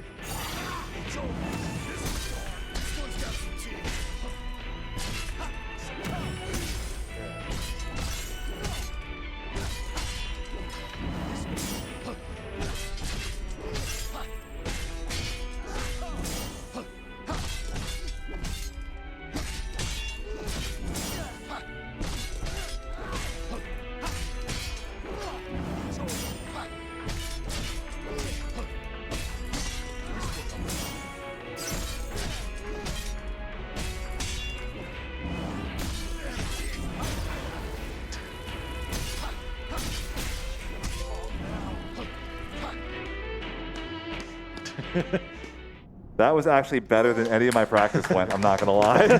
Already. Yeah, I mean, apart from the start, which was our fault, and one little hiccup at the end, that was really good. Yeah, that's the last time you're gonna hear the battle theme for the game. All right. All right, so I do believe we have one last incentive, if I'm not mistaken. Is there a way you can pull up just the credits on this, do you know? Just the credits? It might be able to view the cutscene, but we'll have to mute the game. Because, You want to sing along to the credits? Sure, why not? Can we get the game audio muted? Let's see. just a few seconds of it will get DMCA'd.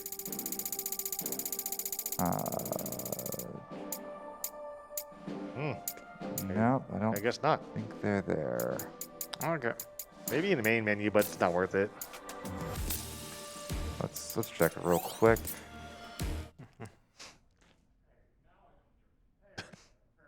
No. No, okay. All right. Oh God, why? Where's my phone? It's over here. We just gotta make sure it doesn't get picked up on the mic. I mean, you guys don't have to sing. I was the one that volunteered the incentive. No, we're in this together. All right. So what I was gonna do, I was just gonna do the first 3 lyrics. There's like a lot of different versions of this song. I believe he sung it quite a lot. It's one of the most famous songs of all time. So just the first 3 verses? We're gonna do the first 3 verses, verses. yeah. Okay. 1 and 2 and 1, 2, 3.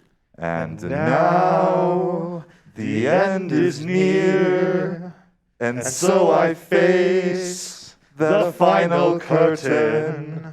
My friend, I'll make it clear. I'll state my case, of which I'm certain. I've lived a life that's full. I've traveled each and every highway, and more, much more than this, I did it my way. Regrets, I've had a few, but then again, too few to mention.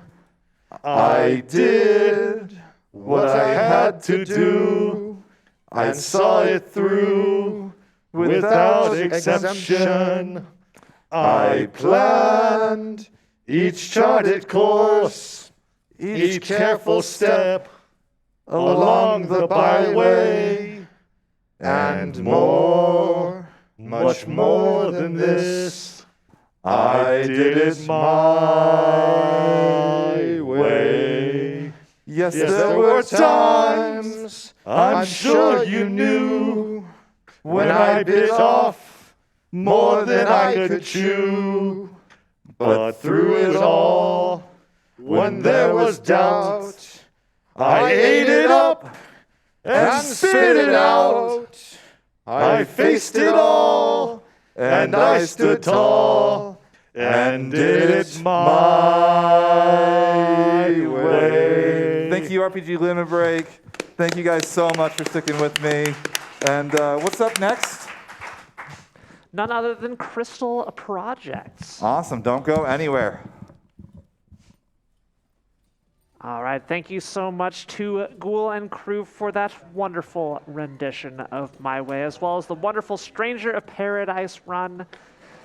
Now, I myself, I think I've had my fill of chaos for quite a long time, and I've been fans, and we're going to be heading into a short break, but don't worry, because more RPG Limit Break is going to be coming up right after this, and although it is it for me, you're going to be left in the wonderful fans of Alec K47. See y'all next time.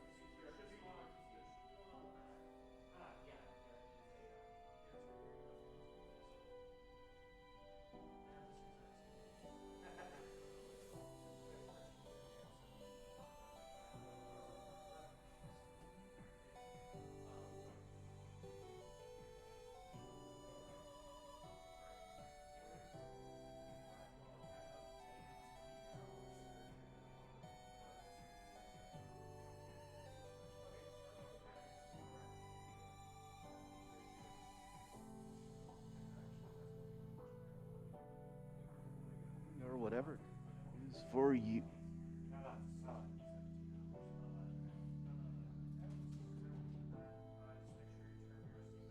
Hello, everybody. Good morning, good evening, or whatever time it is where you are in the world. I am Alec47, taking over from the wonderful human being Fant here on the host station. Coming up next is our run of Crystal Project by Mechalink. We, together, are RPG Limit Break 2022, coming to you from Salt Lake City, Utah, raising money for the National Alliance on Mental Illness, NAMI. It was formed in 1979 as a grassroots advocacy organization by a group of parents whose children suffered with serious mental illnesses. They've maintained that focus to this day. So, you might wonder, Crystal Project, what's coming up for that you might want to donate for? Is there anything interesting? Well, we have already met the Skip the Castle incentive, and we have a few names ready for the characters that are going to be played as, the 4 heroes. If you want to snipe one of those names, well, don't delay. You only have so much time. And finally, we only have 100 out of the necessary $250 to get the fastest fish. Now, I admit that I'm not terribly familiar with this game, so I'm curious. I wonder if any of the rest of you are. Additionally, because we like to do things that incentivize you, we have 2 wonderful prizes active here. If you donate $20, before the end of the Crystal Project run, you will be in for the Distant Worlds vinyl set. And if you donate a minimum of $5, you will be eligible for a Final Fantasy XIV tote bag. And given how popular Final Fantasy XIV is, I'm sure that's something that some of you might be interested in. If you want to see details about any of those, go to the tracker. If you click on that in our Twitch page, there's a link. There's also links in the schedule there. So, we also have a few donations.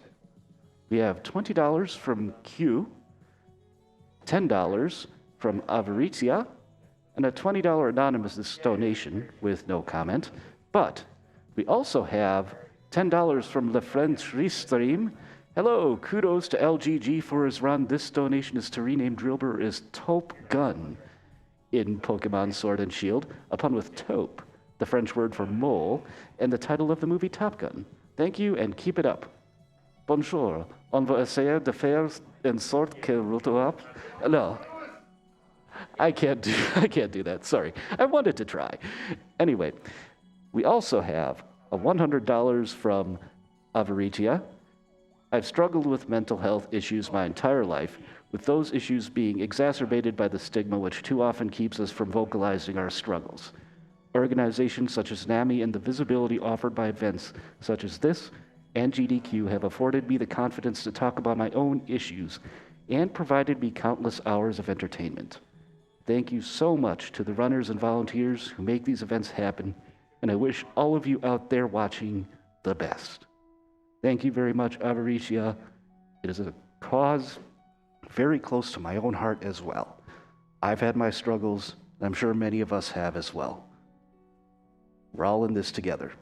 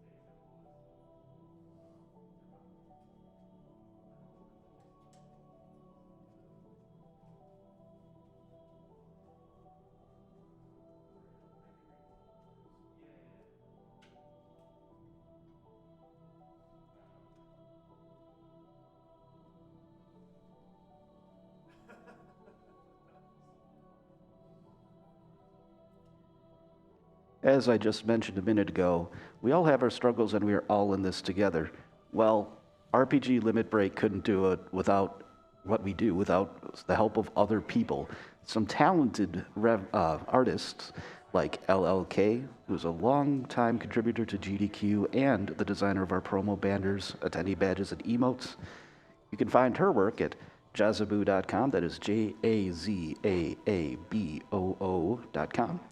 And also another one is the person who designed our overlays, Oro, who can be found on Twitter at Orolen. That's Ourolen.